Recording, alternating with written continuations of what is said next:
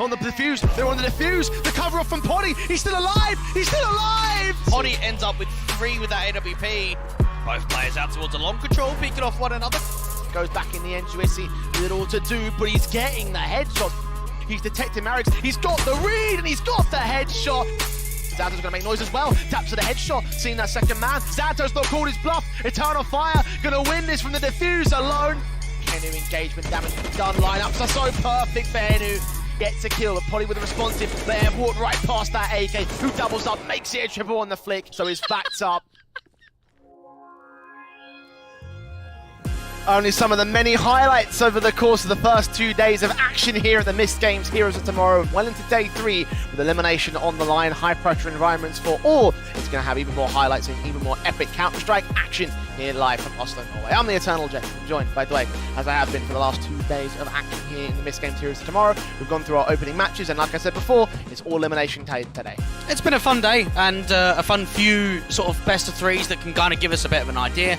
Now knowing that we've got teams set in that upper bracket in the semi, knowing we've got teams down in those lower matches, trying to just fight for survival, trying to see if they can give themselves at least a few more days in the tournament. I mean, you can see right here how the bracket has played out thus far. Fnatic Rising, Mouse NXT, Eternal Fire and ENCE have made their way into the upper semis, and they'll be playing in their action tomorrow.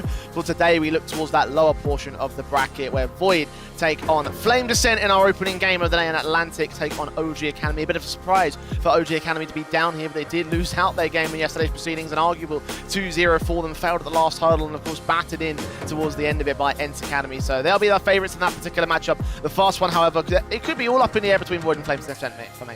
Well, I've got to cut in there and say there's no way we can say a bit of a surprise. That is a massive upset. One of the biggest games that we've had in the tournament so far. The OG Academy down into the lower bracket, knowing that they're a favourite to go deep, knowing that they're one of the top teams in this competition. What we saw from them yesterday is not the OG that we expect in this sort of event. And certainly we were looking to bounce back over the course of today. It might be a bit of a layup against the Void side if OG look as good as we expect them to be. But what we've expected from them has not always been lived up to over the course of not only this tournament, but also in the previous weeks. Again, that's later on today at 8 PM CET. For now, we're going to focus entirely on our opening game. Flames Ascent will be up in action over the course of this one, Blake, and they'll, I guess you could argue, as the de facto favourites by name value alone. But again, this is my match to start things off where I think it's going to be a bit more of a closer affair than people might expect. See, I just hate this. I've got to rip in here, Jay, and rip into you, not the teams. How can we keep looking off of name bases? You have to look at results. You have to dive into context. And when I look at this game, I don't think there's a heavy favoritism at all. I think it's actually one of these series that both teams can win. Both teams can show up, show impressive performances. It's just who's going to be able to do it on the day. Listen, I'm the casual audience member here. I'm representing all you at home that will look at this thinking, oh yeah, Flames Ascent easily, right? Because it's Copenhagen Flames. Well, I think that in terms of how you predicted today to go, you might end up being a bit more of a differential over the course of this one here. We've had the idea down that maybe this could end up being a bit of a, or you at least have had an idea that it might end up being a bit of a Void show over the course of today. We're all in agreement that OG will be the favourites in the second series. I'm back in the Flames Ascent side because that's just who I am. But for you, talk to me your arguments about why Void are the favourites in this matchup. I think there's a very easy way to almost dumb it down, to make it very simple. For Void, they're a team that's been together for a very long portion of time. You've got a core 3 that have been a part of the lineup since January, whereas the Flames Ascent, when did they rebuild? Towards the end of August. We're only talking about 60 odd days. Well, certainly from stability basis, you can argue that they'd have that opportunity right there to build upon what they've got in the core of the Void side. And certainly they did look okay at certain periods over the course of their opening game. But you've got to admit that they had a bit of a battering against Fnatic, they did. Fnatic Rising, which to be fair, it is Fnatic Rising, our top seed and our favourite in the group stage. So I don't know how much you can pull from that as like a positive for the Void camp here. Definitely a team that has the solidity towards them. But it's one of those cases where we're talking about this team in the capacity, and also for Flames Ascent to a certain extent, as well as being a team trying to translate those local results into international results. I think you just got to be realistic and say for Void, you play the best team in the competition in the opening round. This is now a game you're going into that's winnable. This is a game where I think we'll see more out of the individuals. I think Reuter put on a decent show. We saw a couple of aces from him, some really big highlight rounds from him on Ancient in particular. He was up to, I think, 15, 16 frags within the first 4 or 5 rounds of the game. So I'm hoping that for Reuter, going into a game where it's a little bit less of a challenge, challenge and more of a winnable affair, we'll see more from him on a consistent basis. I think my key concern for Void here is the fact that, yes, Reuter is a fantastic player, and when they were looking up against Fnatic Rising in the very early portions of the opening map-up, they did seem like they had a bit more emphasis on Reuter and less on the rest of the team, right? He was definitely in a hard carry position. So from the team formation, certainly you might have the chemistry of the core. I'm not certain whether the talents are right there involved to be able to always bolster up the great results that Void really need in this tournament. I think they've got some good players around them. I mean, Thomason was one of the guys that we actually highlighted going into that best of 3, and we actually didn't see much from him at all. I thought Envy with that AWP was a little bit underwhelming, but knowing that now, okay, we're going up against like a Nordic derby here, we're going up against a Danish team that don't have a massive amount of experience, this is where it's a little bit more comfortable. This is where we can play our game, because you look back at that Fnatic Rising aside, I even look at the first map of Ancient, mate, Fnatic were just pumping them. They were just getting aggressive, down mid, down ramp, all the way into lane. They weren't allowing the respect to be given to the Norwegians to play their own style. And maybe a lack of respect across a lot of the opponents that they'll face over the course of this one, but they're kind of hampering and banking on the idea that Flames Ascent might give them a little bit more respect to their own right. And this is the team that I'm backing in this best of 3 Dwayne. And for me, look, I understand that this is a team that have only recently rebuilt. They're still trying to find their identity as a squad overall, but I have seen the potential in this roster, right? I love my Danish teams. And I love to see what this squad could be able to do, because in Academy League on the international environment, they had an incredible start towards that tournament. Yes, it did end off pretty poorly, and yes, their best of 3 results aren't quite there as of yet, but I think this could be the start of where things can pick up for the Flames Ascent side. Now, aren't you, Jay, the person that always tells me it's not in the moments, it's in the results, right? And I look at... I think that's you that said that. No, I think I heard you say that. The thing is here for Flames is, while I think they do play a very good style of Counter-Strike, I think it's very much by the book, it's very clean for a team that's very new. It's 4 map wins out of 17 since fielding the lineup on HLTV. It is not screaming to us success. It's not showing us that they can put up the performances to turn it into wins. Yes, they can put up the performances to keep it close, to keep it competitive, but it's just that fine line of turning good performances into victories, into success. Well, it's still very early doors, and I'm still looking at the concentration of the potential of this roster and seeing what they can pull off, and I think that potential is a really high ceiling, and if they can hit that ceiling right here, I don't think they'll have much of a problem against this Void side, because they have had some respectable individuals of their own right. Do I got a player to highlight for this team? Well, normally it's going to be Hansi, but do you know what? Actually, Speedy impressed me quite a bit yesterday. They had a tough series against Mouse NXT. I felt as if out on the City side of Overpass, we saw quite a lot of success from him, a lot of multi-fragging ability, and a lot of consistency with the rifling, and I think that's where Flames Ascent almost let themselves down in that Mouse NXT roster in the game, because I think other than Speedy, we were getting some good rounds, but then some poor rounds. It just wasn't quite there from the rest of the guys, so maybe Speedy's going to be one to keep an eye out for today. Again, it's all about refining that potential talent. I'm not going to deny that this match could be close, right? It is one of those games that really has no definitive favourite when you look at the results, when you look at the lineups on paper. It is one of those ones that could go either way. I'm not saying this is going to be a 2-0 stomper for the Flames. I'm actually going to go 2-1 on my personal prediction. So that's how I see this one could play out. I'm just sort of taking the small margins and trying to think of how I can see the Flames Ascent side performing, how I could see the squad having their future, and I feel like their future is very, very bright considering what we've seen already from them. Well, one thing to consider too is that Reuter has got more games on HLTV than the entire team does together. I mean, that's already striking volumes of just how successful he's been in Norway, how much experience he's got in that tier 2 atmosphere to bring it forward into this team, because there isn't at least one individual on this Flames Ascent side where, yeah, I remember him on Tricked, or, yeah, I remember him on one of those previous Danish rosters. They're actually all new. They're all very fresh to this sort of level of Counter-Strike. Well, if they're going to have any sort of future in the Void side, it's got to look towards Reuter's guiding hand to give those players the experience and the good habits that they need to become good players of their own right. And whether that happens in the future is yet to be seen. For the present, this best of 3 is almost ready to go live, so let's take a look at our map vetoes and see exactly what we're going to be seeing out of this one. Overpass the Decider does not surprise me at all, Blake. No, not at all. I think Overpass is a map that both teams like picking quite a bit. What I love about the front end of this veto is Nuke and Ancient. Nuke is a great map coming through from the Danes, and Ancient's a great map coming through from the Norwegians, but both teams like permaring them. So what it actually means is, going into a map pick, we've got a Dust 2 in from Void, not a map that we see being picked all that often. I actually thought a Vertigo may have been a chance for them. They've opted against that, and in for Flames Ascent, it's normally Nuke or it's normally Overpass. So seeing something else in there means, okay, now we've got more of a backing of what the veto process could be like and what the map pool is. Do you think there's any sort of advantage in terms of how these 3 maps have played out here in this one? No, I don't think so. Again, when your best maps in the pool are getting banned out, you're always playing to the middle of the map pool. And I think Overpass as a decider should actually be quite a fun affair because both teams love their Overpass. Both teams get a lot of Overpass done in best of threes, in man picks, even in best of ones. So very keen to see that go to a third map decider. I think it could be a brawl if it goes towards Overpass. I'm kind of banking on it being the case here. If it does go that way, then it's really going to come down to on the day in my money. So for them, we'll see how far they'll go in this particular side. For now, though, Dust 2 is the first map, of course, picked by the Void camp, so certainly will be home territory for the Norwegians in this one. Any reservations here for them in this map up?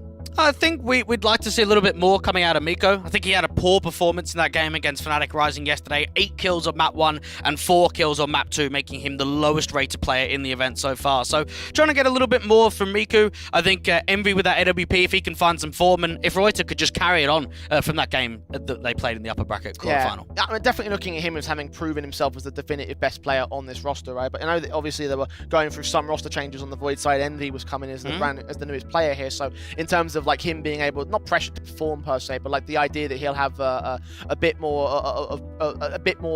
what's the word I'm looking for? Like he's got to prove himself, I think, in the context of this roster being the newer addition, right? No, not always. I think he's just got to fill the gap. I think we know that this is a team that aren't going to rely on him to do the AWPing, and why is that? Well, Reuter was doing a little bit of AWPing. We know Cecino could do a little bit of AWPing. So I don't think you have to be as reliant on the AWP, knowing that there's other players on the lineup that can do it. Well, for this map of the Flame Descent side, it is one that they've played in a lot of the best of ones in the Academy League, and they've gone pretty close against teams like Na'Vi Junior, for example, in previous history. Yes, they have actually managed to lose out towards them, and of course OG Academy in previous ones. The one team that they have beaten on this map has been Fury Academy, which is a bit more of a, well, I mean, they're out of region, they're not 100% like playing in Europe all the time, so there's that notion of, yes, Flames have got a bit of an international basis, but it's not always 100% solid from that Flame Descent camp. I think what you have to dive in through this season of the Academy League is, yes, they came last in groups, yes, it's 4 wins, but you do need to dive a little bit deeper and look at where did those wins came from. One of them was against Apex Rebels in the first game of the tournament. Okay, decent performance. Apex Rebels have normally been one of the weaker teams in the Academy League. OG Academy, another victory. Well, look at OG. They're one of the most inconsistent teams, and look at what they had in the best of 3 yesterday. They were big favourites, they ended up losing it. And then your 2 wins against Fury Academy that don't play in Europe all that often. Yes, it's 4 wins, but it's not convincing. There's none of those 4 that prove to me, okay, they've done it against a top team.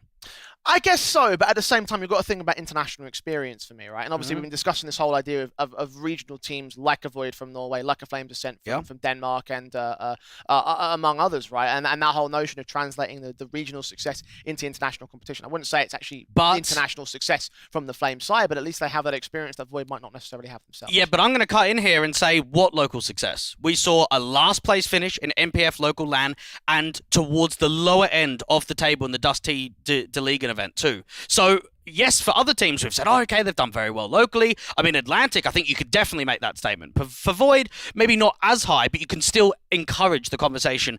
For the likes of Flames Ascent, I don't think their results locally have been any better than they have internationally. No, but they have the international basis, what I'm coming up from here, right? Void, again, have the national success. Flames have the international basis, if it's even though it's not 100% solid, right? You can take a tier 1 team, plump them in MistGames, and say, well, they're probably going to be able to dominate, even if they are at Astralis, for instance, you know? Like, that's the difference I'm talking about when it comes to the experience and the comparisons of the habits that you have at that international level. For the Flames Ascent as well, being thrown directly in the deep and have been forced to learn that style from the word go. And they have had players that have played together for quite some time. I mean, you look at Speedy and Fez, they played together on AGF and AGF Academy. So there are a few players that have played together. But I do look at this and say, okay, Core here from Void have been together since January, where for Flames Ascent, it's been 65 days since the roster has come into the action.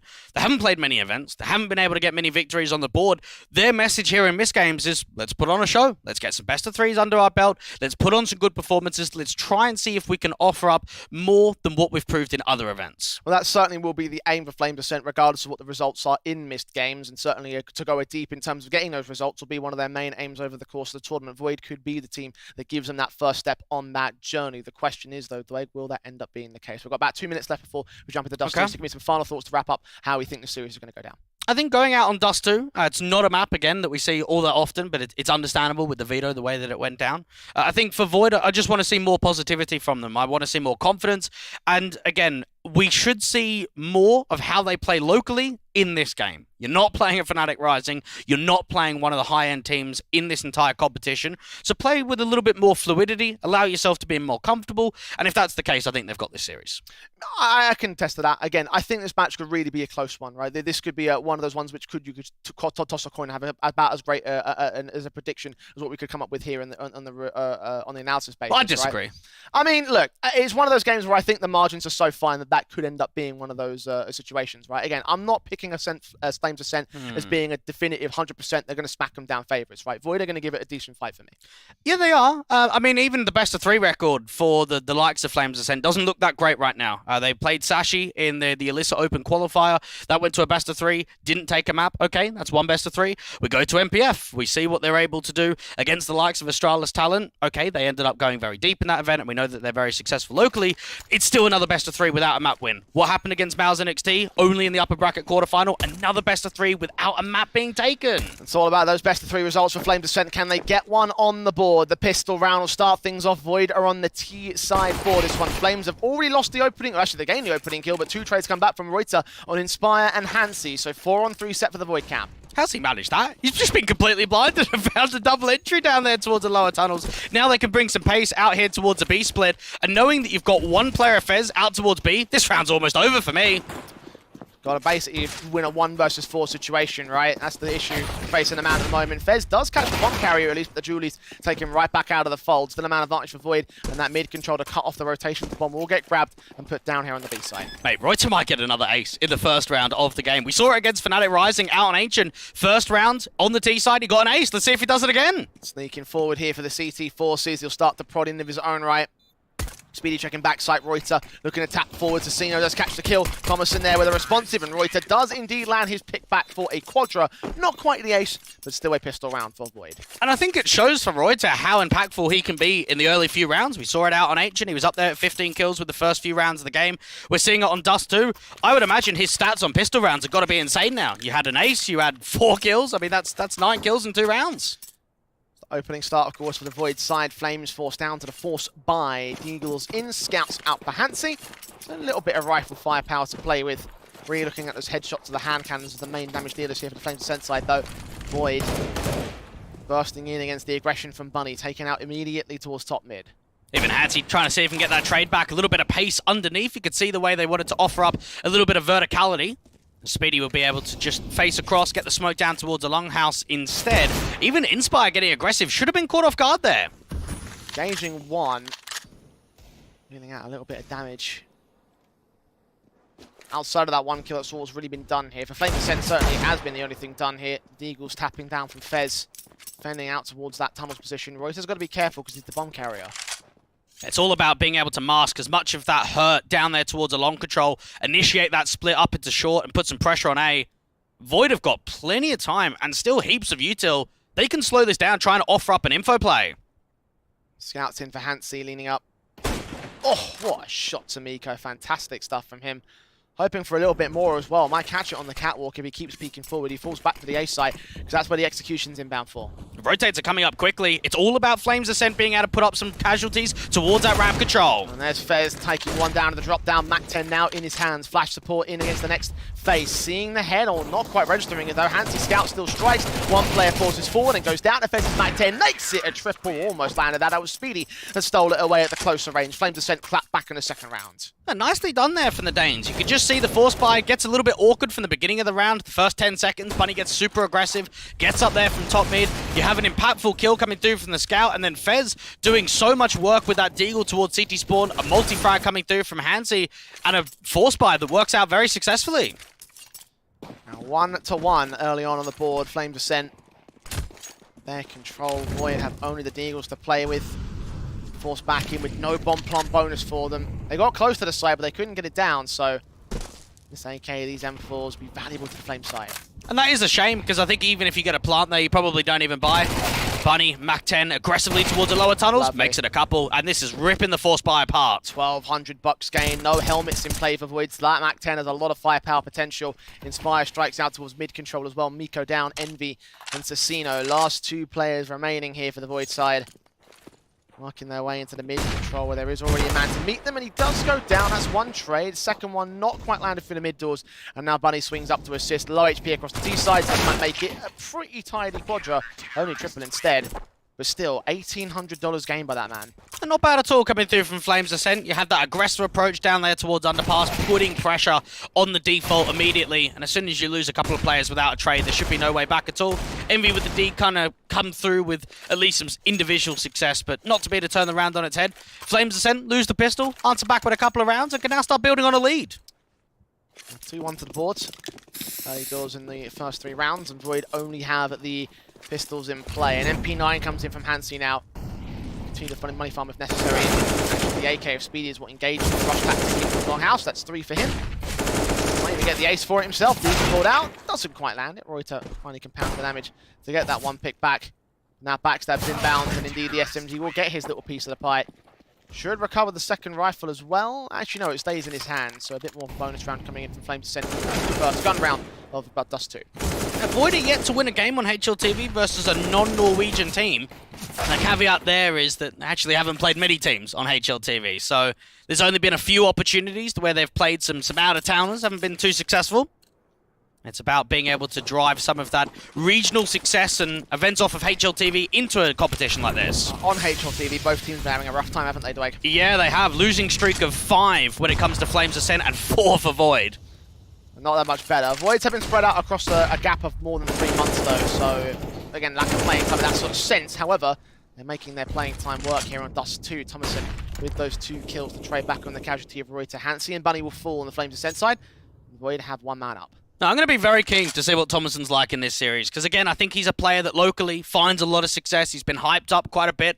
Didn't see much from him in that series in the best of 3, but Envy, what we are seeing there is Speedy trying to relocate, see if he can force out a duel towards mid, gets picked off guard by the MVP. 1 HP for the man, though. He's easily tradable, so long as the CTs don't continue extending to his position. Inspire's going to start that swing forward with a teammate of Fez. Looking to the headshot, swing out, baited, kill found, adjustments there, back to a 2-on-2, but Shaw still contested, and Miko gets his responsive. It's all on Inspire now, who cuts him back at the doorway, and now Assassino's got a forced bomb plant. Inspire doesn't exactly know what's going on, and now with time stalling, he's got to try and get that heads up that the bomb's going to be. He might not know, it might be too late. Looking back into that mid control, Assassino's hunting for a little bit more, so wasting the time down. He's got 40 seconds left, 35 at this stage. Might even counter-rotate to the A site, and if he commits here, Inspire's made his way in from long, so Assassino might make the wrong call. Yeah, Assassino thinks he's making a 400 IQ play here, aggressing out towards the A side, thinking that he's over there towards the upper tunnels. The smoke goes down, he might still get driven away from long. Oh, Inspire's got his knife pulled out, M4 back in here. The footsteps and adjusts to the headshot, brings in the double, and brings in the clutch for Flames. Those are one of those situations where for both teams, it's just a complete gamble in that 1v1. You've got no info, you don't know where the bomb is, you don't have the information of one another. So, okay, I was out there towards the mid doors. Let's just hope that he relocates. Let's just hope to go out towards the A side. And Inspire knows that if he gets out there towards long and that bomb goes B, that's probably it. The round's probably done. But the gamble works out successfully. There is the follow-up again from Flames Ascent. 1 pistol gain to Void, 4 on a response to the CT side here. Hansi might take some damage to the Deagles out towards mid control. However, Inspire setting up some defensive line and will turn his attention to this short position. Bunny might be detecting the fact that they're going for a rush tactic into that A site. Tech9's pulled out, and they do isolate Hansi, get that casualty, and CT Spawn might be contested. Bunny's got the kill anyway. Inspire lines up 2, makes it not quite a triple or a quadra, but still a 3-on-2 for the favour of the Flames Ascent side, and Void get the bomb plant here. 1 more kill and this round starts becoming very expensive. Envy's focusing his attention down, 2 digs to work with. Smokes in from Speedy, tapping his headshots, can't gain the kills for it though. Nades up, doing damage to Envy. And he does get the kill on Speedy, so indeed it does become expensive. Assassino's M4 drops Envy, holds his nerve with another good Deagle shot. But again, Fez comes up with the clutch here. For Flames, it is a 5th round, but economy may be crippled here. And this is going to remind me ever so slightly of that second half of Mirage that we saw between Ents Academy and OG Academy, where it's going to come down to clutches, it's going to be some scrappy affairs, there's going to be some very close rounds.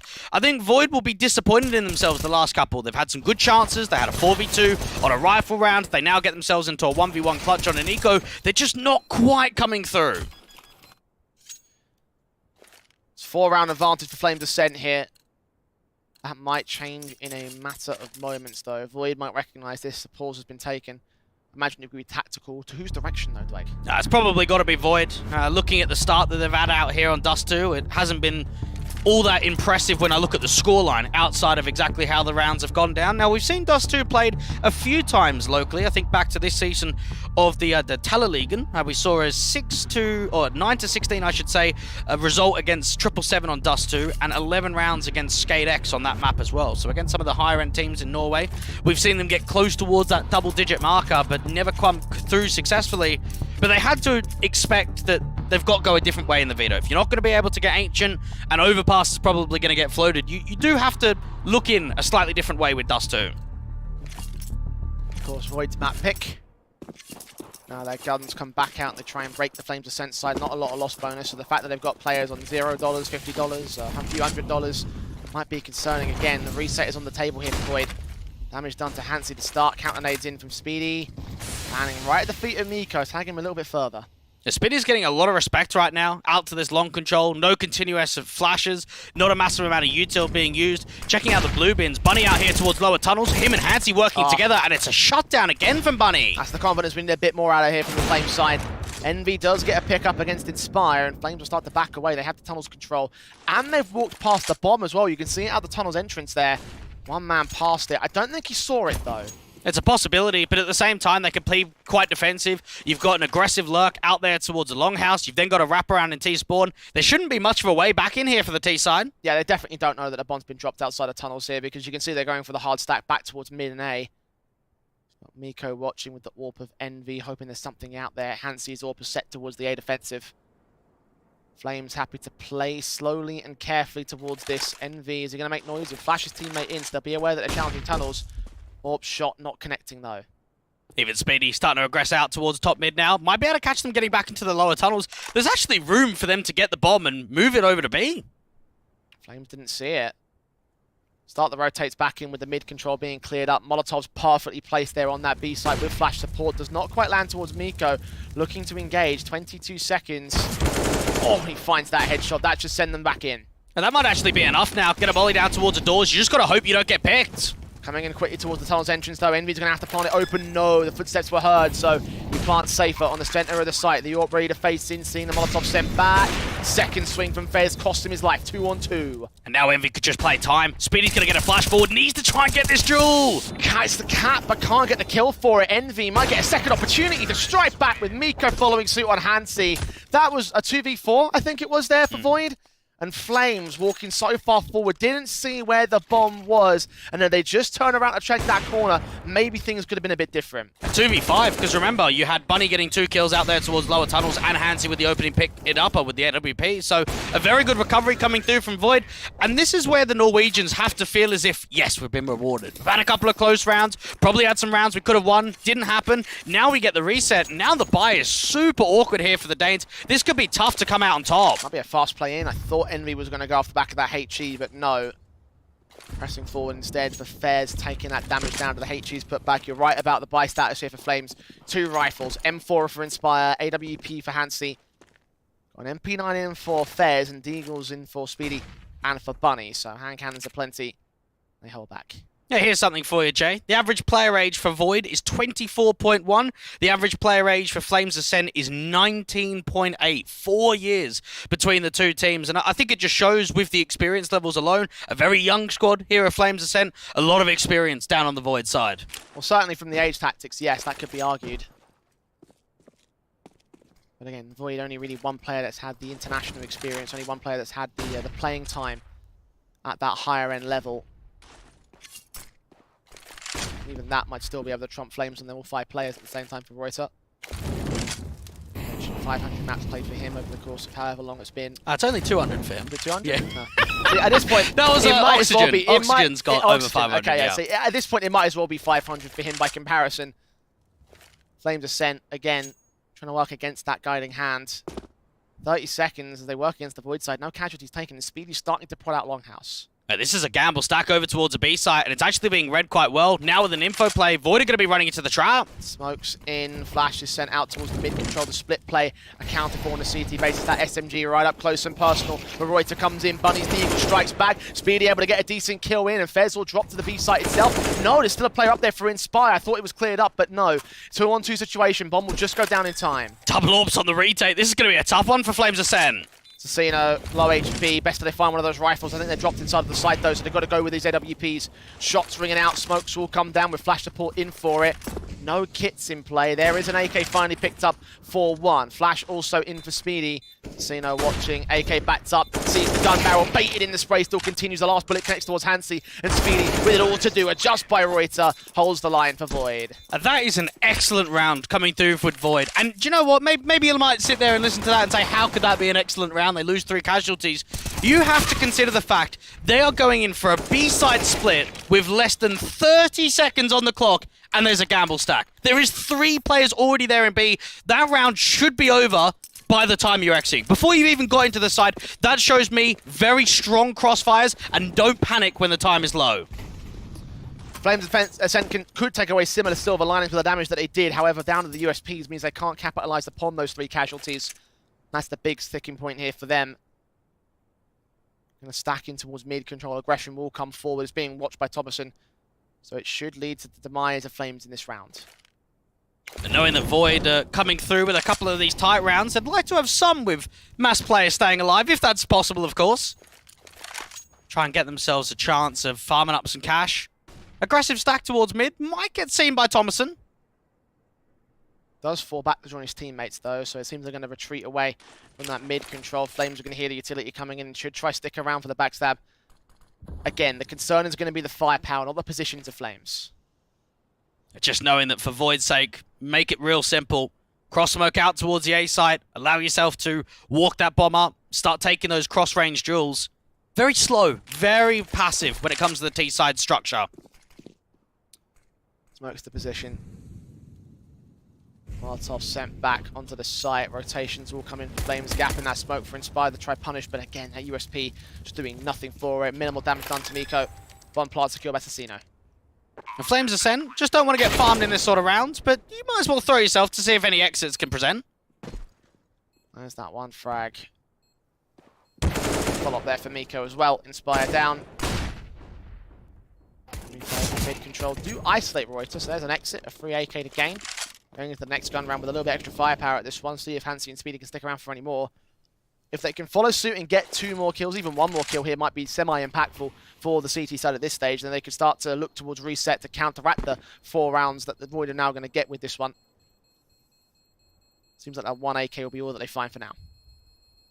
A conversation might be Hansi in this best of 3. I think when we look back at the series against Mauser NXT, it didn't quite show us what we expected. Only 26 frags, 36 deaths, less than 60 ADR and a 0.85 rating. Now, he's come out here onto Dust 2. There has been quite a few rounds where he hasn't had the orb, but he's still down there on the low counts, the lowest of the board here for Flames Ascent.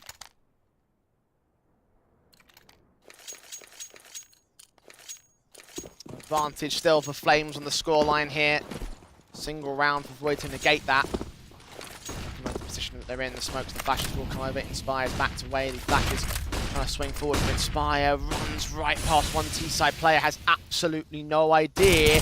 Captures him. He didn't want to wait around for the second to kill though. Spray through the smoke doing damage. Player up close for Reuter can find the responsive. So 4 on 4. A bit more patience could have gone a long way there for Inspire. Speedy's going to drop forward as well, and Reuter's going to follow suit. That's long decimated. Hey, you might be right about trigger discipline, because there was nothing there. You think about the idea that the T-side player's already walked past. He's probably not going to check his back. You could probably focus your attention out towards the longhouse, wait for the swing to come from the doors or even from the black or blue bin. Not to be at all. Void doing work. You had to spam through that smoke with the NWP, and then Reuter with another multi-frag. So I'm talking about with Flames, right? The potential's there in terms of the positions that they can gain and the opportunities they can find above Void, but the discipline is not there for them to hold the trigger in that sort of context. That's one example out of many that you'll find in Flames matches. Now reduced to a 2-man deficit in this round. The bomb will make its way towards B site. No defensive there at all for Flames, especially with Reuter continuing to make noise here. Molotov's out to try and sell them on the A commitment, when in reality, it's a free bomb plant. It's very clever coming through there from Void. Leave Reuter. You know that he already found success out towards the longhouse. Put himself down a molly. Get it up towards the short control. Drive attention forward. And for Flames Ascent, you just want to make sure you're holding onto these rifles. Make sure that both of those M4s stay in play for the next round. Not a lot of cash for them to work with, so maybe they could find some of these AKs here. One of them out. 5 or Void going to equalize against the Flames Ascent side. And just knowing that Flames Ascent had a fairly decent lead, they got off to a strong start for their sake. Came down to a clutch situation too in that 1v1. Void have been able to answer back with the scoreline. And I think already we're seeing stronger signs out of Envy. I think we're seeing a little bit more consistency from Reuter too. Getting more of that impact every single round.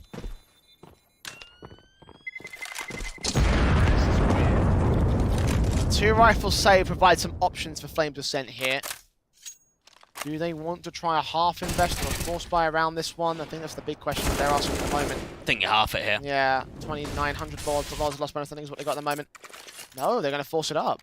Okay. It does mean that there's going to be a limitation for Inspire down to just an MP9. You've got a few kits involved, no AWP. I think Flames Ascent realize we've saved one of the AKs, so let's try and put some pressure back on. Pressure being applied out to the longhouse. Molotov not quite extending there for the CT side of smoke in for Thomason. Gives him a bit of a gap. Inspire falls for it. Kill found. Start out for the T side. I think Flames Ascent have got to try and come up with a different protocol on how to play out long, because this has been very successful from Void. Running in. M4 facing. Burst through. Reuter does go down. So even kill tower has been found at this one. Bit of a upper tunnels crunch coming in though. CT's aggressing from both entryways. There's one kill for Fez. Did he see the second man? He certainly has now. That's 2 found. A 4-on-2 for Flames Ascent once again. Now, while it might be a disaster out towards long, there's a lot of success being granted in the upper tunnels. Even Speedy's got himself an off angle. This is an excellent round. Trying to recover the disaster of Longhouse. Flashing against the next man of Envy. Jump Faith didn't see him. Holding back for the time being. A 1-on-4 for the AWP. 11 kills deep for him. Top fragger in the server. I said before, he might have a bit of pressure on him being the new boy in the Void side. And this is a pressuring kind of round. Would he attempt to go for anything special here? No, I don't think so. Hold that AWP forward, try and see if anyone aggresses you. And a bit of a fun fact now for Flames Ascent. This is the first round in the competition on the CT side that they have won a round in a 5v4, or a 4v5, I should say.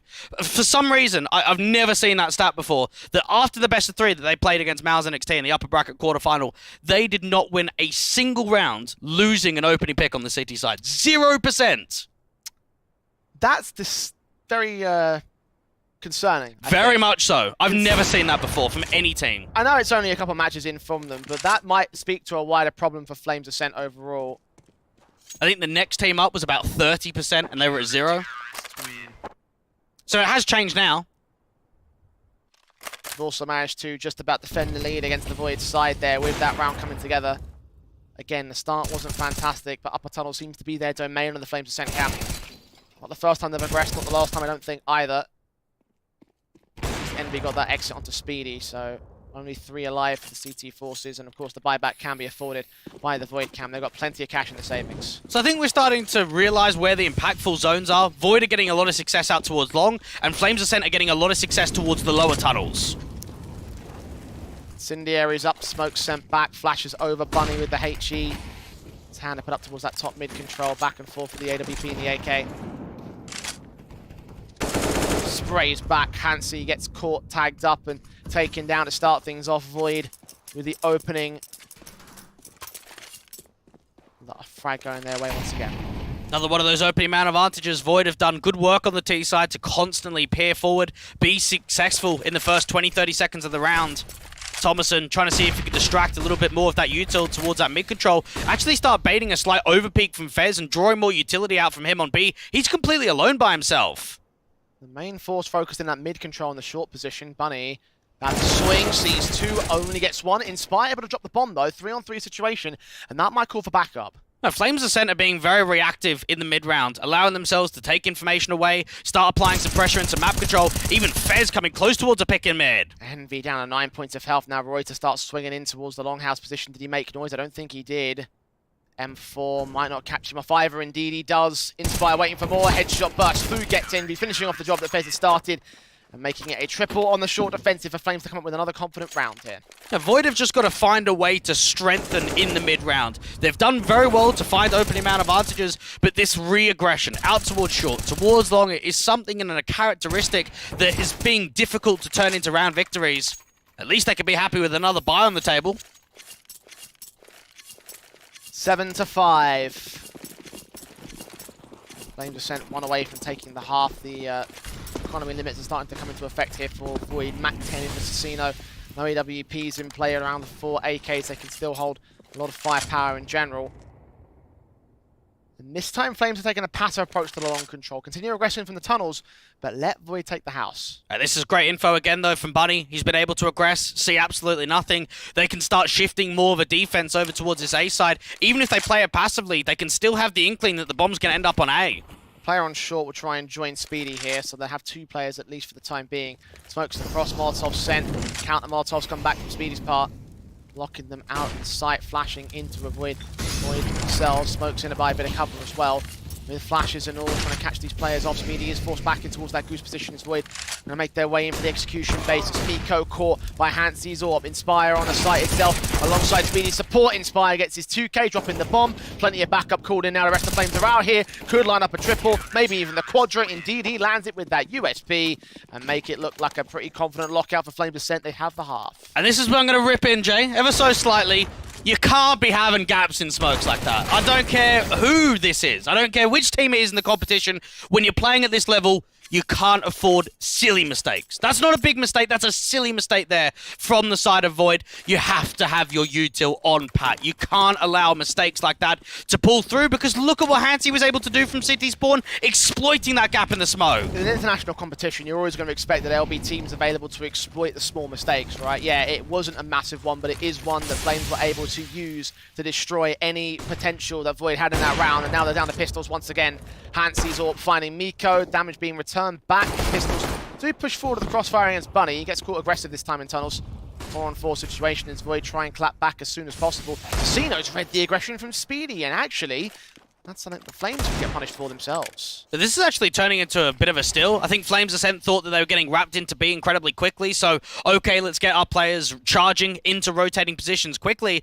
Even the A side's very open right now. You've got Inspire getting aggressive up towards the long control. No one is on A directly, so this might just have to be a retake setup.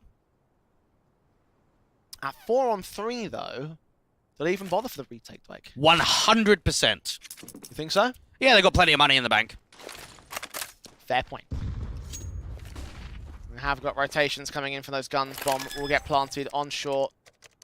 Won't see any fancy jump faces from the AWP of the M4s. And be backed up as Hansi looks in from the mid control. Got that one player up at long to conversion upon them as well. Void. Planted for short, will back up towards short. The M4's looking to engage. Flashes in for Hansi. Smokes will come down, siphon off at least one individual, and Envy and Roy to just get those picks in. The Deagle's doing work, and they look for the last headshot. The man's going to get caught off, chased down by the rifles, by the pistols. Make it 3 alive and a steal for the T side. That's a fairly decent round coming through from Void, and it actually may make the half a little bit more on a positive note towards the tail end there, because I was having a look at that round and thinking, you know what, this actually might set up 10-5, might set up double digits for Flames Ascent. I now think about what has been achieved off of the back of that steal. It's a 6th round, and for Flames Ascent, because you're not able to save anyone forward, it's down to an MP9. I wonder if the mental is going to get affected going into round 15, losing a round like that. Every time Void have been on the back foot, they've done at least a lot of damage to Flames, if not found a steal round like that. So again, consistent issues for the Flames Ascent side. There's Miko finding Speedy again, aggressive into long positions. Not going to work out for Flames. They did much better if they held back on the site itself. And for this one, they'll lose the opening kill. Bunny's going to go back quite defensive towards B. I'd actually like to see them be proactive, claim that upper tunnels control again, just start walking forward. Molotov sent in for Miko. Fez leans up. Oh, back's turned. Still sees the T-side play against Thomason. And again, successful aggression into the tunnels position. They've walked past the bomb again, though. And this might be costly again, because it was a similar situation last time around. Bunny does get the kill on Casino, however, and now he'll see it. Even Hansi with that AWP, being able to catch a player off. You can see the way they want to put more pressure onto A, try and peek out before the smoke goes down, just to catch them off guard, maybe with some util in their hand, repositioning out towards elbow, and instead it's been shut down. Envy being the last man left, Fez just caught Reuter. That AWP wrapping out towards the car position over at football. So what you call the call out? Yeah. Yeah, okay. There's a football there. I know there is, but I've never heard that before. It's not a soccer ball before anyone starts complaining. I would agree with that. Maybe I wouldn't have about 4 or 5 years ago. Yeah, you Aussies made the change to the American language, didn't you? Yeah. Now I look back at it and say, like, what is that? What is going on? 9-6 for Flames Ascent. CT side having a 3-round lead above the Void side. It could have been 10-5. You're right about that, Blake. It could have been set up nicely had the deco not gone well for Void. This is the reality, though, of the situation for the Danes. Have they done enough? I think they have, actually. It's been a pretty good performance from the Danes. I think for Voids, I would have liked to have seen a little bit more in that first half. The worry that I have for Void is they're currently ranked last on the City side for round win percentage in this event. But a caveat is you played Fnatic Rising the first game. You know, how important are those stats moving forward into a game like this? Yes, their CT sides were poor, but they're not always like that in other competitions. So that's maybe where we're looking at a sample size that is very small, because both of these teams have only played one best of 3 in the competition so far. What have been after the CT defensive line, where things could change. Dust 2 is a bit more one of those maps where it's a bit more preferential as to which half really a team can be favoritism on. You can take a look at stats and such, but when it comes to this level, look at what Void could do in the second half. Of course, Flames didn't pick the map, therefore they picked CT starter things, so in theory there's a way in which you could look at things turning around from here. Small tech pause because one Flames player has DC'd, so we're getting back into the server. Jump right back into contention with the pistol basis here for Void. The pistol might be very important for them. Pistol, 4-spike, conversion, eco, 9-9, 9-8. What's Vidic there for? Seems like you just spurting numbers, Joe. Yeah. Yeah. That's all I ever do. Inspire, 100 HP. You've Second got him in a edition. loop now, yeah. MistGames Heroes of Tomorrow number 2. That's it. 1337. 420. 322. 322, yeah. No, not in this tournament. No, Never. of course not. Never ever. Void. It's actually V010. V010. Ah. 010. Yeah. Well, diving into the pistol, I think for the Void's sake, it's all about being positive from the start. Again, I think back to what happened against Fnatic Rising, and we have seen some good starts from them. And we've seen it in a lot of their series, even locally, that they are a team that can win opening pistols, open a couple of rifle rounds, and give themselves some leverage to come back 3 rounds down. Void out to the car position on 2 individuals of this pistol basis. Flames about to try and take the longhouse control exploiter like Void did, but lose that opening kill just like Void did on their T-side line. P250 for Hansi though, engages that first kill, completely unawares of the second. A Molotov is in play from Inspire. Will they put it out here? No way. No way they put this molly towards car. They might not even expect another player. Are they checking it? They're going to see him? Don't think they are. Oh, this is perfect. This is so perfect. Flash is sent over. Casino waits and baits. They do check it in the end. Hansi takes away the big sticking point for Void. The bomb might be dropped. It's going to get picked up, and Bunny, his P250 steps up to the plate as well, gets his kill as the plant is secured. It's down to Miko and for Thomason to come in quickly from the short control. Even the info could be heard from the long individual. Tap to the USP, getting the kill on Hansi, 2-on-2, looking for a little bit more. Glock's pulled out, P250 backed away. So we can take point on this one here for Bunny's part. 39 HP, forced around the corner for Miko. Inspire now with it all to do, but no Kevlar in this position. They've got the kit back in play. Smoke down on the bomb can hold the Ninja. They take the face against him. It's planted open over at default. That smoke is a little bit awkward though. Can they catch him? No. Thomas and Pride in covering fire. They land the tags, not the kill. Thomas gets in the way and gets his kill in the end. It's a defuse and a pistol for Void. And that's actually a very nice recovery coming through from both Miko and for Thomason. They're working in a man disadvantage. Slightly unfortunate there for Sasino, because I actually think he does a lot right. You just hard bait it. You're hoping that you don't get cleared. Hansi eventually does come through once Fez goes down. So while it looks like that's going to be the round finisher, not to be. Miko with a couple of great taps in with that USP. And of course, anytime you put a smoke onto a bomb and you're trying to defend it from long, it's nearly impossible to win that round.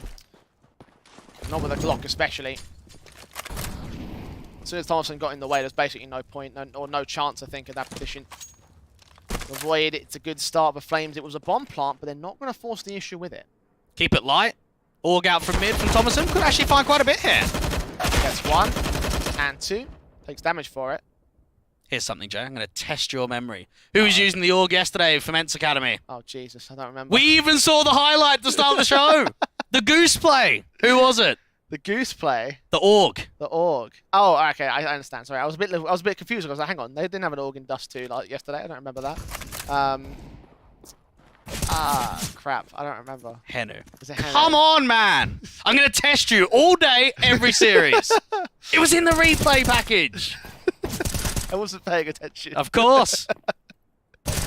All I know is gun go shooty shoot, and that's all I have to remember. Yeah, we didn't really. see much orging. So No. We did see it in that round though. Again, 2 opening frags for Thompson. Not really much contention against him though. Not a lot of Kevlar there for the Flames Ascent, and the firepower, basically, as you mentioned, keeping it light. Trying to look towards the gun by here and now, where the AKs and the AWP will be out in full force. they've actually got a fairly good long spawn here from Flames Ascent, so I actually wouldn't mind just seeing a long quarter smoke, a lot of flashes over the top, and just try and brute force the duels. Smokes incendiary sent down, and flashes over from Hansi. His teammates to get themselves into the long control. One player forcing back here from Void into the A site defensive. Incendiary thrown. Assassino watches mid-control. Flames take their push, and so do Void in the B tunnels. I'm actually very surprised Void didn't even try and offer up a fight towards Long. They give a lot of respect forward. I guess they realized that they can find Impact aggressing and taking this map control away. It's how quickly they're able to adapt and start sending players back towards A, because they've got to slow down this Long exit. They've got to try and stack up the A site the best that they can. Molotov's up. Suppression involved. Flames try and look in, the AWP in, the smoke's down, the Molotov for Inspire as well. Running it up on that short presence.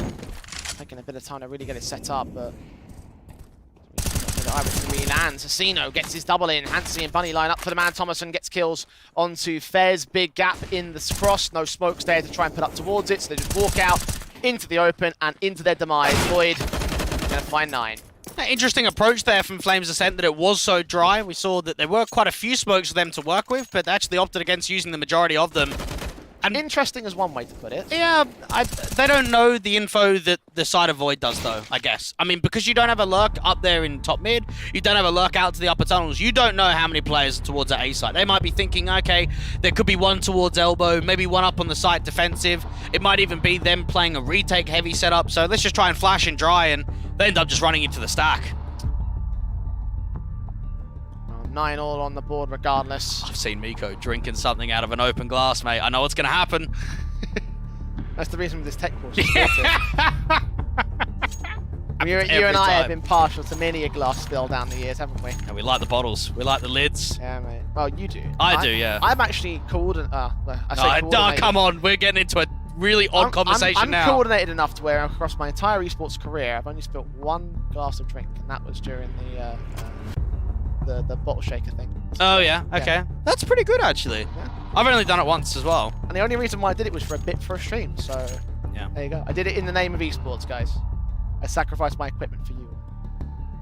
Flames Ascent looked as if they got themselves off to a bit of a flyer on Dust 2, now being tied up with the scoreline, and an opportunity for Void to get double digits and move forward further up the line. The one thing that we know about Void as well, having quite a successful ECA main season right now. 14th in the league, 3 wins and 1 loss. Flames Ascent opting not to play in the league. Kind of a curious decision, I guess, in that one. Maybe they formed a little bit too late to get in with the sign-ups, right? No, the season's only just started and they took it back in August, so they should have been all right. I think just some teams just opt against it. Again, I think OG Academy are one of those squads that don't enter that many events. Flames Ascent are kind of in the same conversation.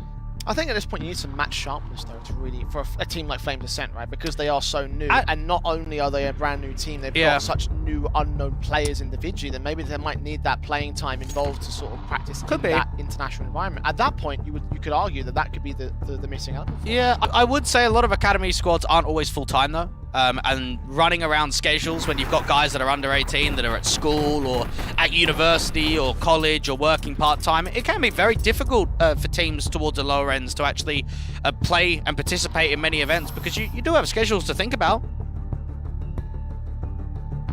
Something to consider for Flames' own individual progression state to figure out whether or not they want to press on in that sort of manner, whether they want to continue to have the limited schedule. Are you surprised that it took them this long to get an academy team? Not really, actually. No? Because, like, you know, Flames, Copenhagen Flames in general, they're sort of like a tier 2 organization in the first place, typically, right? They've only recently had that breakthrough to being a tier 1 name, essentially. So they only had that one team that made it to the major, and that was really the proof of the pudding of what the organization could do. And then from there, to get the academy side to continue building those talents, right? That's the whole, like, the whole idea of what Flames are doing with this team. So if they didn't have that breakthrough, I don't think we see Flames Ascent. I think we just see Copenhagen Flames being a tier 2 squad. Yeah, just carrying on like normal. Yeah. Okay. That's what I reckon. Shout out to the boys, of course. What do you reckon about this round? Steal? No. Ooh, I like that. I back you on that one. For once. Flashes forward to try and get the steal, and Fez does get the kill and starts to look against Envy, but Cecina mows down 3 pretty effectively. At least the bomb plant comes through, so that's something. Trying to look for a bit more, perhaps? No, I don't think he'll get it. His teammate goes down, he's last man standing at 1-on-3, jump face from Miko, wraps the corner, gets the kill. There will be no steal, but there is a bomb plant, Mike. That's actually not a bad eco coming through from Flames Ascent. I think Cecino put up quite a fight there towards the ramp controls. Nearly 4 kills, it was 3, and the last player that was incredibly low. And Reuter, Thomason and Miko stay alive, keep the AKs in play, and allow Void to take the lead, trying to see if they can charge further forward to taking this map. Cecina mowed them down. If they were able to get a 1-for-1 trade on hit position, then that's when you can look at that round, seeing if it's doable there for Flames. They've got those 3 kills, left it at a 3-on-2 there for the Void side, meant it was going to be easy for those rifles to deal with the pistols. But again, as you mentioned, good eco, bomb plant, AWP out and into the first shot for Hansi. Landing on Thomason for it, 12 HP for the man. Now utility sent over to the Longhouse challenge here for Flames Ascent will drive Void the hell back. Not really much of a challenge at all, but look at what's happening up in top mid. Bunny's going to read this, easy pick. That's unfortunate for Reuter. You don't expect someone to be behind that smoke. I think someone called it out there from the Longhouse as well. They had their eyes set on it and they said players just cross, check suicide, and they came the kill. So good coordination there for Flames Ascent. Void giving away a little bit too much in that particular exchange. Start with the shot as well to the HP advantage. It's a 5-on-4 for Flames Ascent. Well, I don't mind that because it shows that they're reacting elsewhere. They realise we've lost long control. We can't really fight for it. Let's just back off and make a press elsewhere. Let's either aggress towards the upper tunnels, aggress up towards top mid, try and put some pressure on. They could have expected Flames Ascent to bring everyone forward towards that long control. Now, there is still a player towards top mid, so this could actually be a late wraparound into the Longhouse. The re-aggression coming through might be beneficial to Void, especially if that player keeps pressing onwards here. I don't know if he was spotted there by Bunny. He's going to check it. Slow walks. He thinks there might be more aggression. Baits him in. Envy going down next. 5-on-3 for Flames Ascent. And this is twice now the aggressive approaches up towards top mid have granted information and granted map coverage, but have not actually granted much for backstab at all. Thomason could put a smoke down towards the upper tunnels. They've got both players towards A at least. Smoke's inbound from Fez as well. Inspire onto that short position. 2 CTs going to try and hold it. Third man yet to really come forward. Decent nade onto Speedy. Something alright. Player behind the smokes going to get Molotov back here by Fez. Should force him out to the open the bomb. Committing down a default to safe and plant backstabs in. Actually, Miko's jump face did get inspired there. 10 seconds. We're going to go down for that bomb plant right here as Bunny continues fighting in mid. Cecino's M4 strikes against one player. I don't think we get the kill for it. And Flames Ascent get the trade back to win the round. A decent effort there from Cecino, knowing that he's down low, hoping that he gets overlooked. Not to be. A tied up scoreline once again. And I think for Flames Ascent, if they can steal map number 1, that would actually shape things up very nicely from them in the series. So it's about both teams putting on a good show towards the tail end here. Double AWPs. Yeah, I was going to have to say. Void are going to try to pull out all the stops to make this map theirs. Of course, it is their pick, and we talked about how vitally important the picks are going to be for these 2 teams in this matchup. Overpass the third one of the shared piece of territory. Bunny caught tag, but Fez gets the opening kill in the Longhouse exchange. Reuter down and out. 2 more CTs around there to face him. Speedy with 2 teammates in the midst of the smoke. They're going to go out far wide and try and look for the kills here. Void actually brought more presence over towards long than they did in the previous round, and it still doesn't work out for them. Molotov trying to force that player out from Car. It lands a bit deep though. Envy. See the Molotov back, get a kill. Smoking against that fire, put up to a 4-on-4 situation. He can actually just stay here at Car. As long as he establishes a crossfire and someone's got a smoke for him, which has actually all been used now, he might as well just hide and try and bait information. That flashbangs provided support for that AWP to escape. Not going to cross out with it, going to hold that position even further. Still checking, still watching. Another Molotov in from Inspire now. Gonna try to swing towards him. There should be no more smokes back. Is he gonna send towards the corner? Yes, it will. He burns alive. And no one's there to be able to swing on the contact. Even Hansi with that big green Lovely. strikes up towards the top of the side. And this is it. This is the round over. Barely saw Casino in that exchange. The shot connecting. Miko doing damage to the crossing players. Tag heavy on Fez, but Inspire swings forward with the spray through. Doesn't quite catch the kill for it. Gives chase to try to get the exits in. Gets that frag. And from here, the last man back towards CT mid. Should get hunted here. 1-on-4 for Thomason. He's sticking around to try and get the exits. Indeed, does catch Inspire. And now falls back for the 11th for the board of Flames Ascent. Inspire is typically the lowest rated player for Flames Ascent in the last 3 months on Dust 2, and he's actually been the most impactful player there is. 19 kills, multi-frag rounds, closing down rifles in themselves. Knowing that he only averages a 0.89 rating, this is a great performance in from someone like Inspire in an important map in the series. Well, Flames hang on to the lead. Void only got it for a passing moment. And that AWP is going to be vital to the CT basis. Not a lot of cash to play with. Second stage loss bonus for most of the bank accounts. I don't think it'll be a buy around this AWP, right? No, shouldn't be. Probably just USBs. Wouldn't shock me. Kind of a bit of a shame how long Envy held on to that car position for as well, because he did a lot of work in that angle, evaded most of the Molotovs put up there by the Flames Ascent side. So I genuinely thought he was going to hold that AWP and be the pivotal point of the round. As he burned, you could see it all slip past them. Void. Saying AWP seen against Hansi. Sees one, connects the shot. They're just trying to see if they can bait as Lau as much of a tell as possible of where that AWP is repositioned out to. For Void, you could probably gamble stack eventually. Try and get that AWP from Thomason in for an aggressive sightline. You can see him up there towards the top of short. Just trying to get as much out of it as possible. Take a shot, get a kill, fall back. Just see if you can steal anything. I mean, this is a difficult round to do it. And even saving the AWP is probably going to be a tough time.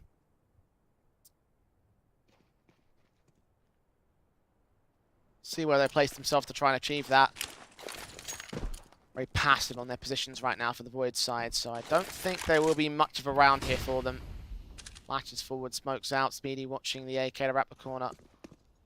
Not seeing anything outside the longhouse though. Oh, we have seen some close affairs on maps in best of ones, I think, or in best of threes, I should say, for Flames Ascent. 3 best of threes, all of one map, going 28 rounds to 30 rounds. So it's very usual here from Flames Ascent that there's always at least one map in a best of 3 that's very competitive. Is this that map? Is this going to be the competitive map to a loss? Well, Question. Yeah, that is a question. You reckon it would be, Doeg, on that basis of that logic? Your prediction, of course, going to the Void's side, but Hansi thinks otherwise. Connects against Thomas. Inspire fell towards the AWP. Envy still picking up the mantle of that AWP and picking up speed for it. It's just past that gap in a smoke. Exploited by Ascent this time. Now following suit onto the last man on the site of Mika. That's triple for Speedy. One man left to Casino. USP trying to land the bomb plant. Doesn't quite get it. Fez goes out the headshot. 12-10 now for Flames. It's actually a decent effort, and I think one more pick could have made that round incredibly crazy. You've got 2 picks and 2 players that are insanely low. They get it done, though. That's what's important. The anti-eco does not become a steal. Now, because that AWP does not get saved in, it means that there's going to be no AWP for Cecino or for Envy to work with come round 23, so it has to be M4s for everyone. At least they have the guns here. Mentioned the saving of the AWP was going to be important before they didn't achieve that. Into the tunnels go Flames Ascent. The nades in for Miko. Tagging away with Inspire. Only 1 point of damage being done. Fall away to look into the lower tunnels instead. Reuter thinking about an aggressive approach, and this is where for Void you're going to have to take a little bit more risk, be on the front foot, look for an opening man advantage. Inspire's keeping his eyes locked for any aggression to come from the short control, not smoke to work with. Counter smoke as well towards short here for Void. Sprays through for Inspire. Running. Smoking against him. The flashes will go over. And that's also being in play. Void might actually play retake A if it's going to be a short exi here from Flames Ascent. Speedy's hoping for a slight reaction, trying to see if they can bait some further util. Even Fez is just trying to see if he can fake him on B, get a lurk smoke with a flash. Check around that corner with the shots swinging out. The AWP watching for Hansi. Molotov sent. Flames Ascent.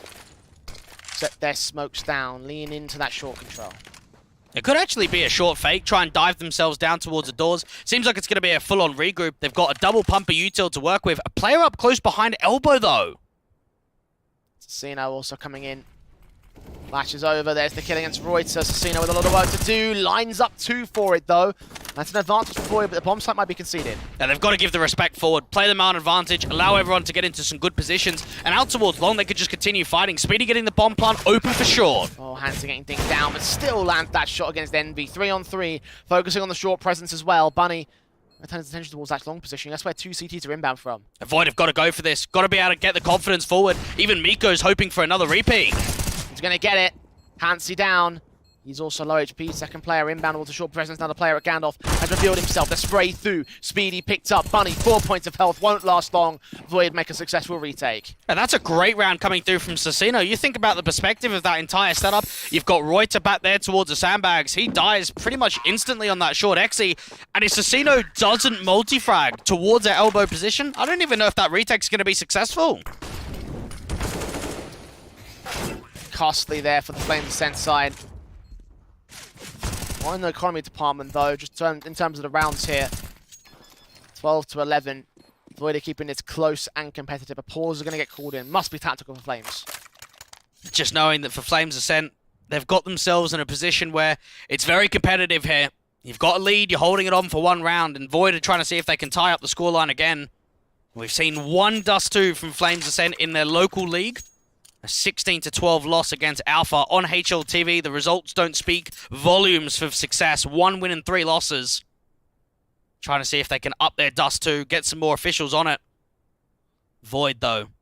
It's all about being able to continue to mount forward. And knowing that you've got an AWP in for Envy, saved in with 2 AKs, you've got a good buy.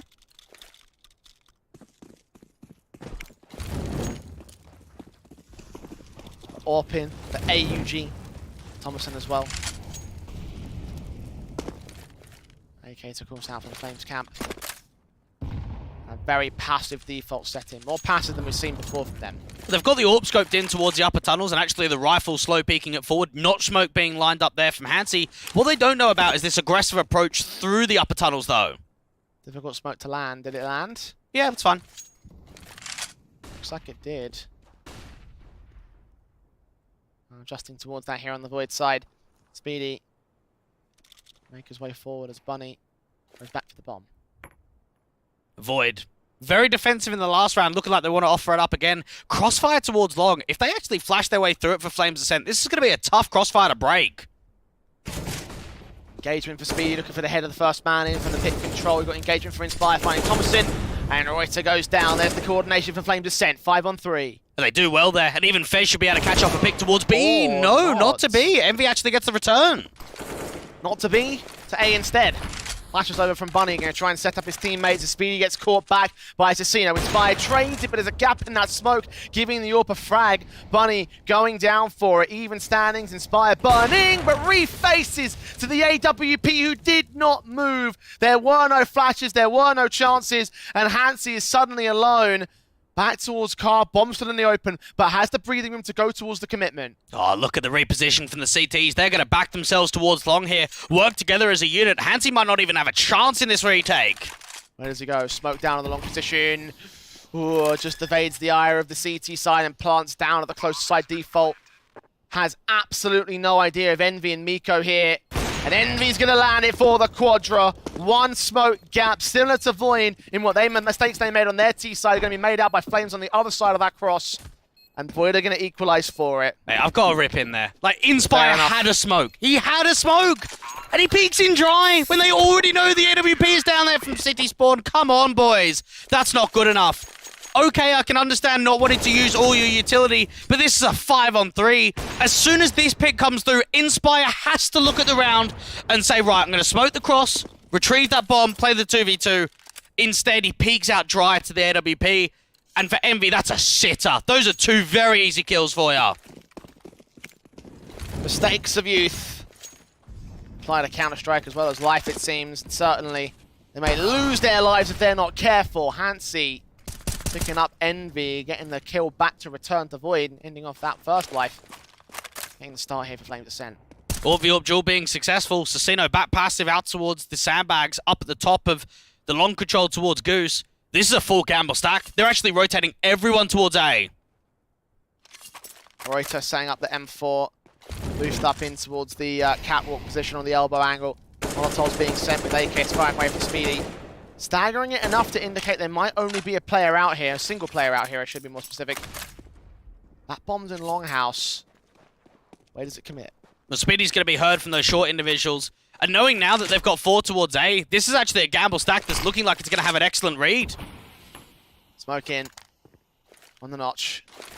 Flashes over that short presence, which will drive those players back. Bunny has absolutely no idea what's about to face him or what he's about to look towards.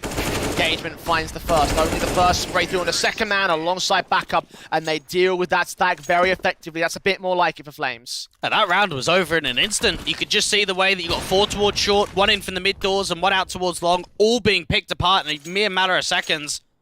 That is an incredible default there from Flames Ascent, and for Void, that's got to be quite frustrating, knowing the positional advantage that you had, that you're not even getting a trade there. You're not even being able to fight off one another.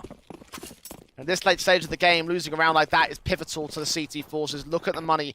$1,400 of Miko is double eco status for at least one player. They've gone for the harsh eco anyway to get the rest of the players up on rifles. Because at this stage, they're going to need them. And this is a good decision not to buy here. Hansi could actually drop this AWP. Doesn't know about the 2 more aggressing players. Just gets out of the way alongside Speedy support. Knows the play on Suicide. Lands it, and they clean up the mid control easy. Void try their best with hyper aggression, get themselves up towards top mid, put that pressure onto the AWP, and I think Flames Ascent have now got themselves in a position where this is a winnable stance. You're up 14-12. You should be closing it down. Whether it's your map pick or not, in this sort of position, knowing that there is a lopsided economy, if you want to prove to everyone that you've got what it takes in best of threes, if you want to prove that you're stronger than what your results show, you close it right here. On Void's map pick as well.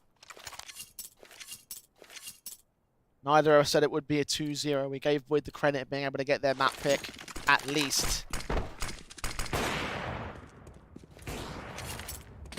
Here they come, potentially stealing it back from the Flames Ascent side.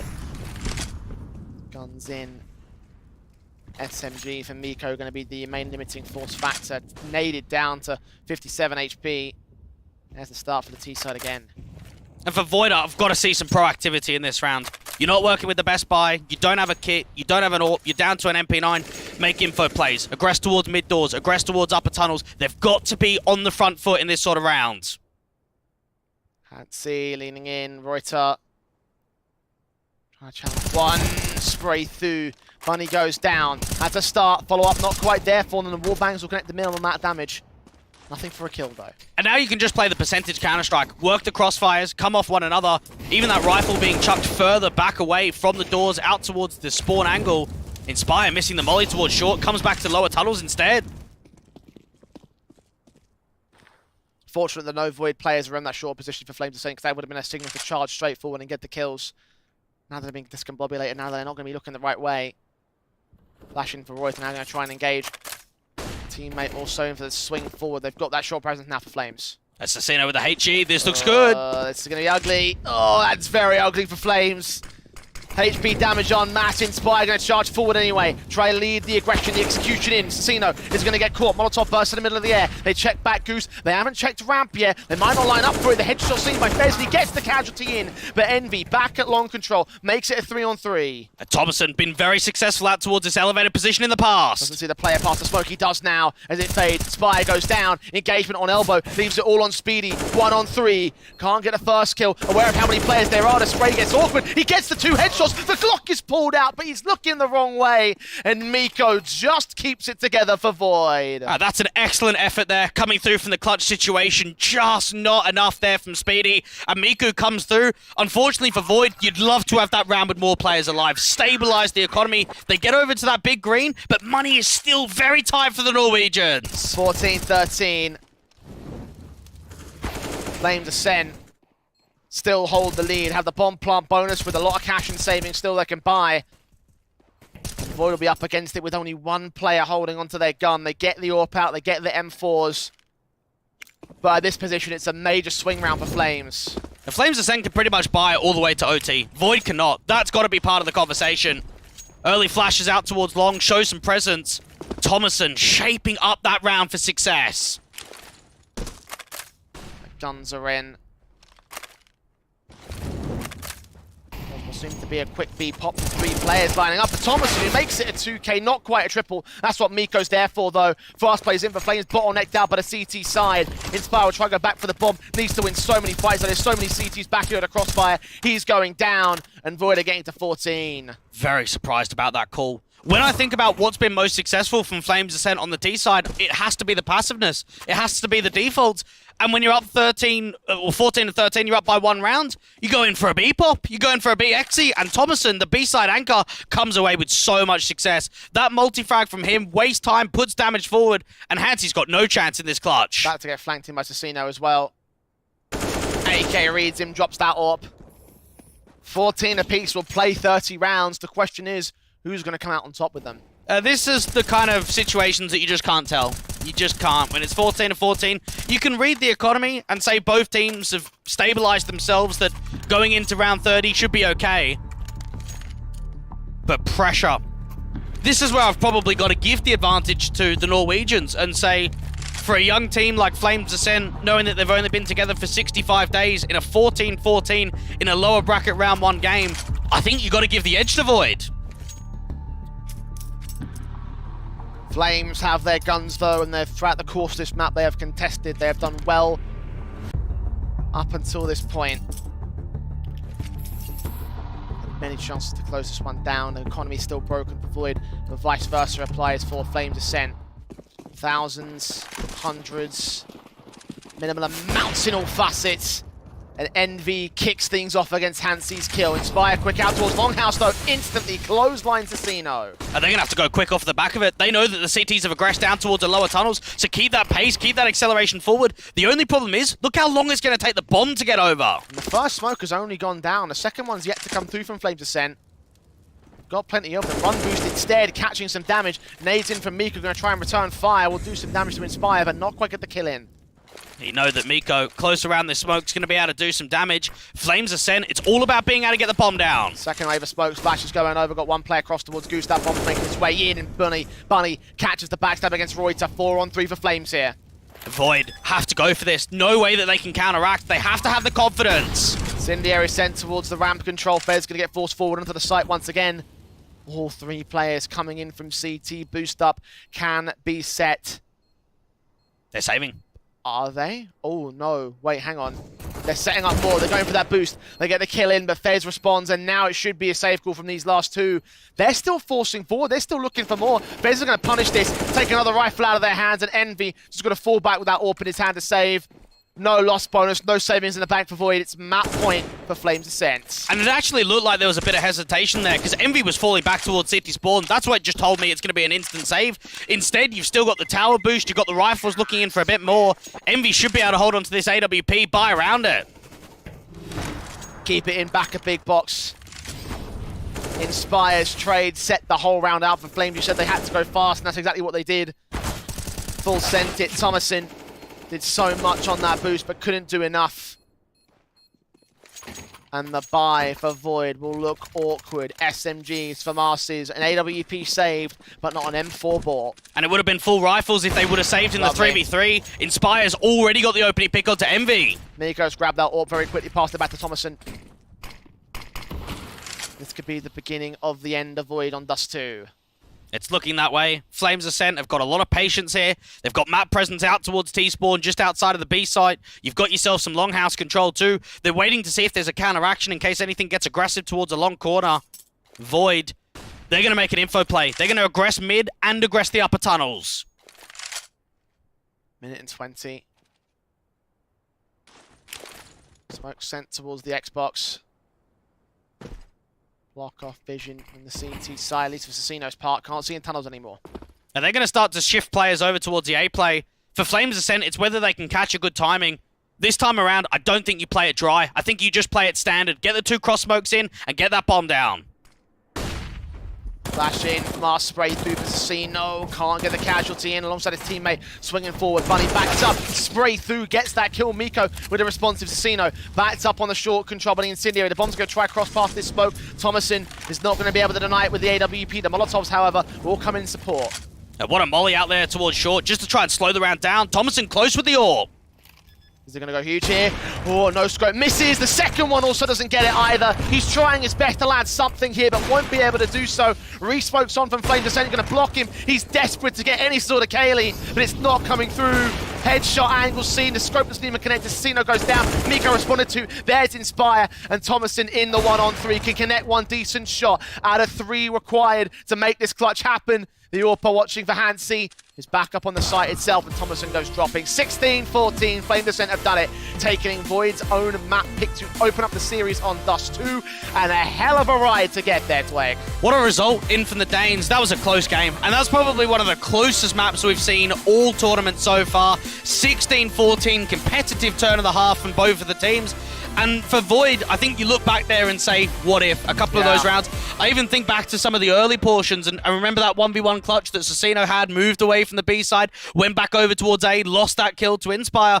I think that's the type of game on Dust 2 where one round makes the difference on everything. At 16-14, it absolutely has to be said that's the case, right? The fact of the matter is when you have that sort of close scoring, you take a look at every single kill, every single clutch, every single play, and every single round that you see. Some of those rounds that you mentioned before, the clutch situations especially, those are the ones that could have made the difference between winning and losing. For Void's side of things, for Flames, it certainly did make the difference between losing and winning for their own side of things. And that's a massive result. Again, that is Void's map pick now taken out of play. It's a good start coming through from the Danes, and just knowing now they've got started on Dust 2, they can go into maybe not a comfort of Mirage, because again, both teams haven't been able to get their best maps in the pool, through in a best of 3. For a young squad of the Danes, they're in a difficult position. You're down in the first round of the lower bracket. You've given yourself a good chance in this series. You've won map number 1. You're going into your map pick. You're going to be confident. You're going to be keen. You're going to be excited to get it in a 2-0. And certainly with the opportunities abound for them going into their own map pick, they must be feeling very confident on the Flame side. We'll head towards a break and we'll come back with map 2. It will be Mirage after this.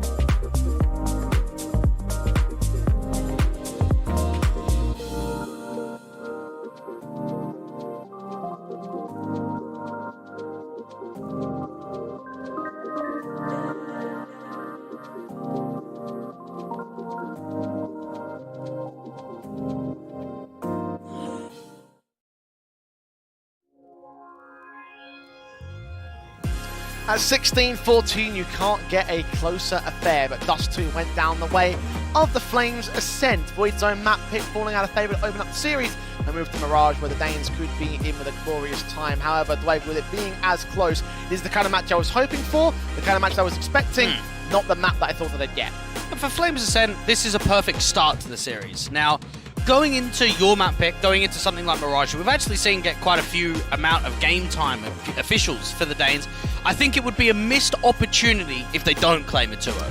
I reckon so too, honestly. They've set themselves up wonderfully for this position, right? The idea of taking your opponent's map pick and their position obviously being a very similar one to what we saw yesterday from Atlantic versus Eternal Fire, right? They took a very close affair on a 16-14 of their own position, except it could have gone that other way. At that point, you're looking at 2-0. Similar story for OG Academy yesterday, having pushed them quite far on the opposing map pick, and they have an opportunity to go so far as to get the victory from that position with the one-sided affairs that Ents Academy had claimed, right? That whole prospect of them being able to take a close affair and then now being able to stomp out on your own map pick is the key thing for Flames Ascent in theory.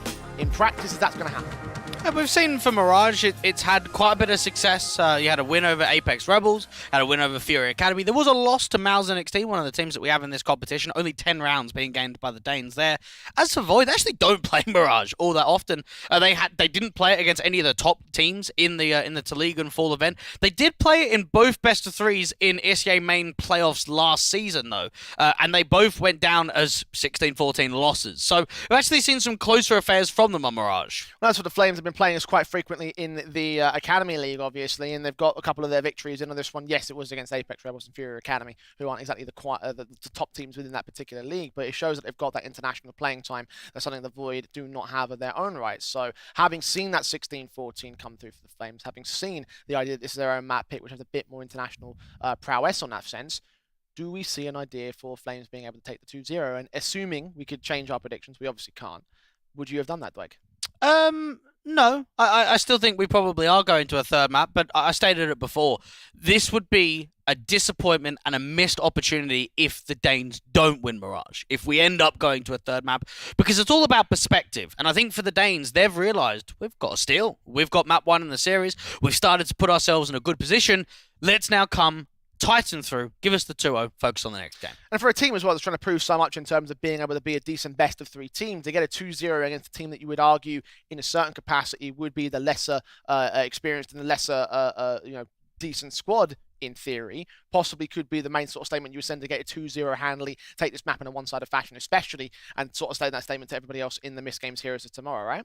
I don't know where you're coming across with the idea of a one-sided affair, though. Like, looking at the Mirages that we've seen from Flames Ascent, they've always been competitive. They've actually always been fairly close, and even in some of the local results, too. So, even if it is a 2-0, even if the Danes 2 come out on top, I don't think it will be one-sided at all. I'm certainly hoping it won't be one-sided, because that's what I said at the start of the matchup, right? I can see all maps being close, and even when we get towards that third, I think overpass could be a Don't give me that. Don't tell. Yeah, but then you're going back and saying it could be a stomp. I'm saying, in theory, that's what Flames are looking for, right? And in theory, with their own map pick having gone so close to take the opposing map pick at 16-14, that's where it could go in theory, right? Is it going to be the case in practice is the question I'm asking. Yeah, we've got to move away from in theory and we've got to look at the tangibles. And the tangibles are what we've seen from Mirage results-wise for both of these teams. And one thing that we do know for Void is, while it's maybe not a map that's successful, it's a map that does be very close. A couple of close losses for them. And knowing that Mirage is coming through, they would have expected you got to play this sort of way of a veto.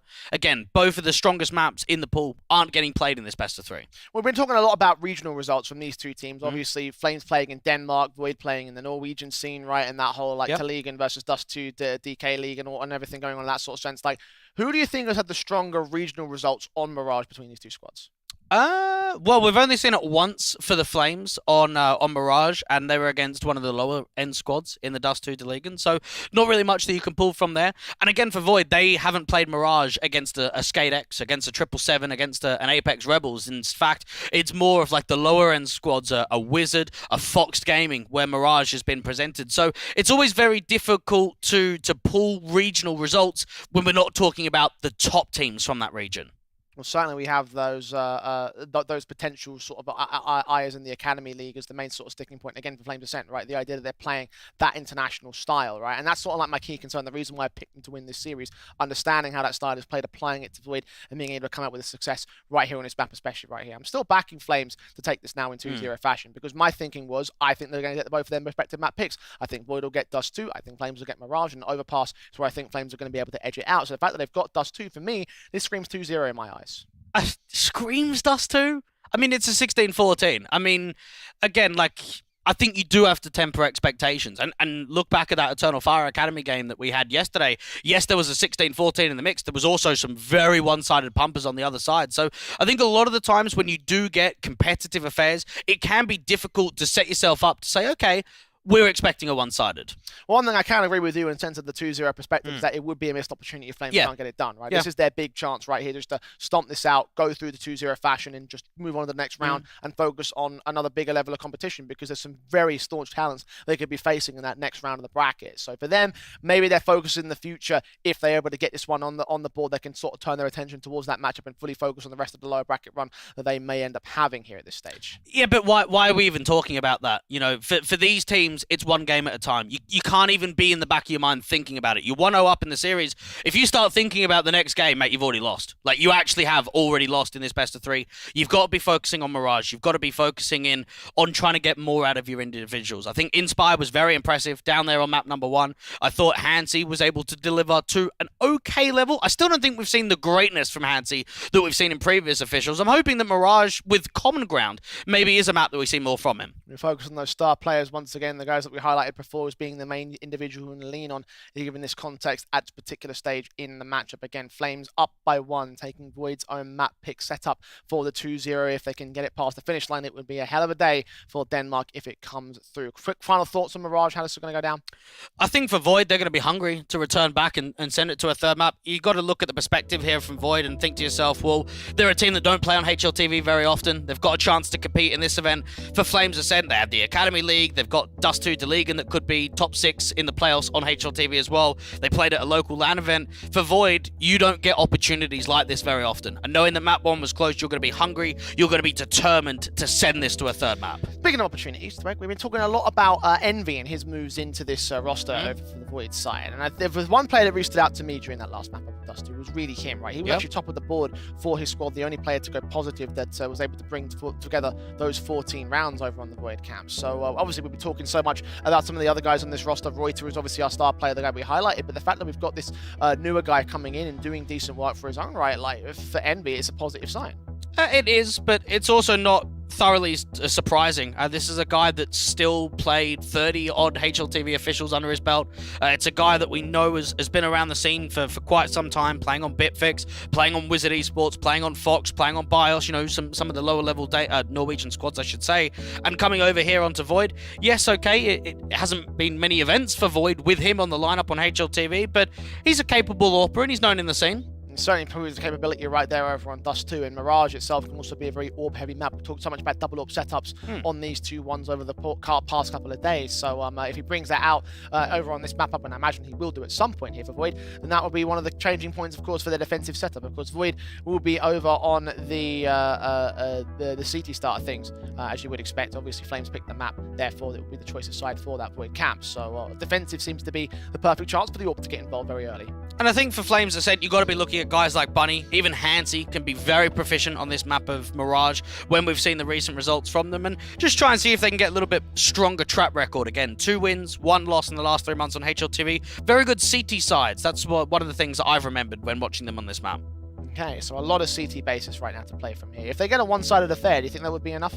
In the CT side, I mean? Well, we can't tell because that will be in the second half, won't it? For Void, I mean. For Void on their CT if they get side? like a 13-2 hub, is that going to be enough?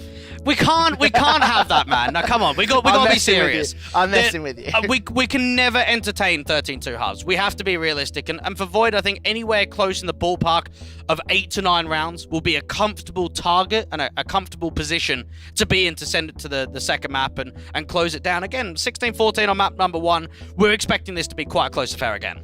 Yeah, I'm hoping for one, certainly, right? I'm hoping this one goes blow for blow and we do get that third map. I'm hoping for the steal for the Void side just because I want to see some entertaining CS, and I think the Overpass could be a very fun sort of final battleground between these two sides. I mean, we've talked about the even playing field in that third and final map, and this map being a bit that map being a bit of a shared territory between these two sides. So I'm holding my fingers crossed in that Void to be able to do some decent work here. I think a lot of it is going to rest on the CT basis being fantastic for them, however, so let's jump in and see how far it will go. A pistol round about to go live between Void and Flames Ascent as we get started with map 2, the Flames pick. I think what we can address was both teams looked a lot better on that first map than they did in their previous best of threes. Absolutely. So knowing that we've already sort of reached that sort of target, we can now focus in on map 2 and expect more cohesive unity from both of the teams. Void being able to charge up towards the top mid position.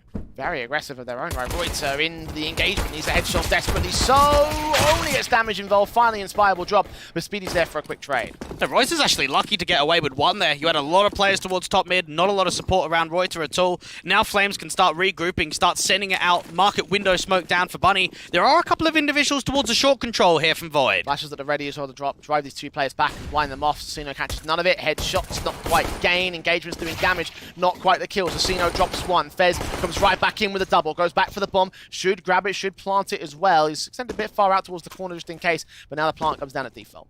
And knowing that both of your players are out here towards that bench control, Jiggle on the contact, both players from Market do get spotted. Hansi with that P250 struggling to deal with Thomason. 2 HP for him as well, so Fez might have to get the triple in to close it. P250 spotting him. Longer the headshots involved, just trying to spot around that short position. Hansi knows where he is, needs that headshot desperately so, and he'll land it in the end. 2k for him, 2k for Fez. Pistol gained by Flames. Flames Ascent being able to start things off on the right foot. For Void, we could probably expect a force buy here. We saw a little bit of back and forth nature in the early start of Dust 2.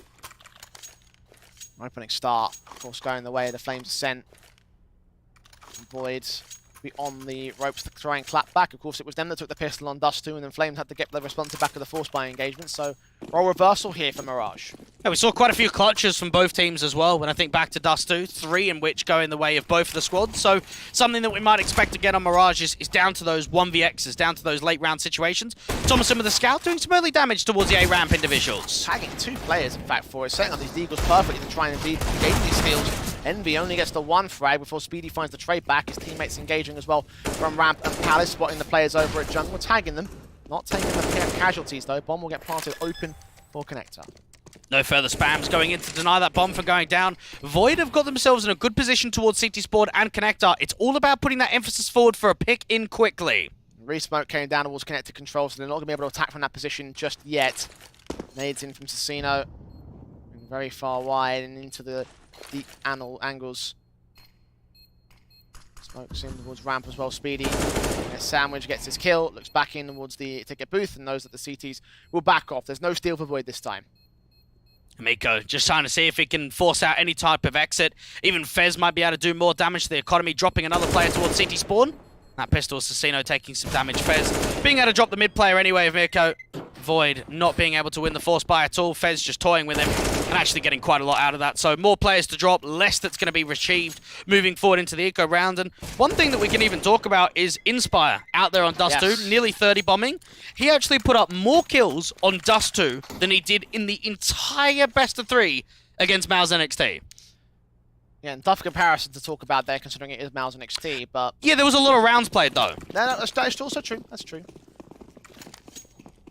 Certainly impactful for the Flame side on that last map. You're looking towards him as potentially being an individual. Damage done here on Mirage the same. Right now it's Fez taking the early lead at 4 kills on his board. Top frag position for Flames Ascent. Speedy is going to try and walk his way up. Engage against Thomason. Nice kills early for him. The backup is on Bunny. Crossfire's locked. Fez will make it a triple. Double, in fact, excuse me, actually. One was stolen back by Bunny and Fez, so 3-0 there for Flames. And Flames Ascent are ranked last in the event on T-side for round win percentage. Under 18% right now. We have seen some struggles from them on T-side. We saw it in the series against Mouse NXT. It was their City side where at least it was somewhat competitive. So going into their home turf of Mirage, it's whether they can deliver more to what we expect from them in comparison to what we've seen previously. In with those incendiaries thrown out as standard for the CT forces, blocking off the early execution. Seems to be an A-set piece here for Flames Ascent. Even Miko's trying to put some attention up towards top mid, force that fight out in the open, deal with Inspire. Great opening start for Void. Nico spray back on towards Hansi, a 5-on-3 being gained. Fez can clap back though. Bunny's looking towards the end of that smoke and adjusts towards Miko's angle. Resmoke on, 3-on-3 for the post plant. The spray blind's coming in good for Reuter. Does land on Bunny before the bomb gets planted. Now, this could still be very promising in from Fez and Speedy, trying to see if they can app their way with the utility to put pressure towards City Spawn, but they're not taking any map territory. Now, Orb trying to prod out. That thing's sort of player at the crap. Reuter will know he's out in the open, engages, finds the frag. Fez with it all to do. Back up out towards ramp. Gonna wait for them to tap that bomb. It is open for him. Smokes back. Reuter watching for the headshot. Domes him in, brings in the first rifle, I should say, for Void. Reuter actually does quite a lot of impact in that round. It starts off with that spam. He was up there on the short control, starts firing quite a few bullets into top of connector, comes through with a lucky spam, and as soon as that happens, it sort of offers up more success in the round. Miko's got to be happy that he actually is able to win that round for the team, because he put up quite a lot of defensive out there towards connector with a couple of kills, and then Reuter's the one that finishes it off. Roaming him in. Clap back from Void is found eventually, not quite in the steel force buy rounds. Force Flames will be able to buy back into the follow-up, so AWP's the 8 case will be in. Rifles and flashes in, Inspire leans forward, engages one. Reuter caught first, and follow-up from Hansi on Miko makes it look so simple in mid. Just a lack of utility, and one thing that Void have struggled with on their CT side is that they're last in the event for utility ADR and flash assist per round. The util on CT side has been a struggle, and I think it shows it right there in that round. There's not even players blinded at top mid. A 5-on-3 gain for Flames. That bomb yet to commit, yet to rotate to a bomb site. Void have their positions held. We're going to wait for contact to come further forward towards them. Very limited positions that they've held here. And knowing that it's starting to shape up to be a gamble stack towards B, what is going to end up happening is them just being able to full save. Buy next round, being able to buy around it. Because there's going to be no way that that bomb's leaning over to B at all. It's actually relocating out towards Palace and of A main. And for Void, we do have to talk about the last event that happened on HLTV, that Assembly Summer 2022 LAN that was up there in Finland. They advanced via the EU Open Qualifier, lost a best-of-1 to Harvu, and lost a best-of-3 to Conqueror, not winning a single game. You're now moving forward here to MistGames Heroes of Tomorrow. Okay, unlucky draw, you could say, in the first game. You play one of the best teams in the event. But if they go down 0-2 in their first game and then 0-2 in the second game, no matter what the scorelines is, no matter if this goes another 16-14 or an overtime, this is 2 events without a map win and 2 events of a last placement. To think as well, they got so close to that first map win just a moment ago. And they even proved it in that series in an Assembly. One of the maps was a 16-14, so... That's 2 maps that they almost got. Yeah, very much so. Discouraging for the team in the international space, but still a whole series to play out here. Flames Ascent have made it look pretty confident on Mirage to start things off, though. Void did have a similar situation over on Dust 2 when things started to pick up for the Flames camp, though. So I imagine there might be some resurgence soon. My concern is how far they let this go for the T side, because we're only a couple rounds away from 7, 8 at this point for the T half, considering the ecos involved in everything for Void. These 3 weapons being saved definitely provide options. I imagine they'll buy here. Yeah, Void are off to a flying start on Ancient versus Fnatic Rising. Reuter got an ace in the pistol round. The Norwegians pushed to a 5-1 scoreline. However, things turned ugly quickly, losing 14 rounds in a row. Now, with that in mind, one thing that I have noticed on Dust 2 and Mirage, there actually has not been early starts. There's been early competitive nature. There's been some close scorelines, but they're not the starts that we saw against the international team of Fnatic Rising. Come into the tournament with an explosion, but whimper out off the back of that, it seems to me. Flames Ascent starts with them so far in this one. Molotovs and Incendiaries sent back and forth for the apartments. Theirs will be watching. I think an underpass play from Void. They're not going to regress there. Flames Ascent just working a very standard default. And when I think back to some of the results that we'd seen from them, we've seen some okay T-sides, some adequate performances. So it's about keeping it consistent, keeping it calm, and allowing a good performance to flow in the second half. Sasino looking out towards the apartments, no walk set up at all. Very silent across the map. Incendiaries thrown, smokes up. Suppression into the sniper's nest. Thomason try to lean forward ever so slowly, ever so carefully at the same time. Even that HE goes down towards that bench angle, so no damage being done at all. Lack of information. Seems like it's going to actually be a B split here from Flames Ascent. Worry about that player in ladder room. That might become a bit of a concern here. Not really fine on the face though. The bomb has been dropped back towards the mid position, so it might still be the A play. They have the option available to them with a player at Palace. 30 seconds to make the move. And this Palace lock's going to be important. Get that molly down towards Underdark. Inspire's going to go. Reuter finding Hansi. Inspire drops Miko immediately. Player out towards the ramp position. Fez comes in up against Thomason. Will drop him back to a 3-on-3. Bombs in the open still. Ramp still being uncontested. Finally, Fez swings to the double and bursts through towards the smoke. Almost grabs the player there. Swing forward from Reuter. It's behind danger box. They won't be able to engage. They do get Speedy back to a 2-on-2, however. The retake is on. And Reuter's still alive. Damage could be done. Nice nade onto Inspire. Swing forward from Fez, ducking out of the way of the spam bullets. Engaging one, making it a 3K, and looking for the quadra clutch for Assassino. Drops in through the wall bang. Just holds the second round for Void. Poor Just though. Just getting that round together. Assassino finally being rewarded with a clutch situation. What an effort that was though from Fez. You think about the impact that he finds out there towards top of Con, out towards a jungle control and further back towards CT spawn. He really turned that round into a positive note, but not to be, not closing it down. Assassino with the 1v2 gets the job done. Him and Reuter putting quite a lot of hurt forward. And the IGL Assassino gets rewarded with an all-important round. That one poke out towards the edge of danger that gave Assassino the info he needed. Flames will face resistance from Void at last. Tactical pause taken by Flames or by Void here? Could be either. I think in this sort of situation, it comes down to just philosophy. I don't think either team's screaming for attack. Both teams are in very weird positions. Flames hold the lead. Void potential to catch back up. Money being very lopsided for Flames especially. You've got to consider that on the T-side economy line. And just knowing even someone like Miko, who coming into today was currently the worst rated player in the event, had a bit of a poor performance out there on Dust 2, only down to 16 kills and 19 deaths towards the lower end of the board. I think Mirage could be the turning point for him. Try and get as much out of that as possible. He hasn't found much to start.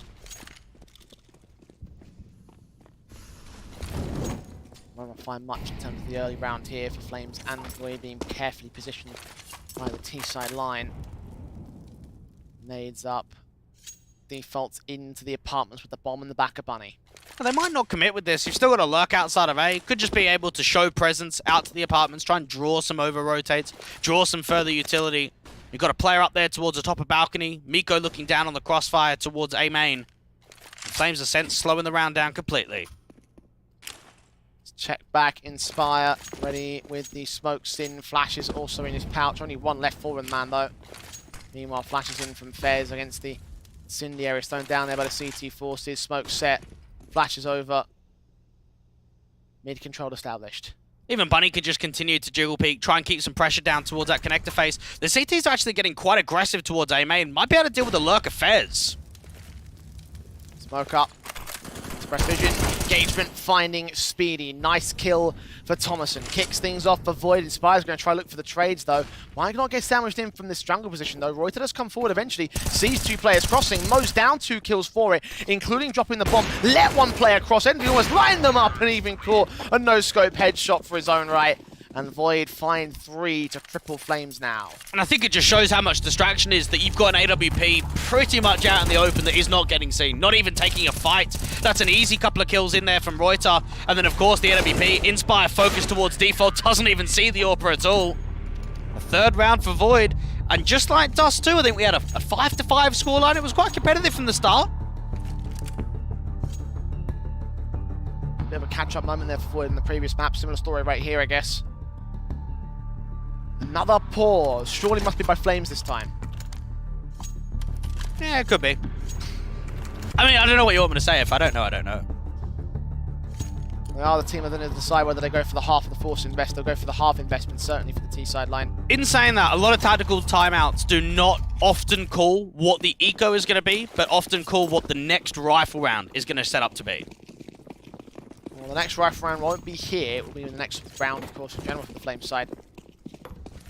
Again, pistols pulled out. We'll let a sacrificial one go the way of Void. We'll try and equalize here and now, have a game on our hands, Dweg. Exactly what we're hoping for. B smokes out towards the archers. Gonna be the pop. Smokes up. Backed up passive position. Fez and Speedy combine to get Reuter. Fez gets another good drive-by headshot. Triple in against the player over at Market. Not going to face him. 3-on-3. Flames have the site and the bomb plant should come soon. They're very clever there for Fez to actually back off. Even Inspire could put some pressure down. Allow the damage to continue onto the orb. Connected that tag against the man.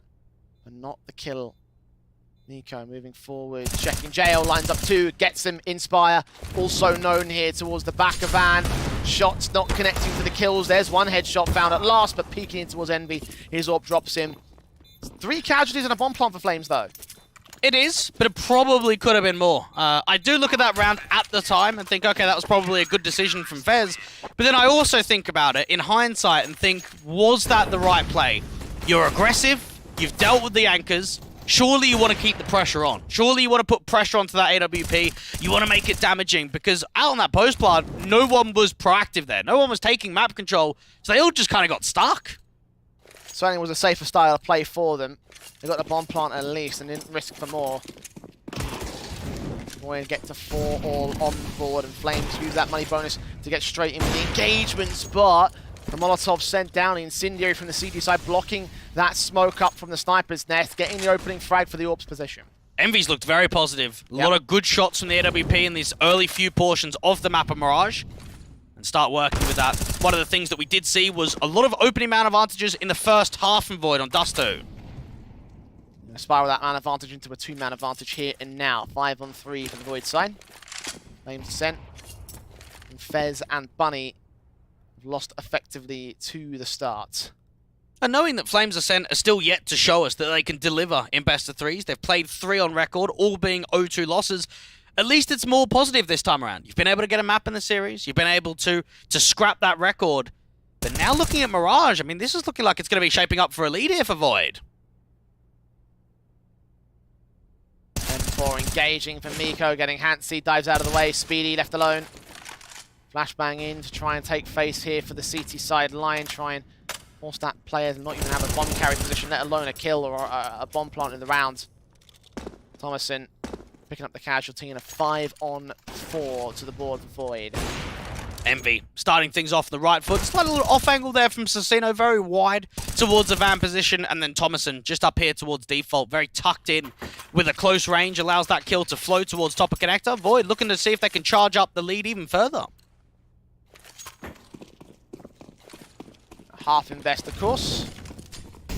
Flames taking this one on the chin. Another Incendiary thrown out there to try to block the mid-smoke. Set piece in, actually the Palace dive, I should say, from Flames Ascent. Leaning out towards the A site initially. Flashes will come over and they'll try to look for the bomb plant. Thomason's evaded it, but he will also evade the T-side line, take damage. That nade doing damage of its own right. The Orpa can try back on towards Hansi's. That's one frag found. Bomb needs to get planted down at default. I think it will just get there. Speedy's going to burn a little bit to be suppressed on the time being. 2 kills come back from the CT forces. Plant will be secured. So yes, another half buy, another, never mind, not even a bomb plant, denied at the last second. They're slightly disappointed there from Flames Ascent. I think they just got caught trying to take too many fights. They could have dived that bomb plant in immediately towards default. Doesn't happen at all. Envy is able to continue to connect shots with that AWP. And then without the bomb down, you're still going to be able to get a buy. So not the biggest of issues in the world. Guns will come out. Orps and the AKs in. Flames trying to catch up to the Void side and disallow this CT half from spiraling out of control. 2 rounds to the good on the Void camp. AKs are plenty for the CT setup. And just going back to some of the percentages, round win percentage of 37.9 on the T side for Flames Ascent in the last 3 months across the 3 games played on HLTV. So it's not unexpected for them to be down 4-6. It's whether they can keep driving that competitive nature right to the end of the first half. They can do so, then it might cause problems for Void because the CT half percentage is certainly up there for the Flames Ascent camp. That's why I jokingly was talking about the 13-2 halves and everything, because Void do need a good CT start for me. This is not a good start in this round. Bunny getting Reuter.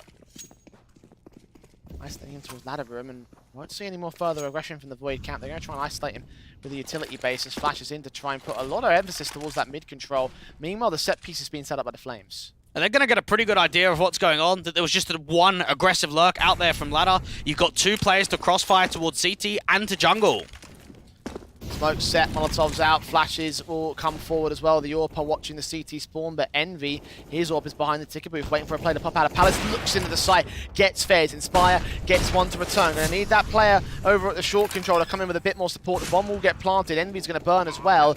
Oh, but Miko's backstab does not hold his nerve for more than a single kill. Gives up the position in a 3-on-3. Oh, I saw the sandwich individual. That ball is good. That forces him out in the open. Speedy and Bunny now 2 left standing. Bunny's still inserted himself into that jungle control. Are the CTs aware of it? Spray through. Speedy picks one, falls back. Nades to him, will dish out some damage, and Bunny is waiting, carefully placed. Smoke's gonna have to come down. He's gonna have to go for a wide face. I don't think he's being watched either. Diffuse being coming through. Start by Cecino. Spray back. Bunny able to drop Cecino. Miko now chasing him down. 1-on-1. Flash forward. Reface. Got to spray through. Getting the damage. Oh, he misses the kill though, and the defuse is held together by Void.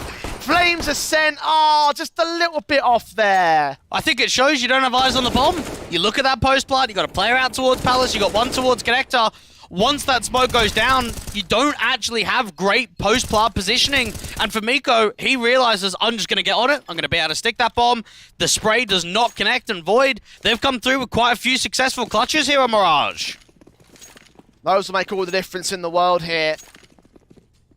Talking about the 16-14s and how the clutches were the key factors, or one of the key factors that could turn the difference in a match like that. If it goes down a similar story right here and you look at rounds like that defuse and say that was the difference for Flames Ascent. AK is in, damaged up by Speedy and Bunny's part. Miko took some back in return. No kills found yet. It's very possible that Void get double digits in this first half. They're playing with a lot of momentum. They've got strength in the buy. And for Flames Ascent, it's whether they can answer back quickly. Speedy going to be that lurk out towards the Palace control again, thinking about taking top mid presence. Meanwhile, it's Fez taking top apps presence. Swing forward from Reuter, blind or not. Dry from him. Kills found on Bunny and Inspire. Didn't see him coming. Just remember that this was a 4-1 lead. This has been 6 rounds in a row now from Void. And even going into round 12, Reuter's just allowed a couple of kills. A very nice, tidy double up there towards top mid. Flames got to go passive for this as well. Swinging for one man, just dry from Speedy. Had no utility really from his teammates, especially to come in with support. Had to go for the swing. Hansi score next. Fez in a 1-on-5. This has started to look quite dominant. The taps do look juicy. We'll get many more for it to try and hold anything left in the round here. Backstabs inbound from Miko as well from jungle. Fez is trying to watch out for it, but has too many players to check, too many positions to watch. And will go looking the wrong way at the wrong time. It's half advantage for Void. And this is where, for the Danes, it's starting to look a little bit embarrassing. You're out on Mirage. We said it's a perfect opportunity. It's a perfect chance to come through. You're up 4-1. You've now lost 7 rounds in a row. Yes, there's been some, I will say, there has been some rounds that have been quite close. It's come down to clutch situations. But what do we say every time? It doesn't matter how the rounds are won. It's what gets shown on the scoreline. Yeah. Right now, those clutches are going to lead to those, as you mentioned, 7 in a row for Void. AWP in for Hansi, trying to land an opening kill here, try and put paid to that round streak. Miko will go down. That's a lovely opening pick coming through from Hansi. The timing working out as well as it can do. Scopes in, is able to fire. Now, Reuter might be thinking about another aggressive play up towards top mid. He was successful in the last round. He's out towards B. He's got a teammate in that mid control. I think it's Envy with the AWP. Putting smoke to suppress here for him. Speedy. Swapping the MAC-10 for an AK here. Get the upgrades in for the rifles. Capitalize upon that first pick. Envy's got to get flashed off. Oh, that's dry, isn't it? Number of dry peaks in from Flames Ascent. The last round was a bit more forgivable. That flashbang went all sorts of places except Connector, I think. 4-on-4. Flames work their way back around to the apartments. And knowing that there's not even a player towards underpass, as soon as that AWP is able to fire, Envy just gets back safe. There's not even a player that could peek on the contact. There is an aggressive app setup. That's Reuter. Gets his pick, but Hansi responds to it. One player now back in mid to try hold the defensive line. Bunny withdraws his AK. Trying to look around for him in the front corner, avoids the kill shot and gets the bomb plant in. Hansi going to cut the rotations, needs to hit this shot against Envy. Now players moving closer. Sino gets the frag towards Bunny. Speedy's got to trade it back, and now all rests onto Thomason. 1-on-2, M4 in, smoke on the bomb. Another ninja stick. Surely you won't let this happen again, guys. Tapped once, Flames forced down into a panic, blind firing, disappearing through the smoke themselves, sprays back and forth, the AWP up close and personal, lands that no-scope and holds together the round for Flames. And I think Sasino is going to be very angry at himself there. They had Reuter aggressive in the apartment, relay the information over, come away with a 1-for-1. Sasino should be winning that round. He's out there towards Get Right. He's got the bomb being seen, and he just can't quite catch that player diving out of the apartments. Yes, he gets a kill after the fact, but that moment was the strike there. If you drop that bomb, what are your apartments players going to do? They have to keep fighting, they have to jump out. Flames, 4th and 5th for their own right. Hansi's up, posting in towards mid.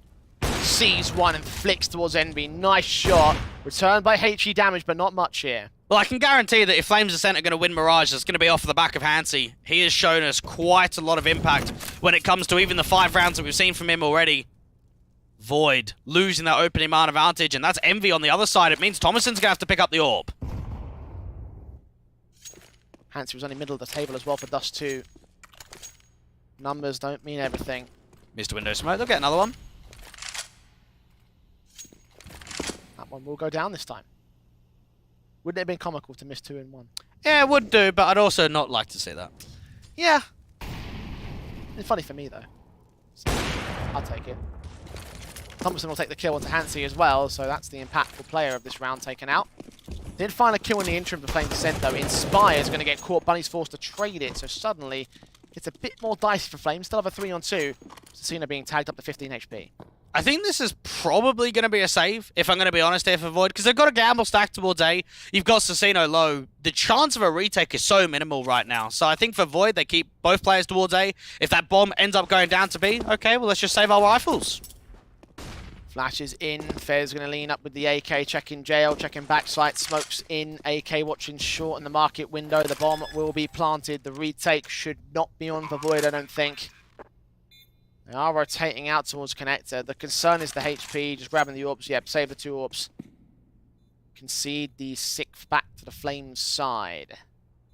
And just knowing that there's a lot of familiar signs here to Dust 2 from what we're seeing on map number 2 of Mirage, it might actually be one of those games where it's another close one. It's another 16-13, it's another 16-14 result in that sort of ballpark. All of these rounds could be all important, and this has been a good recovery from the Danes towards the tail end of the first half. They get that 8-7 in. Oh, 7-8 in there. Yeah, I was going to say. If they get that far, the question is, would it be enough against Void? Again, I look towards those CT statistics for Flame Descent, and I wonder...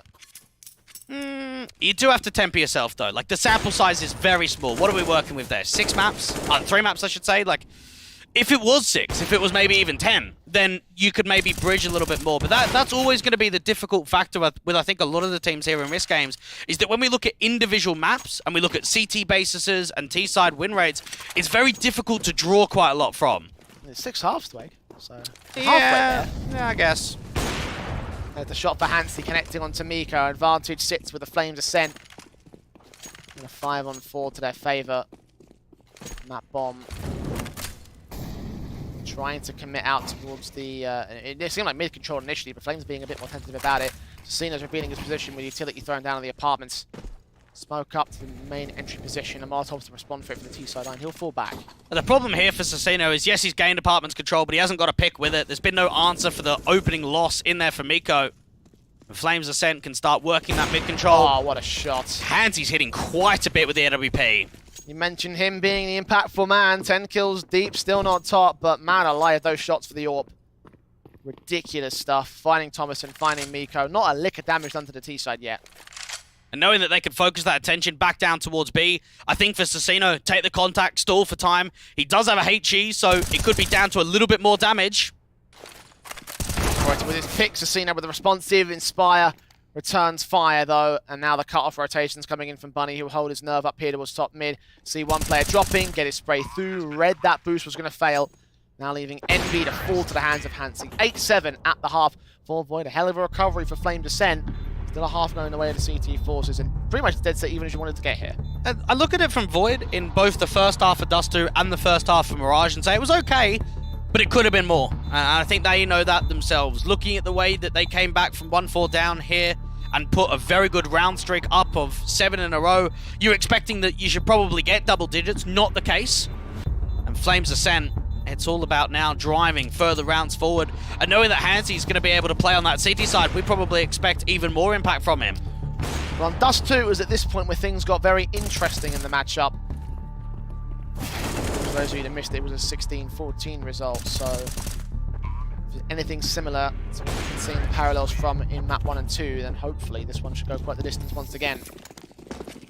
Again, Flames on the CT half basis. I have faith that this will start coming together for them at this stage. It's got to start with a pistol round, though. Utility sent in, very fast execution for the Void side, smokes and flashes at the ready. Crossfire of 3 players on the site. Inspire gets that first pick, struggling to get out of the balcony window. Kill found on Reuters' part for Hansy. He continues to look in as Fez drops Miko. Inspire backside, gets 1 headshot and 2, and they get all the heads rolling on the Void side. 1 on 3 now for Sasino. He's found that one trade towards Fez. Inspire still sees the bomb and sees his headshot. A quadra found for him on the defensive, and Flames take a pretty clean pistol. And that's down to one of the more experienced guys on the team, one of the older guys as well for Flames Ascent, Inspire. Good performance down there on map number 1. Another strong performance in the pistol round. Void try to bring it with a lot of pace, some fast acceleration through the apartments down onto that B side. They did well to crack open a couple of entries, but Inspire towards the back of the site, they just couldn't deal with him. 8 apiece as a result. Void down to Eco. Blocks in. No upgrades. Not a single penny spent, I don't think, actually, for them. Out to the apartments, they look to play the B rush again, and Fez Incendiary with HE's down. Bunny backed up with the SMG. Push forward initially. Into underpasses where Void are going to rotate to. Well, how could it be a penny cent when it's dollars? Ascent spent. Ascent spent. No, we're just talking about cents. We're not talking about pennies. That's Cents. what I mean. Yeah, well, So how could it be a penny spent? I mean, We're looking at a different currency. well, at a certain point, you know, English currency, pennies have certain cents value, so... What are you even on about now? I mean, when you convert the values, you'll find some sort of... You'll find that there's certain amounts of pennies involved in dollars. You're just trying to get yourself out of this one. That's all it is. You're the one who mentioned it, mate. I think everyone understands the point. They didn't invest $1. And it didn't invest anything at all. So... See, now you said it. Investor, yeah. No money spent. There you go. There will be money spent here. Rifles coming out. This is going to be the impactful one for Void, because the last thing you want to give to the Danes is a bonus round. You don't want to give him that opening rifle where they're still in MP9. We haven't even seen the AWP out just yet. And Void bringing quite a lot of emphasis towards top mid, trying to see if they can charge it down. Once some fast players here for Void on toward the short presence. Fez might be turning attention away from the apartments here. Hansi also in an underpass gets only 2 kills. The trade still hold together for Bunny, a 3-on-2 situation held for the Flames side. I think Bunny's well aware of how much presence there is down towards bottom mid. Gets Reuter, bomb in the open. Miko 1-on-3. The fast play is not working out for Void here. You can't blame Miko at all in that one. He's the A-lurk, and he's the one that's trying to see if he can set up late round for you. You have to have more emphasis on the trading game towards mid, and Bunny and Connector was very successful in this round. I'm going to wrap around and try to get the backstabs in against Miko. A little bit too hungry for my liking. I'd like to see Flames just go for the crossfire in mid, defend that bomb. Miko, well aware that that could be a setup. Laying himself into the sniper's nest. I think Bunny will start the backstab against him. He can still grab this bomb here. Miko's got quite a bit of breathing room in this 1-on-2. I don't think he does at all. Yes, he's got bomb control, but what about when he commits it to a site? Look at the CTs, the way that they've positioned themselves. They're passive, but they're also in positions that they can hear footsteps and sound cues. So as soon as that bomb goes down, they can swing. They're also in a 1-on-1 situation, so if Miko gets that kill, suddenly it turns into a clutch that's very winnable. It all comes down to how he plays this. The bomb is in his sights. He's got it on his back, and he's also got the element of surprise. The smoke comes down. Bunny will see him before it blooms, and that fight does go the way of Flames, so that potential taken out from Miko's part. Not a winnable round in the end. 10-8. Hey, in my mind, that was incredibly well played there for the Flames, because what you end up tending happening if you play together in those sort of rounds is that you offer up more time, more respect. Let's say you stack towards A, the bomb goes B, what happens there? You then find yourself having to rotate over, you waste 15, 20 odd seconds getting set up. At least that way you can deny the bomb from going down and keep that pressure on immediately. Now the guns are in for Flames Ascent. Void only have the Deagles in play. Pistols to stand. Utility sent the flashes at the ready. The HG's also standing. Reuters Deagle looking to swing. Fire away into connector. Bunny just drops him immediately. Follow suit on Miko doing damage. He'll fall to Fez. Can't quite like that double though. Just try and waste some time. Even Inspire to peek on the contact. Should be no way forward here out to be for Void. No way home for Casino. Envy and Thomas, last two players. Still up in the apartments. Flames. Send Fez to re-aggress in this one. He's thinking about it.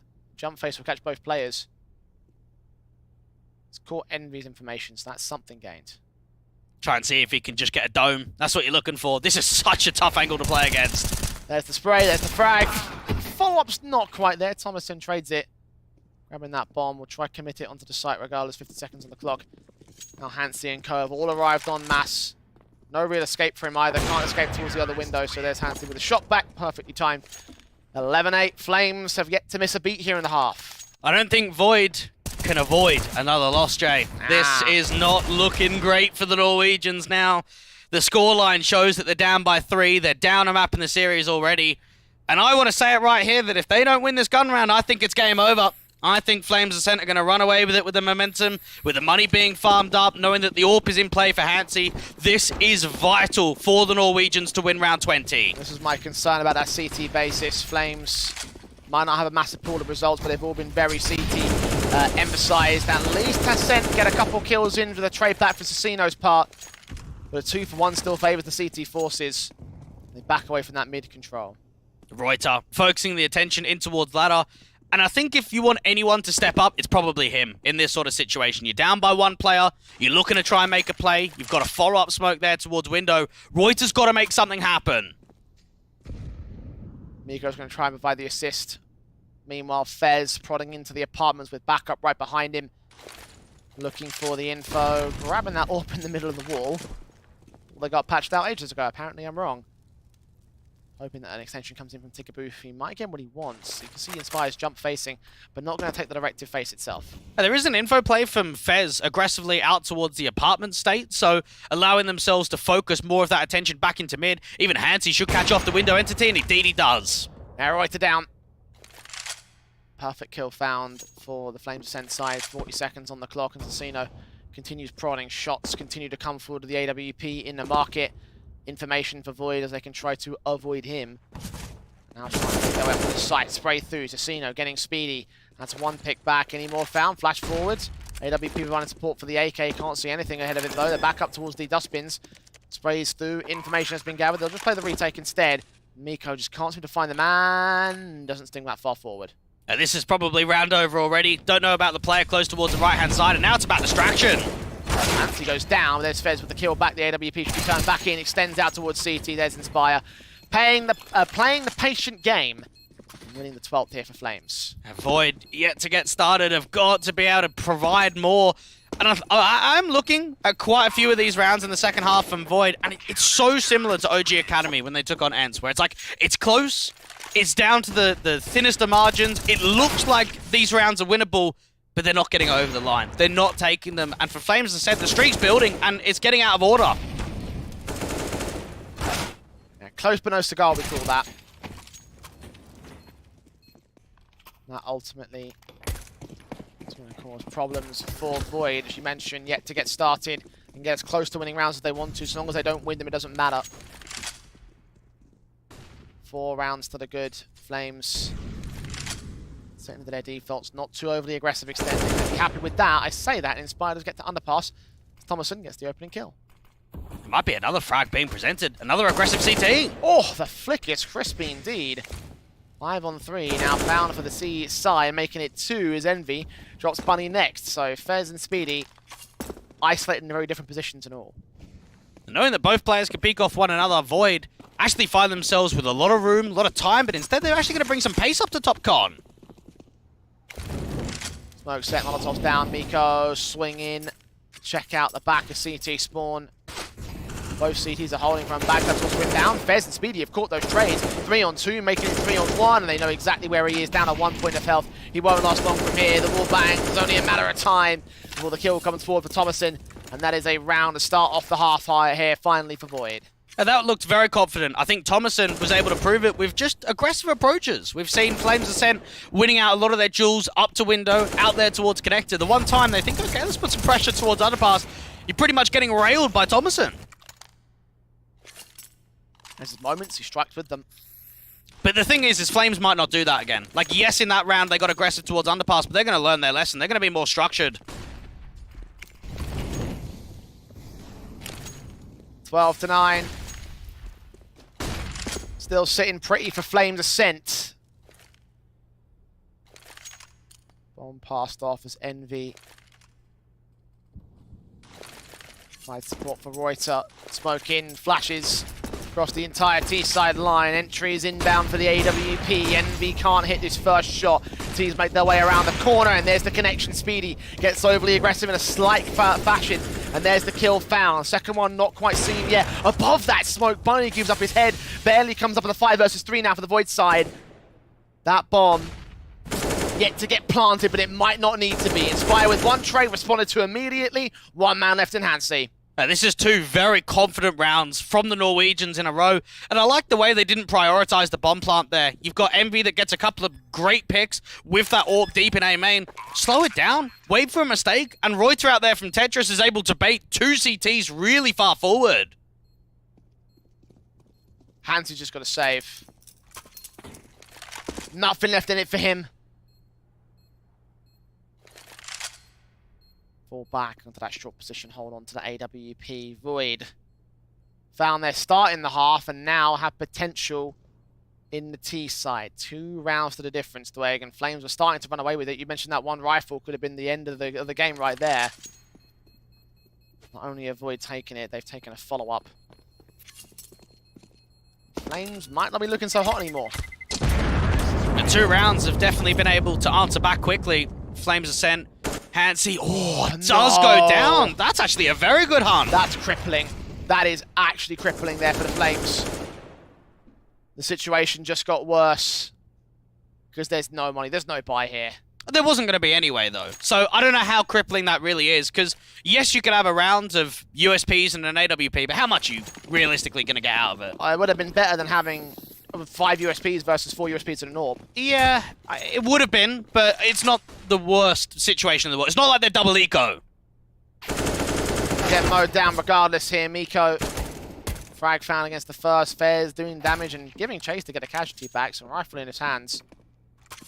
You're thinking about that position, right? If they had the AWP, they get that kill with the AK, and suddenly you're working with 2 rifles in the 4x4. Yeah, you can't think like that, though. Because even if they had the AWP, it could have been a different setup. They might not have aggressed Palace like that. Swing forward for Cecino. Manzi's burning, dead. Cecino trying to get involved towards the side, and Bunny's still watching with the USP. There was one tick back bomb, dropped Anvi. Quick scope shot, or no scope shot rather, on towards Bunny. He's still killed by Fez. He turns that AK into decency. Cecino forced to respond all the same. Now Inspire alone on the boost here. Cecino is low. Who's going for the bomb plant? It looks to be him. Tap to the back of the head, go for the rifle, but where's the last man? He goes back in, just runs right into Thomason. Didn't have the info, didn't know how to play that, so ultimately it's just damage being done, but 4 players worth of damage there for Flames. It's very good from Flames Ascent. From Void's perspective, it's unreal to think that they've had 2 rifle rounds in a row that have absolutely slammed the competition of the Danes. You get into the legitimate anti-eco, and it's actually the most threatening one yet. So for Flames Ascent, they'll be happy with what they've achieved because they know 2 rounds is all it's going to take to break Void, and that brings us 14-11 up.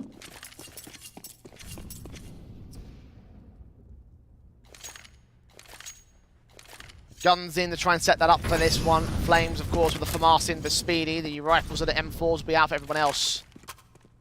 Warp in for Envy, trying to flash his way in towards mid, leave that bomb back in at spawn. Cecino eventually does throw his smoke. Mid-window position. Lands perfectly. Crossfire in mid. This looks solid. Players from underpass and players at top mid. Inspire flash forward, kill found against Cecino. They start to make their way in from underpass though. The AK engaging. I need to find one, but Reuter gets both him and Inspire. 3-on-3. Envy's tagged up, but gets the kill on Hansi. Now towards 1 as Miko strikes out towards the site. And Flames have only 1 player in this clutch. They have started to get rolled by Void. as they look for their 12th equalizer.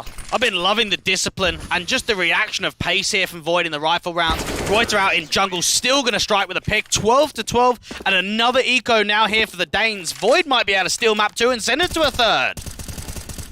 When Flames were looking so hot. Incredible stuff posted by them initially, and especially in the CT half, it was looking great.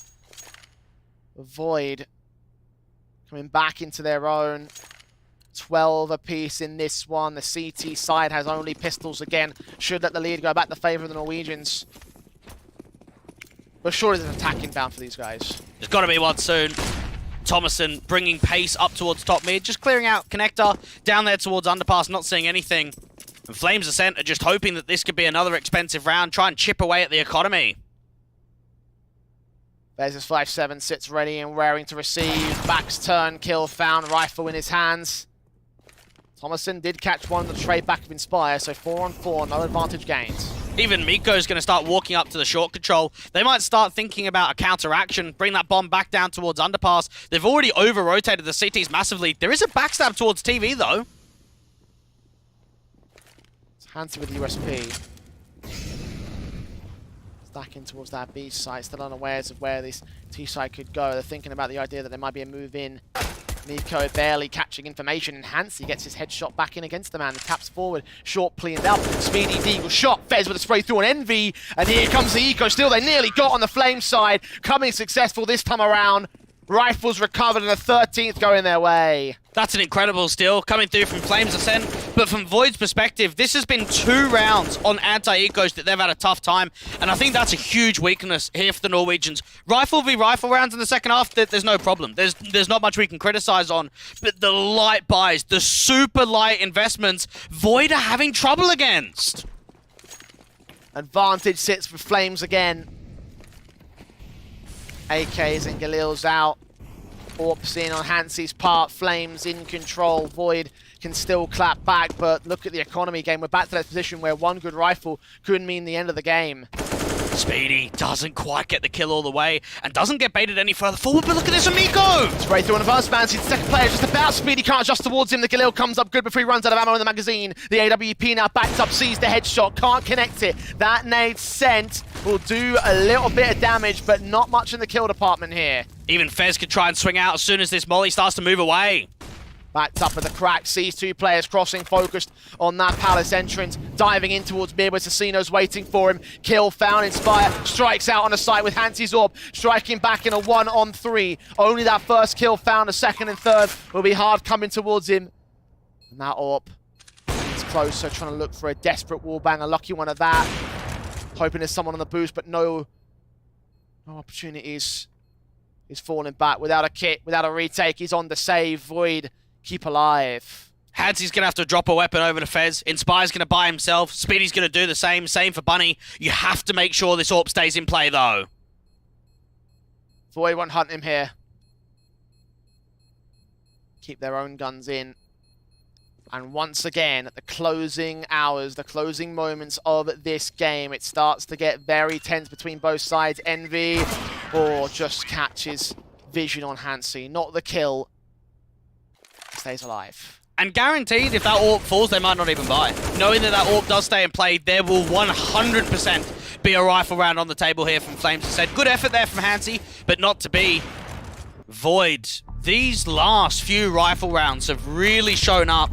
And I think it shows the power that they've been able to have on the back foot in this second half of Mirage. You mentioned the revive for Flames going to look weak. What drop weapons are in? 2 kits in play. Speedy and Bunny will be your retaking individuals to watch out for here in the Flames. For Mars, for Fez. Limiting his own potential. He's top fragger in the server and all. And this is going to be one of those swing rounds. You have a look at the idea that 1,400 loss bonus for the T side, not much money in the reserve at all. Over for the Danes, you've got 2,900 loss bonus. They can't buy if they lose the next round. So whoever wins this might be able to win 2 in a row.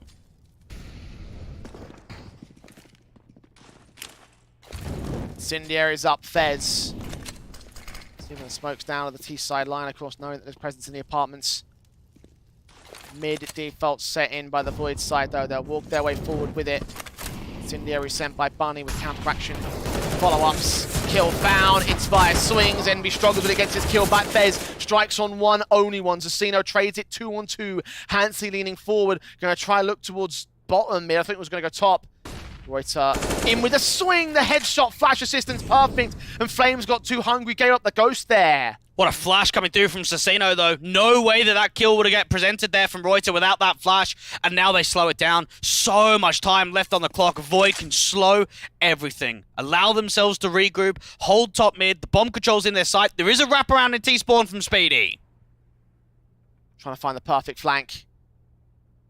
Reuter will be heard. The utility being thrown. The footsteps catching off. Both these players up top mid, perfect lineups available for the M4. Will he get there in time? No, he won't. They'll make their moves in. He's got a slow walk as they can play fast and loose and aggressive. He makes his move in. They hear the footsteps. The spray's through. The second player's caught, and Speedy just clutches it. Just keeps it together for the Flames. Massive clutch. Huge stuff there coming through from the Danes, and that might be enough, Jay. That may just be the ticket for the 2-0. Back and forth with the trades out towards mid. We've seen Void winning the majority of clutches out of Mirage, but I tell you, that clutch might just win the game. It may be, but so could the earlier rifles and the ecos and everything else the Flames have thrown at Void at this stage. And they're at their worst. Void throw up some ridiculous stuff.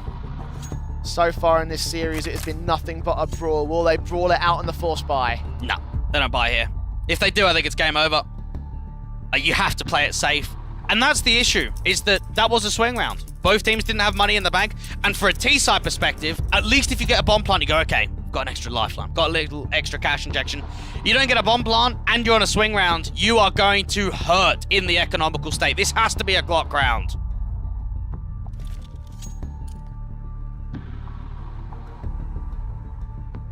No money spent at all for it either. No backup utility. Or is there? Another pause taken, Blake. They just settle themselves, keep the nerves in.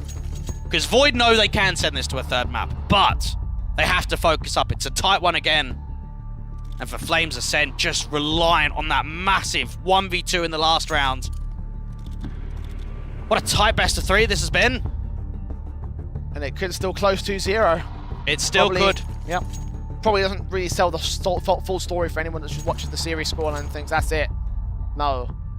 This one has been a close affair, a back and forth brawl.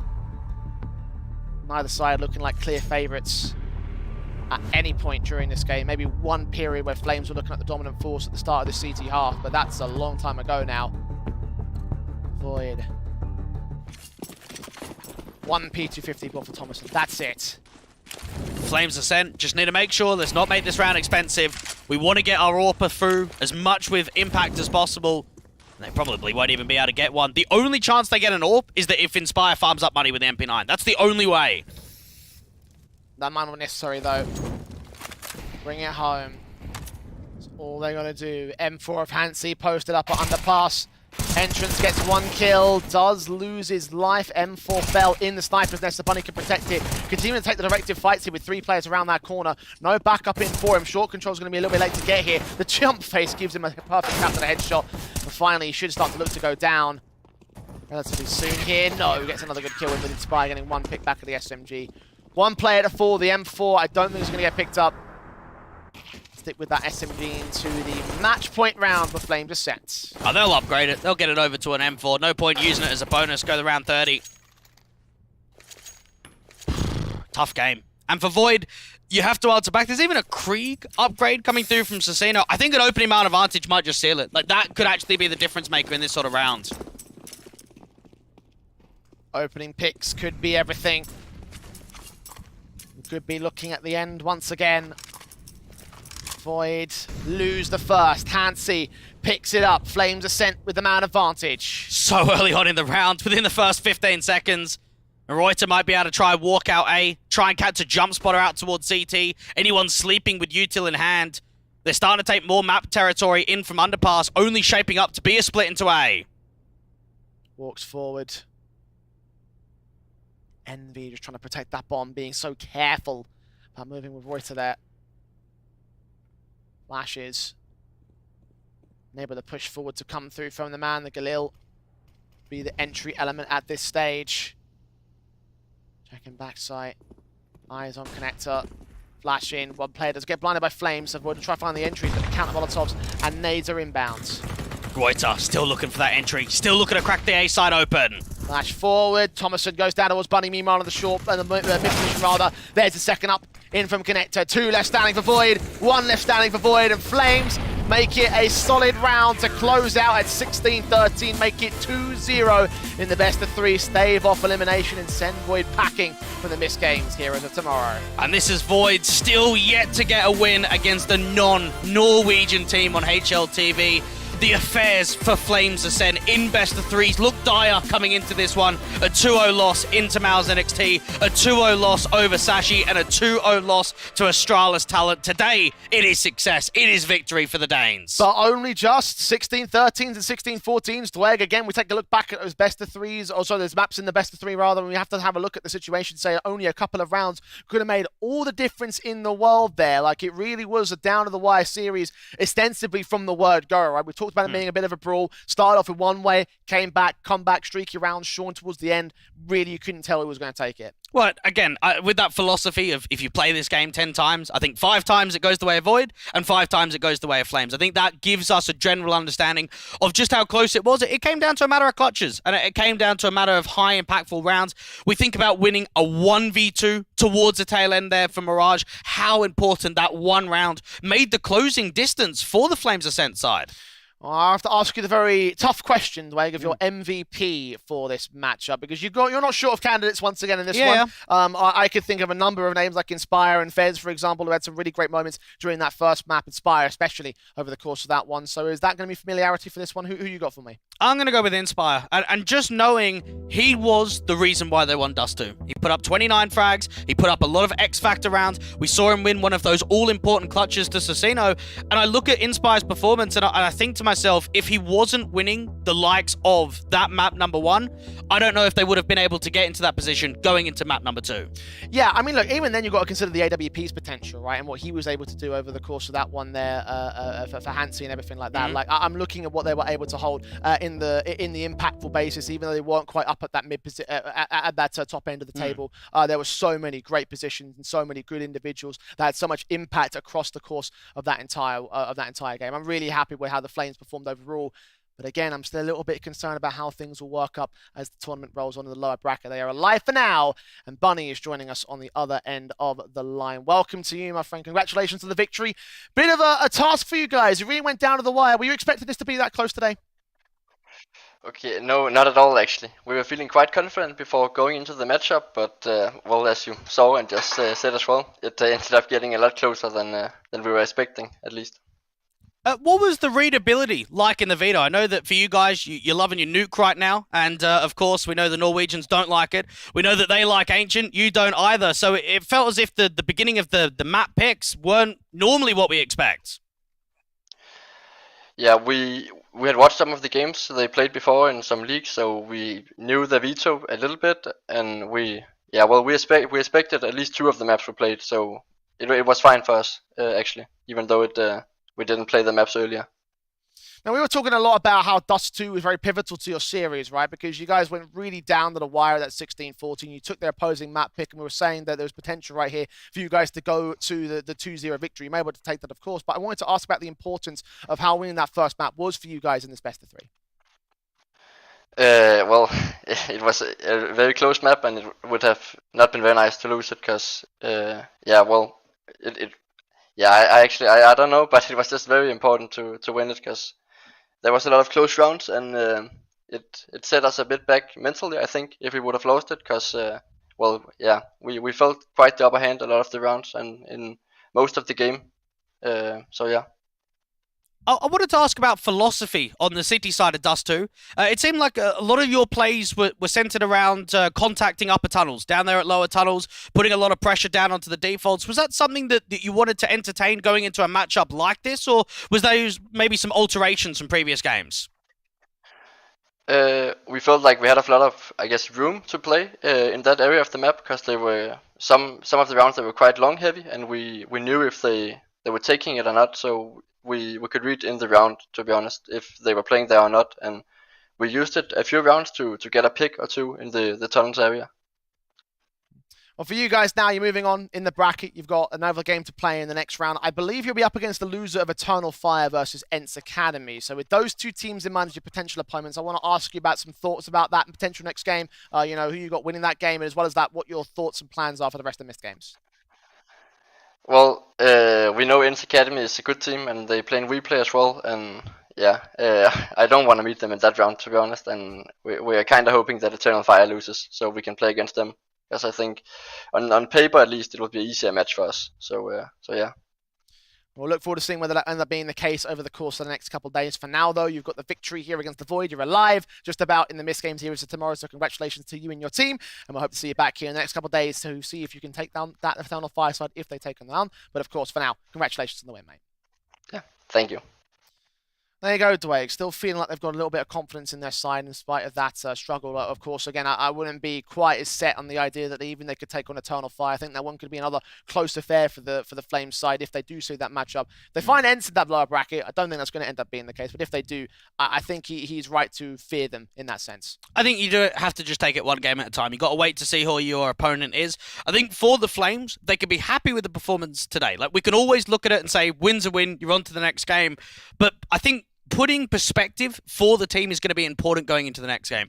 You 16-14 and 16-13 one of the weakest teams in this competition. It wasn't like you did that to a Mouse NXT, a Fnatic Rising, an OG Academy, some of the teams that we expect to play at a high level. So for the Flames, I think they can go back at that game, have a look at maybe some of the details, some of the things that they can pull forward, and how they can improve going into the next game. Because I think if they play to the level that they did here today, you will struggle in the next game. You've always got to improve on ever so slightly when you go for a lower bracket run. Well, talking on perspective, obviously, Void, this was I think probably their closest chance to get a HLV Best of 3 victory, right? Yeah. Like, this was at the very least damn close. Yeah. 16-14, 16-13, like I said before, against the Flames Ascent side, a team that have proven themselves to a certain extent in Academy League. The idea that they've had that potential to get the series victory right here, maybe even to make it into that third map at the very least, and they've failed in that position, not even getting the map win at this stage. It's like, is this going to be one of those detrimental series to their mentality basis, or can they be happy with what they've walked away with it?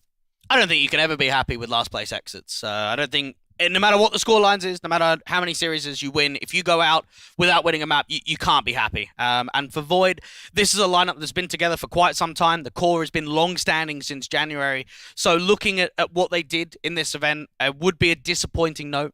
I think for their sakes, they put on a good showing today, but you've got to pull through with the result. You've got to get the W.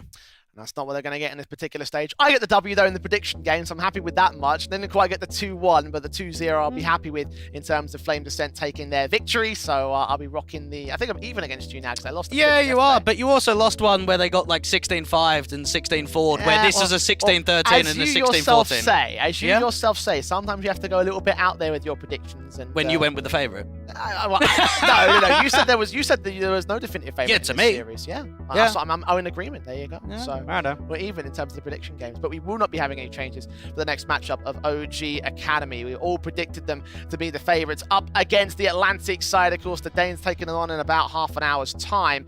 And that match definitely does have a bit more favouritism towards the OG Academy side, right? Surely. It does. It's whether that actually becomes the result or not. I think for OG Academy, they've proved themselves to be favourites in a lot of series, but not always come through with the victory. So I think for the international squad, it's about mentally resetting after a tough loss to Ents Academy yesterday, having a series last night where they'll probably want to forget about that, but you do need to look in. You do need to be able to put on a good performance, and I think an OG at full strength should be a walk in the park against Atlantic, but again, that's them at full strength. We don't know if we're going to get that. We'll find out whether we will get that in about half an hour's time, where that match is about ready to kick off. Of course, we'll head towards a short break and see whether OG can bounce back against yesterday's poor loss against Ents Academy, so we'll head towards that break and come back with the MistGames here at tomorrow.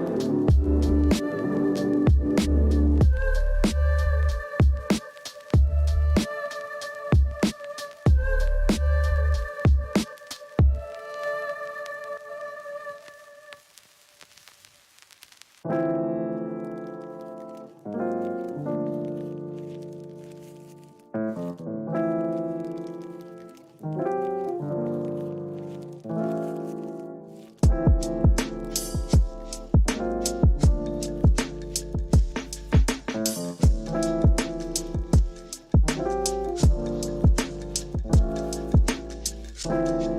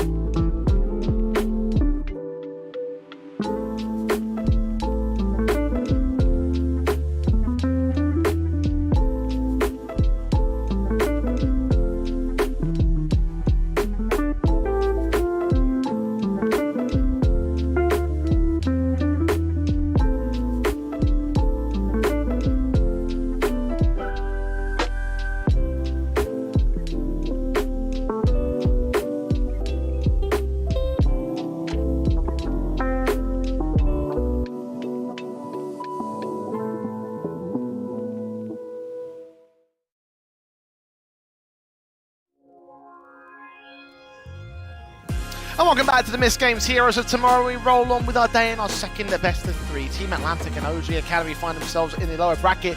One team maybe lesser expected to be in the lower bracket. I mean, significantly lesser expected. Yeah, come on, we got to say it properly. Try to temper my expectations. No. You've been asking me to do that all day, but I'm definitely happy to say that OG, we didn't expect them to lose against the Academy. That's exactly what they did. And now they're fighting for their lives for the rest of the tournament. And this is going to be one hell of a lower bracket run for them, because I think for their sake, they should, in theory, be going to the lower bracket final at the minimum. That's kind of the spot that we see from them in, and that's still 2 best of 3 wins away from doing that. So it all starts with this game today. It all starts with the first one against Atlantic. Indeed it does. For OG Academy, they're going to be majorly disappointed with how things worked up yesterday, of course, and their position right now is certainly in a much more favourable angle against the Atlantic side. And I guess we'll start talking about the Danish team to start things off, because obviously they're a squad that not a lot of people will be very familiar with. Obviously, we came into this tournament understanding very little about them. So talk to me about what we've seen so far that you can draw from this squad. I think for the Atlantic side, we know that they're a team that grind quite a lot. We've seen them in very similar events as the likes of the Copenhagen Flames Academy team is a part of, Flames Ascent. And for Atlantic, it wasn't the best showing for them in their first game. We saw them play Eternal Fire Academy. They had one close map, which was the Vertigo of the 16-14. As of map 1 of Dust 2, and of course map 3 of Inferno, they weren't very close at all. Yeah, I was backing the Atlantic side against Eternal Fire quite significantly during that opening game. I'm not backing them in this particular case. I think that even the OG side will not quite bottle it as hard as they did yesterday against this Atlantic team. Again, this is a team that is very, very inexperienced at the international stage, and certainly at this level of MistGames, like, you can't really look at them and say that they're in a position to make a very deep run at all. I think this might be the end of the road for them, unfortunately. Sometimes it does happen. You would have loved to have played a team like Ents Academy in this matchup, but instead you have to play OG Academy, and I think that could actually be a tougher game for the Danes. So you think about maybe the structured kind of style. They probably could have had that in a head-to-head against a Finnish team in a Nordic derby. Not to be. And looking at the lineup, I think Salazar, the AWP player, didn't see much from him when we have seen it in previous games. Croc, one of the most experienced players on the team, he was actually playing at quite a high level and actually got them over the line on Vertigo and kept map 1 and map 3 as competitive as they could be. Is he the guy that we're highlighting today, Dwight? Yeah, it's got to be. I think for Croc's sake, knowing that you put in a good performance yesterday, knowing you put in a good performance in that best of 3 against Eternal Fire Academy, we have to look at him to replicate that, to put in another good performance today. I do fear we're going to have a similar sort of issue that we talked about earlier about the fact that there's only one player that's really getting like any decent performances consistently in this particular squad, right? The same situation for Reuter over on Void, might be the same for Croc right here on the Atlantic camp, and I do fear for that obviously being a concern for them in the long term as well as the here and now. I mean, overall, however, you have to think about the OG Academy side and the fact that they're up against this particularly well-established team in terms of tier 2 talents, obviously not quite living up to the namesake that we hoped to be, but then again, what we hoped it to be is much further along than even at MistGames here. For OG Academy, I think they've had a rough few months. This is a team that, like you mentioned, there's a lot of talent on the lineup. There's a lot of experienced players. You just have to look at guys like Oxygen as a prime example of how much he was able to do in Tier 2. Then the conversation can transfer over to Marix, to Sound. Dementor's new to this level of competition, and so is Awaken. But for OG Academy, you should be doing a lot better than what they've achieved. Yeah, we can bang on all day about the experience and the individual teams that these guys have come from in the past, right? They're not an academy side in the sense that they're very unknown entities, they're very young players. No, they're very young players that have been well established, and that's the key issue, right? Even for someone like Marix, for example, I think is probably the highlight player for this team, right? Marix has always put on a good showing, and I think in that game yesterday, map 1 and map 2, he was unreal. He was already looking forward for an MVP performance. He couldn't quite get it over the line to close it in 2-0, and then we saw OG Academy having a tough time on the 3rd map of Ancient, but Marix put in a fantastic showing, and he's definitely going to be another key rifler that they're going to look at. Yeah, so fantastic, he gave the camera a thumbs up when he got his 3Ks, of course. Yeah. I did get to see that clip in the end. It was good, wasn't it? It was quite funny, yes. He gave us all a big smile, and we'll see whether he has smiles on his face at the turn of this matchup. Certainly, again, OG Academy, even though things have not quite been working out for them and where they want to be and where we expect them to be, definitely a case where I think it should work out for this case. I don't think OG are going to lose out quite as badly as they did yesterday, because you've got to remember, right, if things had gotten a little bit better over on that second map against Ents Academy, that 16-14 possibly could have gone their way and they wouldn't have gotten battered out. Yeah, but you can't think like that. You have to look at the results and say you missed your opportunity on map 2. Okay, map 3, you tighten. Bloody hell, they didn't tighten at all, did they? They actually let loose.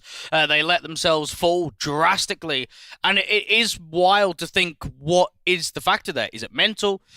Is it just a drop-off? Because how can you go from an overtime in map 1, 29 rounds in map 2, and then get 16-3 on map 3? It just does not make sense. Yeah, and that sort of is the issue that OG will be tackling when it comes to their staunch opposition later on during the bracket itself. For now, it's the map vetoes in this particular best of 3, in this particular series against the Atlantic side. Walk me through the maps in this one. Oh, we know for OG, they don't like nuke at all, so always be banning that out. They've actually banned it towards the tail end of the veto because both teams don't like nuke, so someone was going to ban it eventually. It gets floated for quite some time. Knowing that Ancient has been picked in by Atlantic, we know that they play quite a lot of Ancient. We also know that OG Academy play a bit of Ancient themselves, but you think back to what you saw yesterday against Ents Academy, and you can look at that being quite a good punish pick. Dust2 being rolled over. We saw Dust2 being picked against Ents Academy in that best of 3, so no surprises there at all. And Inferno as a last map decider, it's one that OG Academy actually play quite frequently in best of 3s towards the tail end. I definitely see the thinking between the Atlantic side of things and picking into that Ancient, most certainly, right? As you mentioned before, that that map was a bit of a punishment right there from the Ents Academy side. Like, it really was a case that they just didn't hold any contention at all. I have a hard time believing, however, that even with that map pick involved, even with that punish against this particular team, that the talent level is quite there for Atlantic to do the same thing onto the OG Academy side. Well, I'll put it this way. Ancient is the highest picked map in the pool for Atlantic. Guess what's second?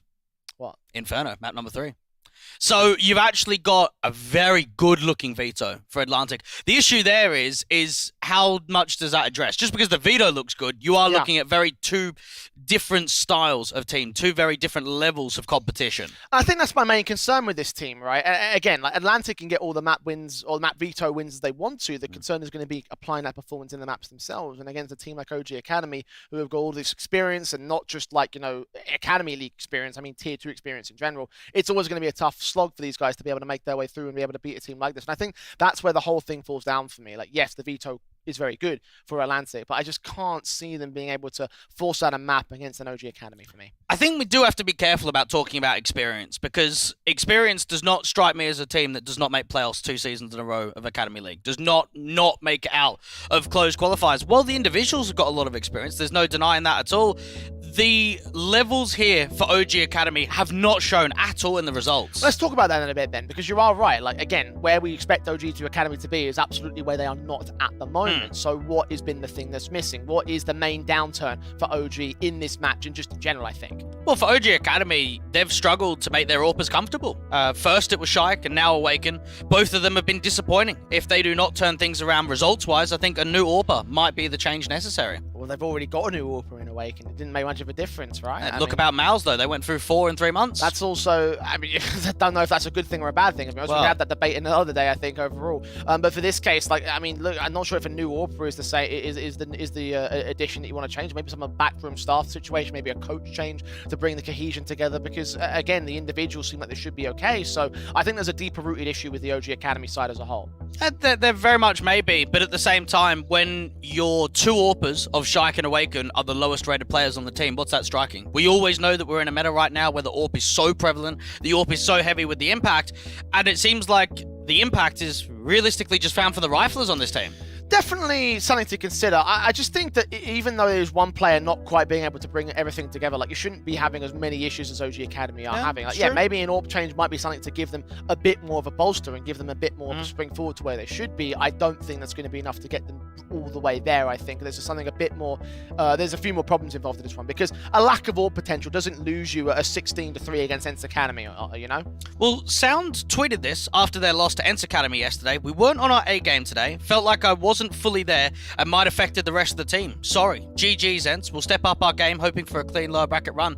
Now, one thing that you can take away from that is that while he mentioned that comment, no one else had even tweeted. No one else had even made a statement from the loss against Mouse NXT in the gauntlet of the Academy League, all that series. He's the only one to actually put his hand up there and say, sorry, I think I let the team down. No one else has said anything. What does that mean for OG Academy, though, Dwight? I think it shows mental's been difficult. I think it shows that they're disappointed in themselves, that they've been able to not put on the performances that they think that they deserve. then that to me screams like a deeper rooted problem to me. Like, not only just from the cohesiveness of the team itself, maybe a coach change, maybe that might be another thing to also consider in the fact that not only would it be tactically based in terms of the in-game performance, but also the mentality. Because, I mean, I don't know if Twitter is necessarily a reflection of what the team mentality certainly is, but it is something to note right there. The only player to speak out in those matches was Sound, and nobody else really said anything, not on a stream, not on a tweet or a social media page. And maybe that is a thing that is to think about from a mental game perspective. And maybe, again, the coach change might be what they require. Again, I'm just spitballing ideas at this point because we could probably do that all day in theory craft what the change for OG could be.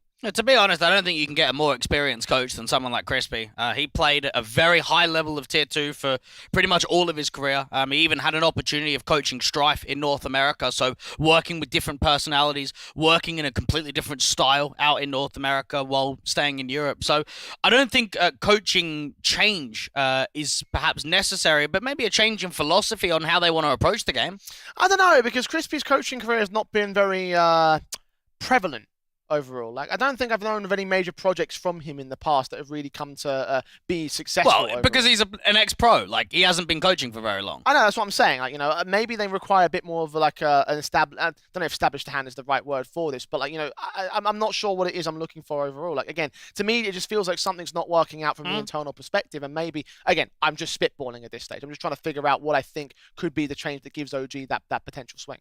For OG, maybe it could just be a deep run. I mean, that's something that they've been looking for, is that one tournament where they've proved a lot of people wrong. Now, obviously, it doesn't help going into the lower bracket literally in the first round, but I think for OG, if they can get win after win, if they can start building up some momentum, if they can have a deep run, that might be wrapping up the air of, okay, it's a bit of a positive note. It's not a fantastic showing for us, but at least we've ended it on a high. I think another early exit from OG Academy would put this roster in turmoil towards the end. I think if they lost right here, there would be massive sweeping changes across the entire lineup. But this would be the kind of match where you take a look at and say that's unacceptable even for an OG Academy.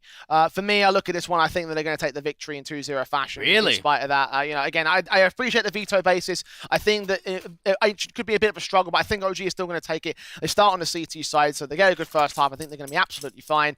Again, I just think that as a team formation basis, Atlantic shouldn't hold much in this one. However, if they do take losses today, if they lose this series especially, oh dear. Did you not see Ancient yesterday, though? 16-3, I did see Ancient yesterday. And you're convinced that it's going to be a victory? I think it's still going to be close, right? Atlantic making their way in with the pistol round to try and prove me wrong into that lane position, in towards the mid-control. They'll burst through, tap all the way with the Glocks, try to take these kills against the CT forces, will be unable to do so here. Backed up round the corner, and they'll get to Menta overall. Salazar baiting in Sound to get overly aggressive for the OG Academy side. 5-on-3 for Atlantic. Great manipulation of over-rotations there. They show presence out towards mid. You've got a player down there towards the bottom of lane, waiting to cut rotates off from the bottom of ramp. Even Xanto's trying to come through from the back lines, put some pressure onto Spawn. Does get Marix for it. 2 left standing on the OG Academy side. Bomb plant will be secured. Oxygen and Awaken wrapping over, looking for the engagement. Awaken now left alone in the 1 versus 4 situation. Swings forward. USP gets his kill onto Xanto, but needs a whole lot more on this clutch. I don't think he's going to get it. Doesn't seem likely at all. Awaken in a very tough spot to try and go in for the retake, making quite a little bit of noise. They know exactly where he is. Wrapping over, looking towards the back site. Making a lot of noise as well. That pistol shot, those footsteps, OJ is going to hear it. Tap through, draws attention, in for the shots, gets the kill. There's the pistol for Atlantic. Both teams were 2 wins and 4 losses in pistol rounds in their opening game, so not the greatest of stances when it comes to pistol rounds for both teams. I wonder how that's going to make an effect going into this best of 3 today. We'll find out as it goes. OG Academy push back on a very early back foot in this one. Atlantic with their guns out. OG will take the much safer route and not force. Never mind, there is going to be a force buy on a couple players, and it'll be a little bit more upgrades from everyone else. It's slightly surprising not to see Dementa buying down, and Sound as well. A bit of a half-hearted buy, not the most usual, a little bit uncharacteristic. Coordination problems, perhaps. Croc going to find the kill on Sound. Kick things off here for Atlantic, as you would expect. Those guns inserted. Frag, casualty, dealing from mid of Oxygen. Does find Croc to return. Dementa swings with that into the second man of OJ. Marix needs a couple deagle shots. He'll get them both. And this is starting to turn into a very winnable round. Keep that pressure down towards Elbow. That's where the bomb's trapped outside of right now. 2 rifles recovered. Salazar backs up, third man in mid-control, going to be placed in upon by Salazar, and both players caught looking the wrong way. It's all Marix now to get the next 2 kills for a quadra in this round. Lovely taps coming through from Marix, but it might not mean anything. Salazar can recover that bomb, take it over towards the B side. Marix should have the confidence to go for this in the 1v2. You smoked off. Gap to play with, though. He's going to try and abuse it. Lean forward in. Salazar making his moves up. Can you watch ramp? No, he can't. He falls away on Marix apart. Even a resmoke out towards that long control does come back to get him, so Salazar can get the bomb down. Marix is still close towards a position.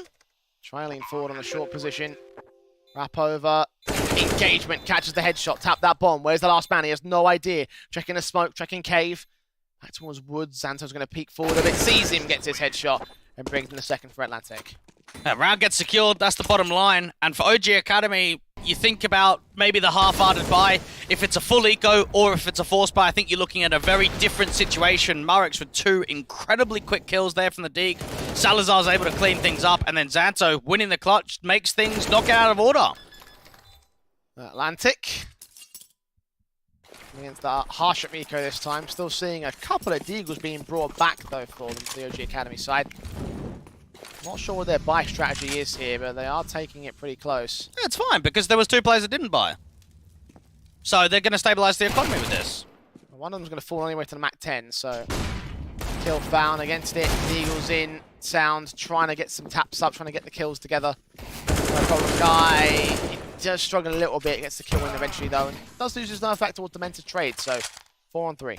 Now make sure that the AK flies back, though, so Croc can get rid of the Mac 10, allow himself to upgrade towards the AK. And for OG Academy, there's still quite a lot of early presence out there towards mid, towards that donut position. Zanto's taking so much space towards B. There's the kill. Dementor dropping to left on OG Academy. And this should not be much left in it for the pistol plays here.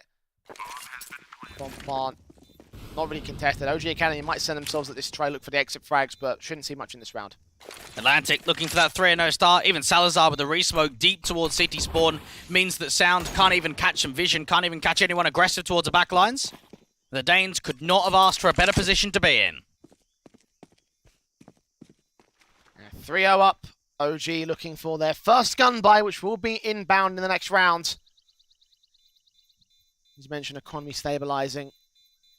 Deagles get at least a pick back. Again, the Sound involved in this one. Salazar trades him, and Marix makes it expensive, at least for Atlantic, so they're not getting away cleanly here in the Seaside start.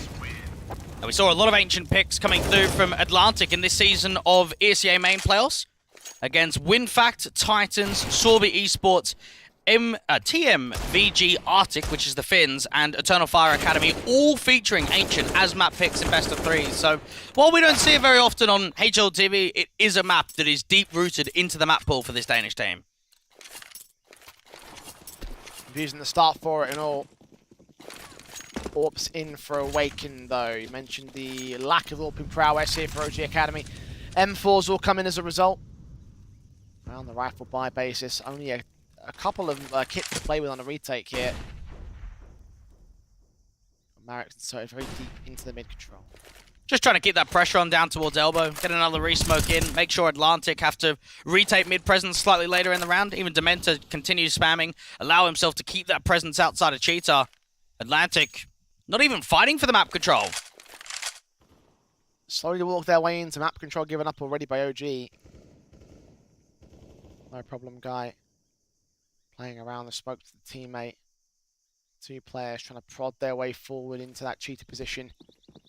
OG Academy, no one's there. No one's really aggressive at all here on this map.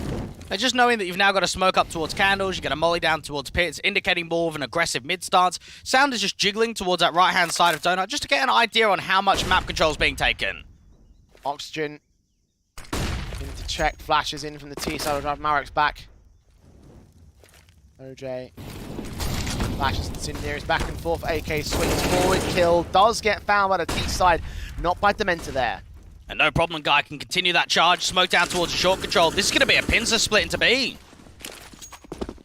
Smokes down, flashes will come over for Sound, going to try and drive OG Academy back into the B-site play. Of course, that kill found gives a lot of potential to the Atlantic team, especially as Oxygen drops next. Awaken's Orb can strike back, but the bomb does go down. Advantage still sits with Atlantic. A flash out deep, they can actually peek with that. Try and put some pressure onto Awaken. There he goes, 2 left standing for OG. Atlantic forcing out the fights, finding all these duels. Kill found for Sound has returned back on towards the next Zento. All 3 players tagged up for Atlantic, but they're going to wait. Smoke down. Problem guy in the middle of it. Marek leans forward, sees 2, line him up, and knock down the triple. Come up good here for the OG Academy side to get there first on the CT boards. Well, Morix is the only impressive entity right now for OG Academy. That's another huge round for him, just to allow an achievable retake in that. Atlantic did so much right. Great post plant, good early entries, pressure being applied down towards Awaken.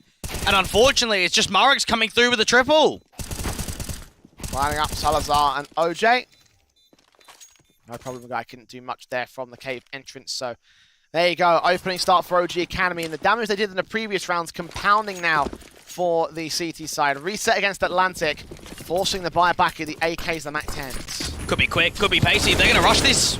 There's Salazar with the opening frag. OJ's responding towards by Dementors. Part flashes in from Xanto, providing support in for the T-side line. The CTs will fall back. Croc's getting up close and personal, and the flash in from Awaken doesn't blind him off as much as Marek thought it would do. So advantage sits with Atlantic once again as they extend super deep and keep the CTs at bay. And this should be an instant save. Nothing forward here for OG Academy. Still so much util to try and stall for time. Backed up still. Re-smokes on from Sound, going to cover off a long entrance. Fire position, Cave being heard. Adjustment from Croc is right there. Trying to double up, doesn't quite do so. Salazar's there for it regardless. 1-on-3 for the AWP for Awaken. There's no way he wins this. Now, this is a perfect start from Atlantic. Yes, okay, you lose a round, but overall you're dictating a lot of pace. I think they're making some good mid-round adjustments. And out on post plants, they've been rock solid. So 4th on the board of the T side.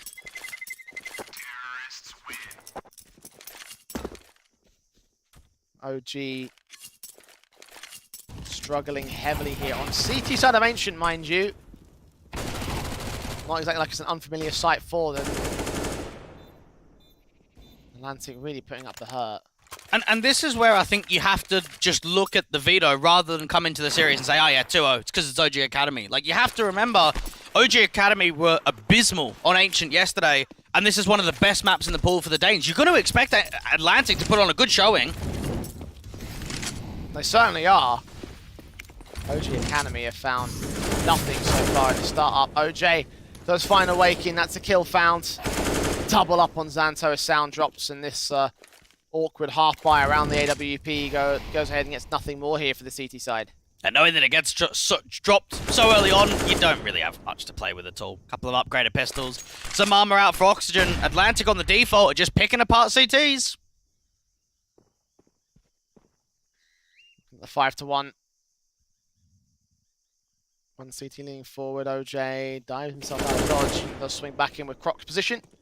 Gets the killing shot onto Marix and the Eagle of Oxygen in a 1-on-5 scenario. Backed up to the back of the B site. Doesn't matter where Atlantic go, they should be able to get this bomb down and secure the round effectively. Oxygen doing as much as possible to recover a rifle, but I don't like his chances all that much. Xanto even swinging through on a contact peek out there from the top of cave will be able to deny any accountability to a saved-in rifle. So the Danes putting more rounds up and more hurt. They're going to start stabilizing their economy and start really allowing the funds to flourish. OG's lost bonus will build up to a point where they can start to afford their own guns soon. But there will be a buy round right here and now. AWP's in for Awaken. M4's out for the rest of the board. Rod's holds for Xanto. The mid-default is where the T's will lean. And this is where we've got to see more support around Murrix. He can't just be a one-man army in this first half. Much more across the CT board. Smokes in to suppress Oxygen. HE's put up. Down through the B doors. Won't catch anything for now. It's very passive from Atlantic and that sort of things. In general, aggression's pretty much off the table for the time being. I think Atlantic have got a very good and sound idea on how they want to play T-side. Very respectful, very slow, very cautious, and it's actually baiting a lot of counter utility within the first 20, 30 seconds of the round. Those flashes up, no problem going and lean forward to the AWP. Finally, some A leverage. We actually have not seen anything towards A. OG Academy have one player back site to be able to watch out for. I imagine that's Awaken's AWP. Indeed it is.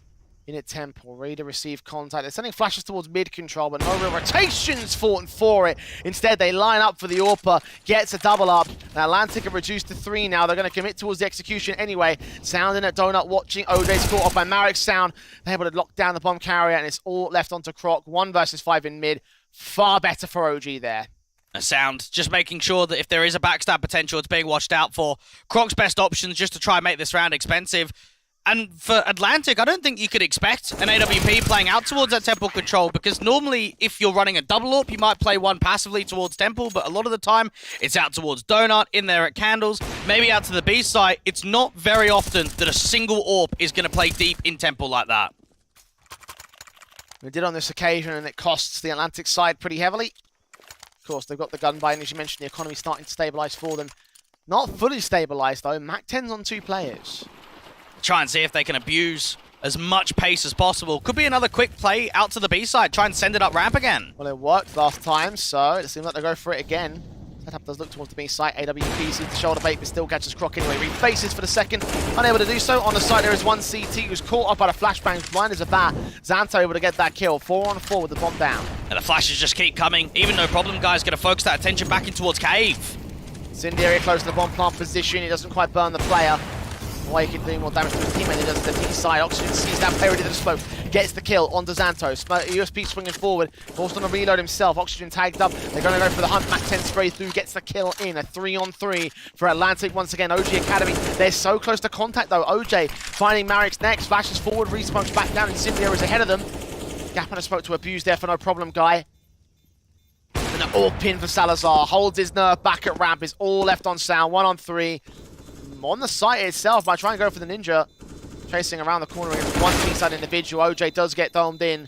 The Sound able to get the pick, unable to get the rounds. Another beauty coming through from Atlantic, and those are the kind of rounds that I like to describe as chaos, but composed. You know, there's a lot going on, there's a lot of fights, there's a lot of map control, but at the same time, they've got the objective of not over-peaking, playing on each other's contacts, allowing those crossfires to get set. I like the emphasis on hunting down Oxygen, and then even OJ just sets himself up, and once they have the man advantage, they don't over-peak. They hold the crossfires, they hold the tight lines, Sound can't get away with anything. This is another strong first half here from Atlantic.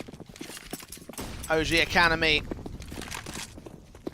The MP9 in for Dementa, or pin for Salazar, gets that shot against the Awaken. Spray through the SMG, Dementa trades back to a 4-on-4 situation. Marek leans in to try and catch off the next player, looking the wrong way at the wrong time.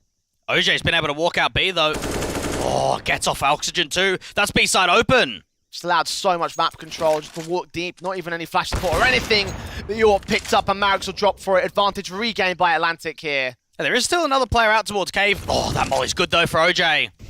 Puts it ahead of them, driving him into the corner. Smokes up for OJ's position. M4 Sound leaning forward. Over against the boxes, the bomb plant will come down. Atlantic.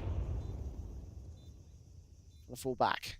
There's even an aggressive move behind that smoke. Salazar's expecting a wraparound to come through from top lane. Doesn't know about the position in Cave right now from Dementa. M4 checking that long position still. OJ ready to receive. Catch off the trade against Sound. Dementa now 1-on-2. Caught by Salazar. 7-2 to Atlantic here. And it just shows there for Atlantic how much gets gained off of that opening pick. You have an AWP v AWP duel going the way of Salazar. He's quite confident. And then they know that Dementa is out there towards that cheetah angle. So, okay, let's start working with the information. We've got to pick long. We know one's in cheetah. Let's just walk forward. And for OJ, he creates so much space moving forward to that long control and continues to do a lot of damage. 5 rounds to the good here for the T side. Again, OG are being pummeled in on Ancient. Pistols pulled. Sound already down the hands of Croc. Doubling up here against Marek's in the same. Atlantic making it look like light work. The taps of the AKs continue to press on. Just knowing that Croc can continue to put some pace down towards that donut position. Even that boy's going to force the city out in the open. Awaken can't do anything there. 2 left standing for OG. Atlantic on the A site. We'll get that bomb down. No retake here for Oxygen and Dementa. They know that much at least. Might as well throw yourself at least some exits. Because, do you know what? Even a kill might present an AK. Might be something that you can save forward. Still Xanto representing against them, so gets the kill against Demento, looking for the exits of the back turn towards that AK, so easy frag, of course. Oxygen 1-on-5 situation and very far away from any contact, so even he wants to hold on to his Kevlar. Atlantic will take the half at 8-2 up on the T side. OG. Well, what do you say? Not surprised. That's it. That's all I can say. I mean, Atlantic, they've driven forward a very good Ancient on the T side. They're drilled. They're playing off each other incredibly well. I think OJ's having a good performance. Xanto too. The NWP of Salazar hasn't missed many opportunities at all. And this is just a typical Atlantic day on T side of Ancient. 6 to the good. OG Academy. Must be a tactical pause for them. Like, there's no way it's a tactical pause for Atlantic. I'm just going to think about, like, what do you have to change, really, to sort of have any sort of opportunities to do anything here? I think they've got to get more aggressive down lane. I don't think they've put enough emphasis forward over to that piece. Like, we've seen them take mid. We've seen them have players crossfiring towards elbow into the top of window, but I think Dementor's not aggressive enough. I feel like Oxygen might be able to lean further forward, him with Awaken down there to the bottom ramp. I think you just got to be a little bit more disrespectful, get into the face of Atlantic. With their guns out, they've got to try to take some sort of fight back to the T side. Gone aggressive on a couple of occasions with the pistols out in the previous round, couple of rounds. 4-pin for Salazar, as is the case for Awaken. Pressing in the utility will suppress them, so there won't be any much real aggressive force forward from OG Academy. They won't have the chance to do so. I've got Oxygen trying to lean in with that Incendiary down. Walking forward ahead of ramp, flash evaded. Looks over, flashed in by teammate. There's the kill. There's the aggressive approach working out nicely. Oxygen is going to have to keep fighting, though. He's already committed to the bottom of ramp now. Pinned in a corner. I think he gets out of there with the support of a second teammate, so advantage sits with OG and no trades found by Atlantic here. Try and get a boost up towards that wide angle. Try and see if they can pick off again towards that log control. Even Croc's hoping for a counteraction. Someone to get aggressive towards A main. Minute on the clock. Flash in with the AWP shots, trying to ring out Oxygen nade sent. Damage will be done in minimal amounts to Salazar. Information game by the T side. No problem, guy. Just to find some sort of fight back in towards the mid control, win out the 4v4. Now, Sound could still have a wraparound potential. He's already aggressed quite far towards A main. You've got another player back behind the smoke of Murex, sitting up there towards the top of Candles. More of an emphasis of a B stack right now. Player aggressing in towards the A site though in that min control. Sound frags on towards one, evades the second, smokes him off, however. This allows any major aggression from the bomb carrier. Marix gets killed off, and that draws that CT right back into position. They're going to hunt for him. Croc leans forward, sandwiched up. There's the headshot. There's the 3-on-3 with the ace sight in their control. Yeah, that's a lovely tap coming through from Croc, but the CTs want to come in quickly. There's a chance that they could just fly out on the side, try and deny the bomb for going down. 10 seconds is plausible. Oxygen out in sight already. Gets the kill against Croc. Swings back, doubles up, drops that bomb. Deagle pulled in. No problem, guy spotted. Headshot, not quite gained, but not quite required. There's the third for OG. Nicely done there from Oxygen, and I think that's the right counteraction. They realised that a lot of time has been wasted there from Sound. He's brought players back in towards A main. There's not a massive amount of time left on the clock. Play with confidence. Allow yourself to get aggressive. Don't give that respect forward for the Danes to get the bomb down, to be confident, and it allows OG Academy to find their third round. And they're just going to keep that up to try and recover this CT half here. Oh, there's no recovery here. Recover whatever you can, at least. Well, you consider the idea that they have a round win percentage of 60% on the CT side across 5 times played. We normally expect it to be fairly decent, let alone actually not have a lead going into the second half. The bottom line is 7-8 is better than 3-12. OG Academy are going to have to work to try and avoid that here. Flashes in, Molotovs, extinguished in the middle of the air here by OG Academy. Nade sent up, Marix. Smokes should get sent into the ramp control. Block him off. Disallow anything for Atlantic. Even the molly out towards Pit's going to indicate more of a mid-presence. They can have Xanto with a flash forward to try and peek forward towards that donut angle. Even going to boost up for the AWP to look into Candles. Up and over. Run on the boost up. Couldn't quite get it all the way around. All that matters though, that smoke comes in, the player's forced back. Atlantic continue playing slow. There is a player pressed up very aggressively to the top of ramp, so if this gets retaken, they've got to clear out the close left. That's what they'll do. Dementa finding OJ. SMG doing work here. Now looking for a little bit more, doubling up against Salazar. Xanto with a responsive. 4-on-3 for OG. Oxygen holding back in towards this wood corner. Croc trying to lean forward, trying to catch off vision. The smoke's coming in towards short. No problem. Guy, he's ready him. He's got the kill for it and all. What a spam. And now more utility going out towards a long position. They could try and put pressure onto Marex. Swing spray. Marex did catch one kill before he went down, though. 2-on-2 situation. Bomb will get planted. This looks promising. We've seen how good the post plants can be. And back down here for Atlantic. Xanto and Croc facing resistance from Sound first and foremost. Flash evaded. There's the spray through. Kill found. Left towards Croc now. The last man left here on the T side line. That's up. Very close towards the bomber's position. Swung upon the AWP in the M4. Engage it. Burst through. Get the headshot. Get the retake. Atlantic just found themselves being team flashed out there towards a log control. You got a 2v2, you got the bomb plant down, but just not quite having the util in the right spot to peek off of the contact. A 4th round being gained by OG Academy, and I think we're starting to see them be a little bit more proactive. You could see that from Dementa. It's about 40-odd seconds on the clock. He gets aggressive. He goes down ramp with a flash. It shows that they don't mind taking back map territory and putting pressure on in the mid-segments of the rounds.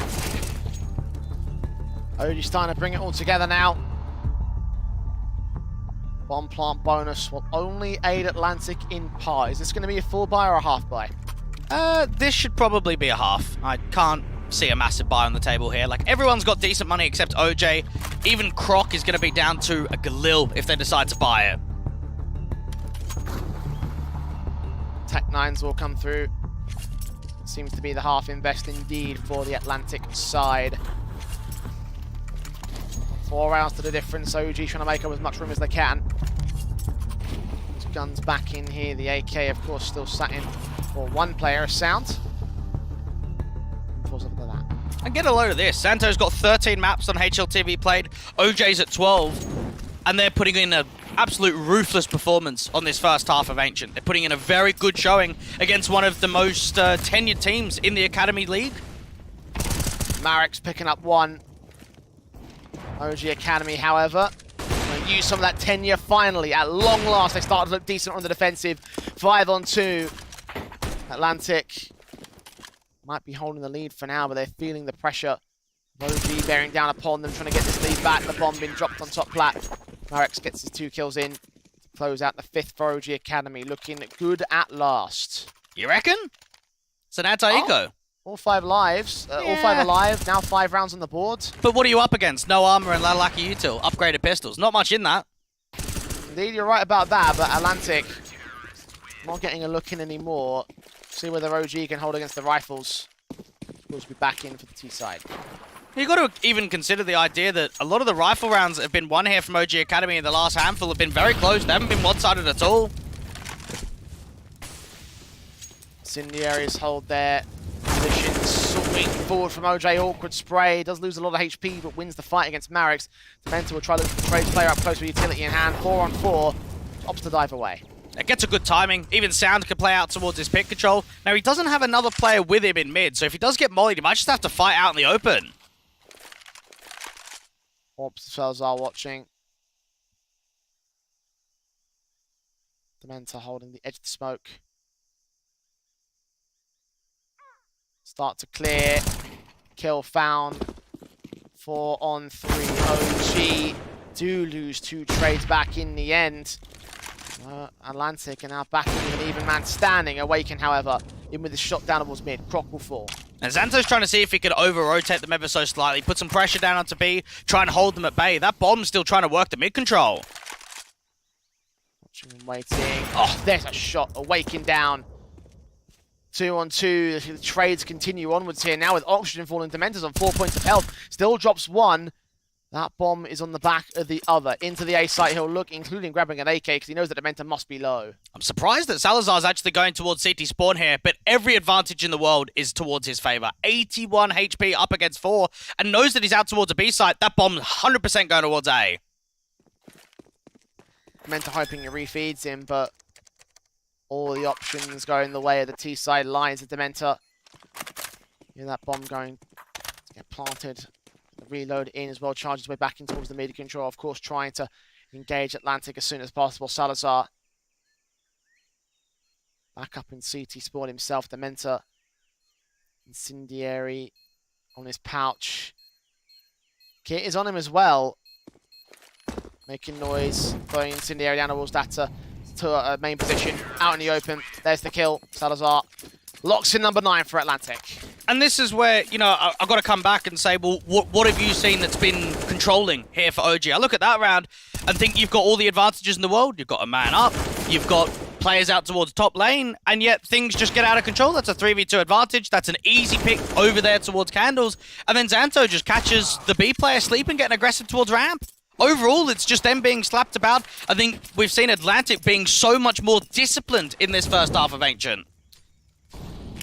OG looked good for a couple rounds, but back in for Atlantic once again. 10-5 half, which might be semi-likely. Again, Oxygen starts things off. Salazar picks up the open, gets picked up on the opener. Swing back forward for the second, and a third gets landed by Dementor. So this is far better again for OG Academy. Look to close out the half on a high note at least. They can be happy about that. Round 15 being successful. Down to 2 players, OJ and Croc. Try and see if they can muster up something special, because to be honest, I wouldn't be surprised if they won it. How many times OG have actually lost down to those trades, I wouldn't be shocked myself. Waken's posted very deep into CT spawn this time. Watching the back of the entrance, watching the main control most specifically. Backup also there at the donut position. Oxygen moving in with the backstab, so Atlantic flash their way in at least. Will force that orbit to fall back. He still gets the shot in anyway. Marek's up against the last man, and there it is.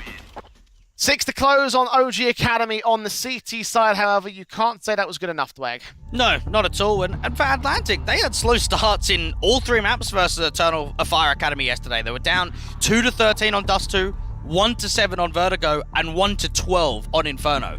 So think about that. You've always had a struggle to get started in that best of 3. You come into your map pick of Ancient on the T side, and you're up 9 to 6. You could not have asked for a better scoreline and a more positive showing here for the Danes. Atlantic certainly are in the driver's seat going into the CT side. OG, how long can they last? How much can they stand to gain here in the second half of things? Pistol round might be very important to them. Actually, I want to say it is going to be very important to them. Get that win, get those conversion ecos. Bring it back to evens and work from there. Xanto's going to hear these footsteps. He's going to have an idea of what's going out towards A main. Now you've got an aggressive mid stance from Atlantic. A 3 in mid and 1 on A and 1 on B. Smoke sent, Molotovs up, Sound. Try to take charge here with the Glock out on his back. Here they come. T-side players working their way in. Bomb trying to see if they can get planted out in the open. Taps those blocks. OG get the bomb site here. It's all about the retake. Now keep in mind, there is a kit, there is a smoke. Marix is watching that backstab. This kill could change the complexion of the rounds. In the corner, who's going to win it? Marix posted.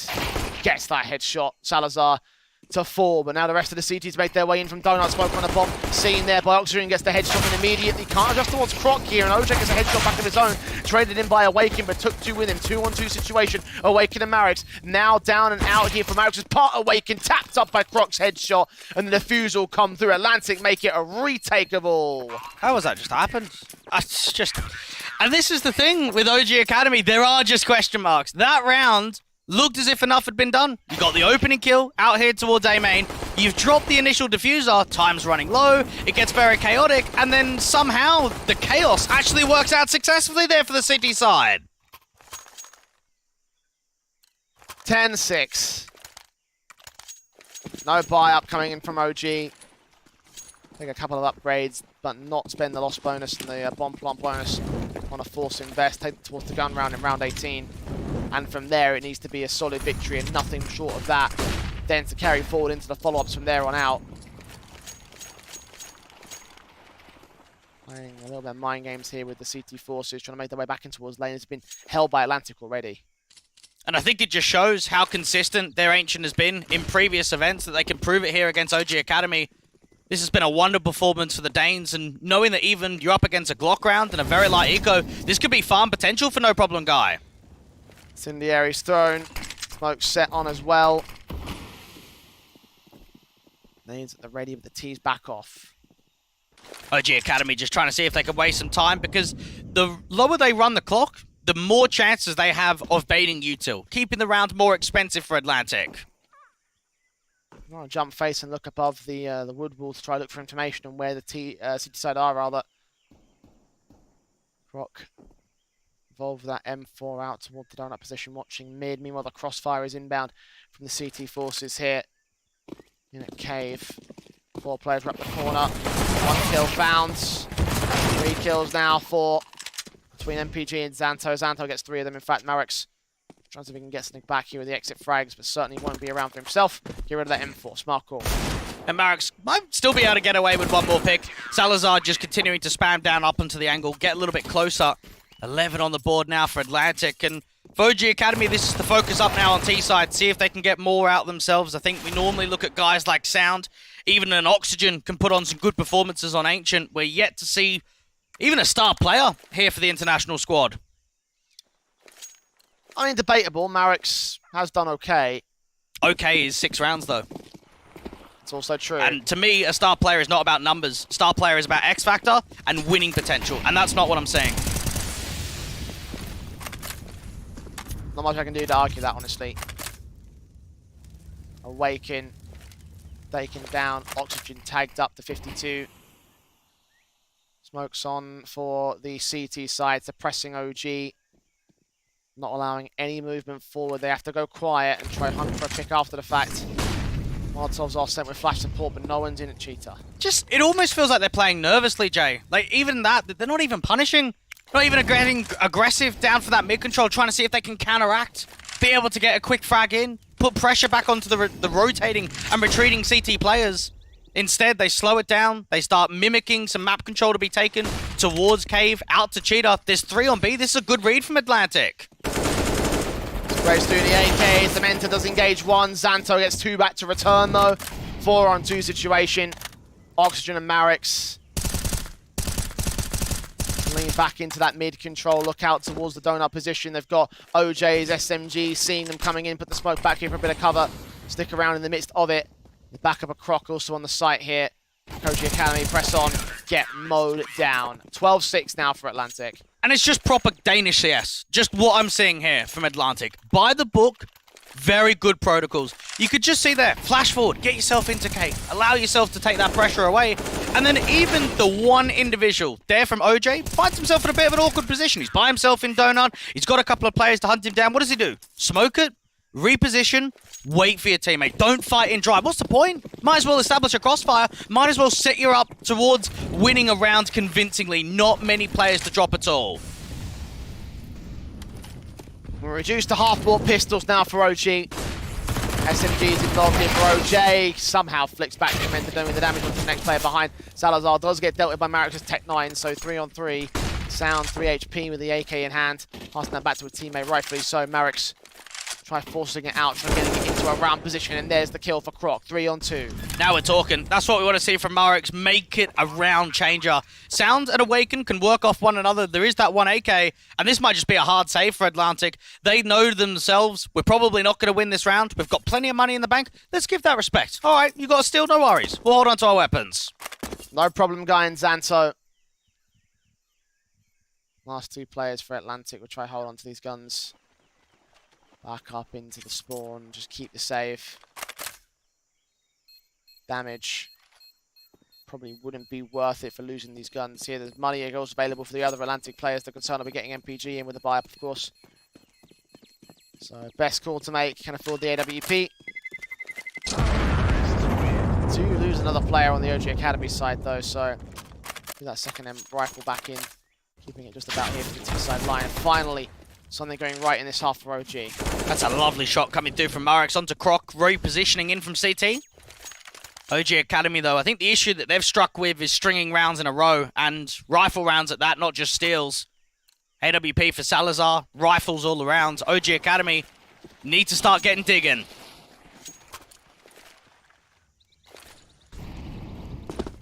Incendiary's up, OJ trying to press, HG's put on.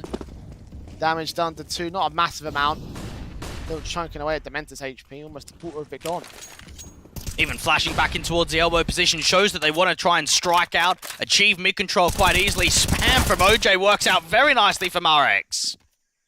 Frag up gain for Atlantic. Look at this bait. No problem, guy. So ready. Smoke in. Actually, they line up. They go a little bit too aggressive, and no problem, guy. Able to get a trade back for it, but Oxygen trades with 3-on-3. That could have been fantastic for Atlantic. Fortunately for OG, they give it up. Now, while that's happening, Atlantic are actually getting re-aggressive down here towards the bottom of mid. That actually allows them to get in towards this window position. They've just got to get the B anchor to hold for time. There's the shot. There's the kill. Salazar down. 2 left standing for Atlantic. OJ swings in the back, though. Gets Oxygen in from Cave. Backed up by a teammate also in at Lane of Croc. Bomb will go down. It's retake on for the CT side. Now, they don't know about the other player down here towards the bottom of lane. Sound might expect it's only one backstab from Cave. Orb check in. Spray through, Sound caught next, Awakens Orb, standing by, caught a crossfire, Atlantic make it successful again. 13-7, OG, when they found the steal they needed to get into the T-side half, Atlantic just smack them right back to reality. And just when it looks like there's actually a mistake being made from Atlantic, there's a slight reposition, maybe they get caught at a timing, it looked like a good bait and switch, but they start wanting to get aggressive, maybe getting an idea of what's going on. Okay, it gets broken apart, it's back to a 3v3. Here's a chance here for OG Academy. It's a good shot for Awaken. Man advantage, OJ gets in the backstab, you're able to get Croc to do the exact same onto Sound, and then Awaken just not delivering in the clutch at all means Atlantic can answer back immediately.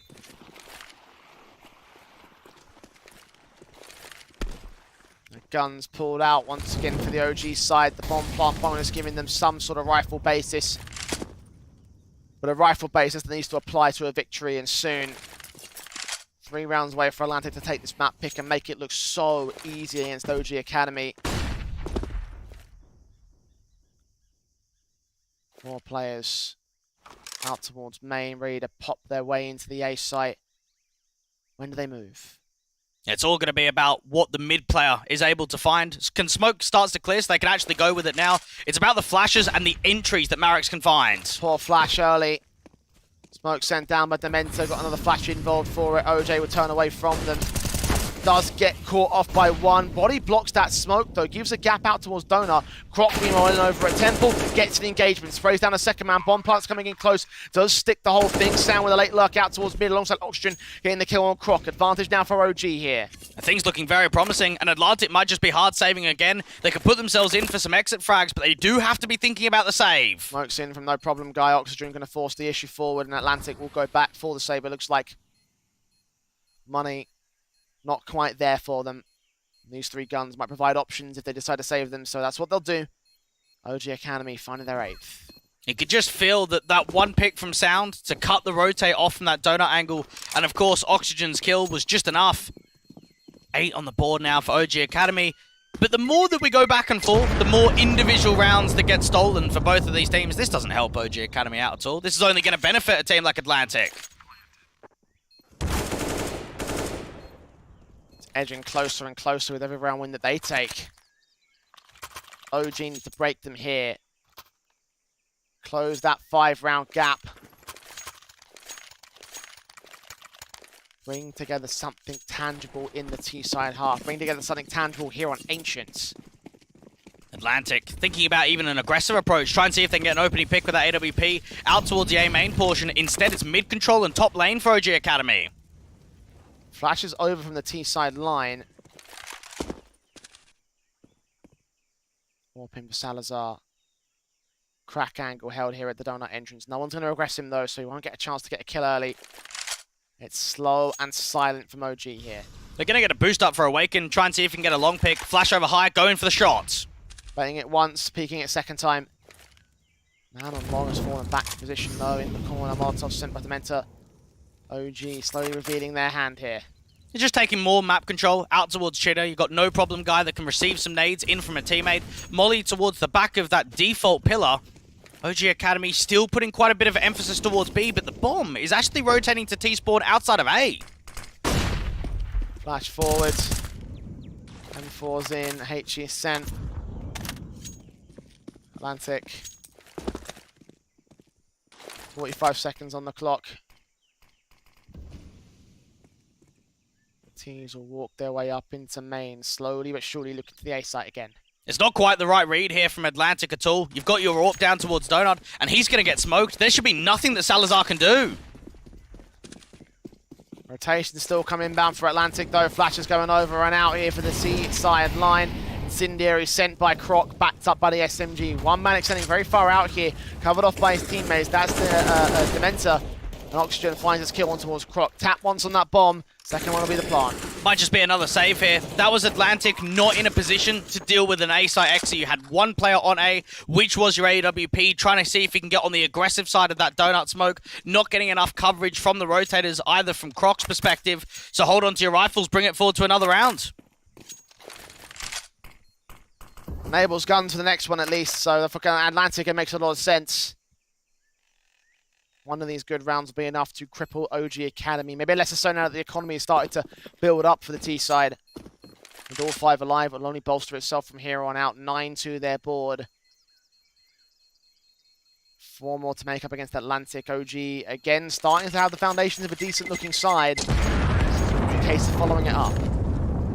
Just knowing that they have to limit themselves to mistakes. When you're down by 4, when you're on the T side, when you're at this sort of deficit, you have to be on the money at every single turn, every single one of these rounds. Atlantic, get another buy forward, allow themselves to invest as heavy as possible, and try and return. Don't allow OG Academy to get to double digits going into the next one.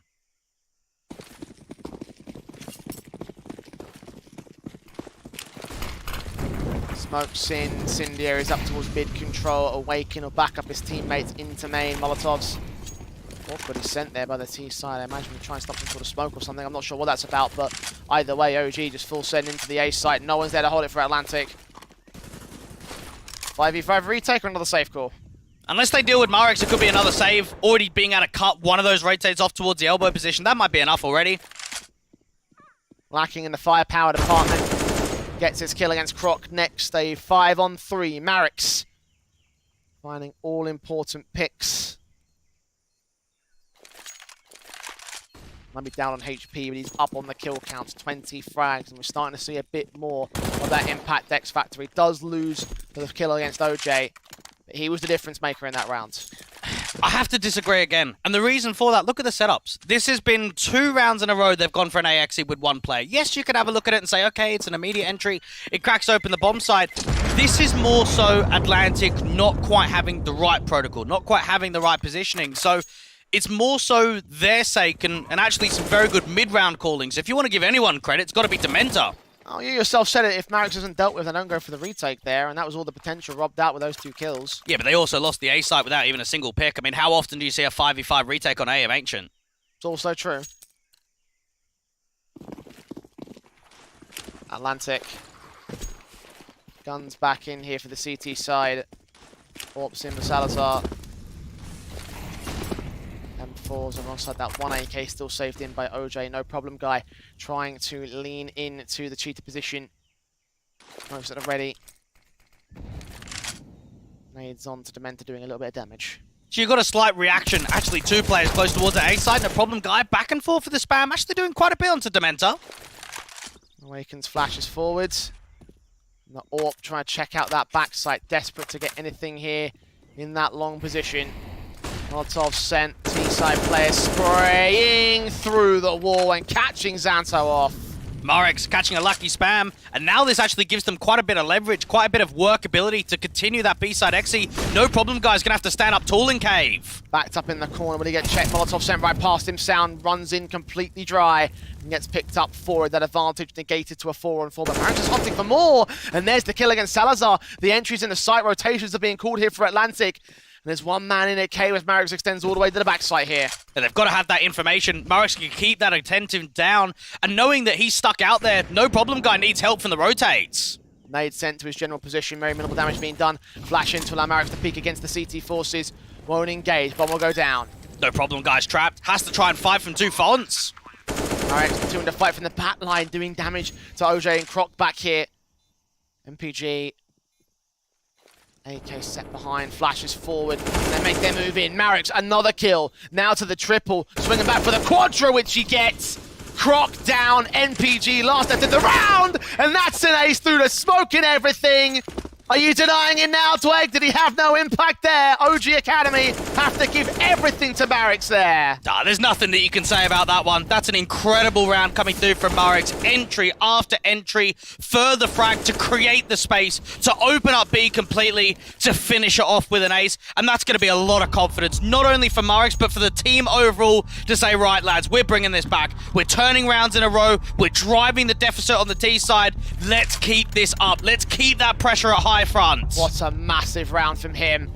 And for OG Academy, it's just compounded and compounded to a point now where you take a look at this deficit and think maybe, just maybe, this awful Ancient from them might still turn around. All the pieces come into place at last here against Atlantic. Deagles, 5.7s, P250s.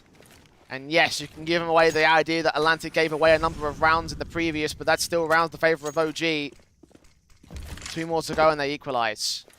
And the young squad is having a difficult time to close. Atlantic have got to focus up come the next round. Flash aggressively on the anti-eco, putting some attention down towards the bottom of the stairs. There's a kill. Oxygen finds one, bursts through. AK tap burst from Sound, gets his kill back on MPG. And now they're feeling it. Now OG are in control. Just start mimicking a little bit more of that attention towards mid. There is a backstab in elbow. OJ finds one pick. Dementor responds to it in kind. The Deagler Croc, though, trying to make it a bit more difficult here for the team sideline. Molotov sent in by Marix. Bomb, of course, will try and commit. Salazar catching the man off guard. Marix has dropped. It's a 2-on-2. Atlantic's pistols have somehow found their way into a winnable angle. And this is very doable. And knowing that you've got backstabs that could be created very quickly towards window, they've got 2 options. Hold on to rifles and save, or go for it. And it seems like it's going to be the latter option. They actually really fancy their chances of bringing that AWP and AK forward into the next rounds. For what they had, it's a decent round on the basis of Atlantic, a half investment. Won't do much economical damage to OG. I guess, yeah, obviously 3 casualties, but money's absolutely fantastic for the T side. Buying all their way to the end of the game, perhaps. Atlantic going to concede that 12th round, though, and that's the big important thing for OG. Atlantic formed with this lineup 83 days ago. OG Academy formed 163 days ago. That's nearly double the time. And that's not even taking into account the experience that these players and individuals have. Atlantic, the young squad, have kept it close on many occasions here in the second half, but it's not quite that bridging barrier to getting it over the line, to take map 1, to force it to Dust 2 being 1-0 up in the series. Atlantic, they've still got what it takes. There's no denying that at all. But it's about getting those last handful of rounds together. OG have brought the thunder at last. And they've got to do one better here on the next rifle round. You mentioned that Atlantic need a little handful more. Orp and AK saved in around the rest of the buy, of course, will come forward to full effect. The flashes in from Marix, going to try and enter out into that A site once again. Molotov in the way. The Orpa Salazar lands the first pick. Awakens forced to trade it back. 4-on-4. Reflashes back into enable Dementor to start peeking ahead of it. Looks around the corner, engages, finds OJ. The blind spray felt like that was going to land so perfectly, but it didn't. Meanwhile, Oxygen starts to walk up. This is all a ruse. All a fake. All of that attention trying to be brought over. Croc does deny any accountability towards A, but now they've got to get into position. There's even a late lurk down there in elbow. Awaken's going to get tagged to 12 HP though, so he's going to get forced back away from elbow and into the lane control, back at the B doors for the B site control. Brock going to grab whatever utility he can off the dead bodies of the T side players there. And Sounds watching the back lines ahead of that smoke, waiting for it to fade. A flashbang will also come forward to block off Atlantic from making their moves closer and stopping the momentum at least from swinging forward. As I said, hearing footsteps on site, sprays very awkward. Xanto on the back side, gets his kill against Oxygen. Sound gets one to return. Xanto baited in closer. The AWP needs to get 2. Crocs on the defuse. Molotov comes out. Awaken's going to go for it. And in the midst of the smoke is another ninja stick for Atlantic as they bring home number 14. Massive rounds. Huge clutch coming through. But I don't think Awaken could have done anything there. You have to recount the idea that he's on 12 points of health and there's a molly in front of him. You can't run through it. You have to play behind it. Simple as that. Worst situation in the world, the perfect utility placement for Atlantic. OG Academy were that close. And a pause comes in. Right time to call one. And I think you'd have to be fuming if you're OG Academy, not only on the basis of that clutch, you were able to get picks on A, over-rotate their side completely and walk that bomb into B for free. You didn't even have a challenge opening up that B side. You were able to do the hard work by over-rotating, and that almost is mission done. That was the best part of the round for them. They got picks, they got the man advantage, they left the players so deep into the site that the trade came easy, and they read Awaken at the elbow rotate. He didn't support the man on the site. They meant to sacrificing himself, but in vain. Two-round differential. Croc now towards that lane position. The T's are trying to work in towards elbow though. Smokes in ahead of the Molotovs, flash forward. Engagement, Croc gets the kill, and Oxygen gets a quick return back through the smoke. Just a straight spam, straight bullets, able to find the connection. That's all that you need. Now, there's no player on A as of right now, so we'll see Salazar with that AWP trying to get into position. No problem, guy can continue spamming down from Cheetah. You've got a player up there from Candles. Can't see anything. He's smoked off at the moment. Marek's flash at the ready, trying to go up and over. I'll engage forward towards that B site. Smokes are in the way. Counter flashes come forward to those Molotovs. Flash in from no problem. Guy going to get towards that mid control, but nobody's there for OG. They are on the A site directly. That bomb's going to go down fairly easily. Even Awaken could put some pressure down towards Temple. Plant secured. Oh, edge of the smoke. Barely spots OJ as it fades, and he gets the kill in for Atlantic once again. Looking for more here. Advantage sits with the CT forces. Nade damage done. Engagement found against Awaken as he falls to OJ the same. That's a 2K. Looking for the triple. They're pushed back in main, and one player in the corner of Oxygen caught off by Xanto. Atlantic are going to get to map point on Ancient. And now it just starts spiraling. Now things start getting very confident. And for OJ, that's an incredible round from him. How much discipline he's able to find. I mean, it's risky. He gets up there towards the end of the smoke, towards Sound, and he just continues to deliver. Finds so much impact on that retake. OG now needs to play for overtime. 3 rounds difference. At least they have the buyback, but all that effort, all that comeback might all go to waste right here and now. They're going quick into Cheetah and lane control. Utility damage done, but no contact. And no problem, guy just doesn't want to get rushed. Now you've got Croc, slightly aggressive, out here towards A main. If they're able to catch more vision, more of an inkling on what's happening towards mid and over at B, we might actually see him wrap around, have a huge backstab into T-spawn. Flash forward, he leans in. Sending the flashes back with the T side line, trying to get some engagement from the multi, especially sent MPG. Sprays through, gets one. Sound with a responsive, but Xanto gets involved in the advantage alongside Saladar's AWP pick. Oxygen and Awaken, last 2 players remaining. And surely this should be it now for OG Academy. It looks that way. Look at how defensive this is too from Atlantic. Play the percentage, play the numbers game, don't overpeak whatsoever. This is the round to lock it down. 45 seconds as Oxygen leans in with that AK, trying to check the K position. Backside watching. Trying to prod in any capacity that he can, get something out of this position. Alongside Awaken's AWP. Oxygen's caught. Awaken's alone. 1 on 4. Watched by Xanto. Ready to receive. And there it is. 16 to 12 for Atlantic, taking map 1 after a stellar start.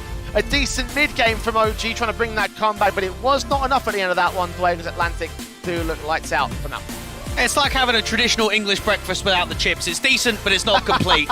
Hang on, breakfast without chips? Oh, mate, you got to have the chips. You have breakfast with chips? Indeed I do. For OG Academy, though, you can't get off to 6 rounds on your safety side of Ancient. That's just not enough if you want to put in a good showing on Ancient. And even though the scoreline was quite close towards the end there, Atlantic were the better team by a country mile in that map. The only way that that was close towards the tail end there is Marek's being able to make like an ace happen in some of those rounds, some of the clutch situations too. I think that this scoreline could have been a hell of a lot more one-sided than it was. I have to agree. I can't debate you on this one at all for my money. Like, that was just far too far gone towards that tail end of the comeback right there. Marek's really was the only element that I think had any decency for OG Academy in that sense. And again, my whole idea in this knowledge of my predictions for OG Academy is the the fact that this is a team with much more tenure that on an individual basis should be able to outfrag. I don't care what the map vetoes look like, honestly, Dwayne. This is a team that shouldn't be conceding this kind of situation to Atlantic. I respect the fact it was the opposing map pick. I respect the fact that they lost out so heavily over on Ancient yesterday. But the truth of the matter is that you shouldn't be losing in that sort of fashion. That was ridiculous for Atlantic to have such little international experience by comparison to OG. I have to disagree with that completely. Again, we saw a 16-3 loss yesterday, and this is the best map in the pool. Whether it's at the same level or not, we know these guys are drilled. We know that they can play off each other really well. We know that structurally, they play good CS. We always expect this from the Danish teams, that tactically, they can be there. And I think we saw it there on Ancient, so I'm not surprised at all that Atlantic played like the way that they did on map 1.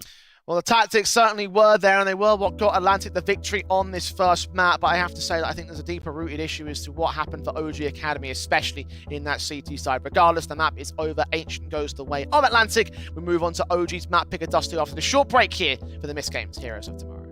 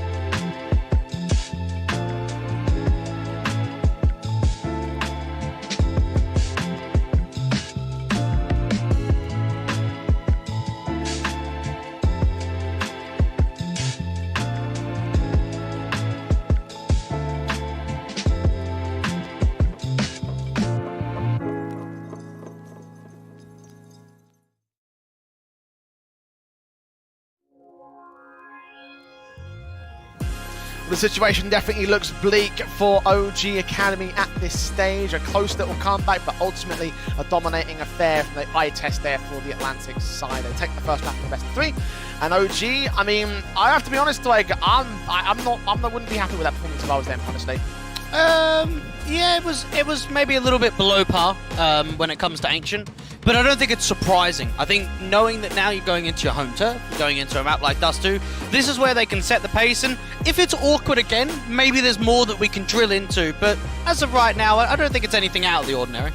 Again, I have much more high expectations for where OG Academy stand in terms of the grand scale of CS, and for me, I take a look at how that map played out. Marek was the only decent effort element there. Everyone else needed to step up massively for them. We had at least 3 potential MVP candidates in that last map for the Atlantic side, so if they take on Dust 2 and do well upon it, then that's where things get real interesting for the OG Academy side here. It is their map pick. They wanted to play this one, and I'm hoping that the individual firepower will start to come to the fold here in this map up, right? It's a much more standardized sort of map. Everyone understands how to play it. Tacticals obviously will come to the fold in that sense, but when it comes to finding entries outside of Longhouse, for example, getting the executions from the short, finding the mid control, that in theory is where OG Academy should come together and actually do decently, if they do decently at all.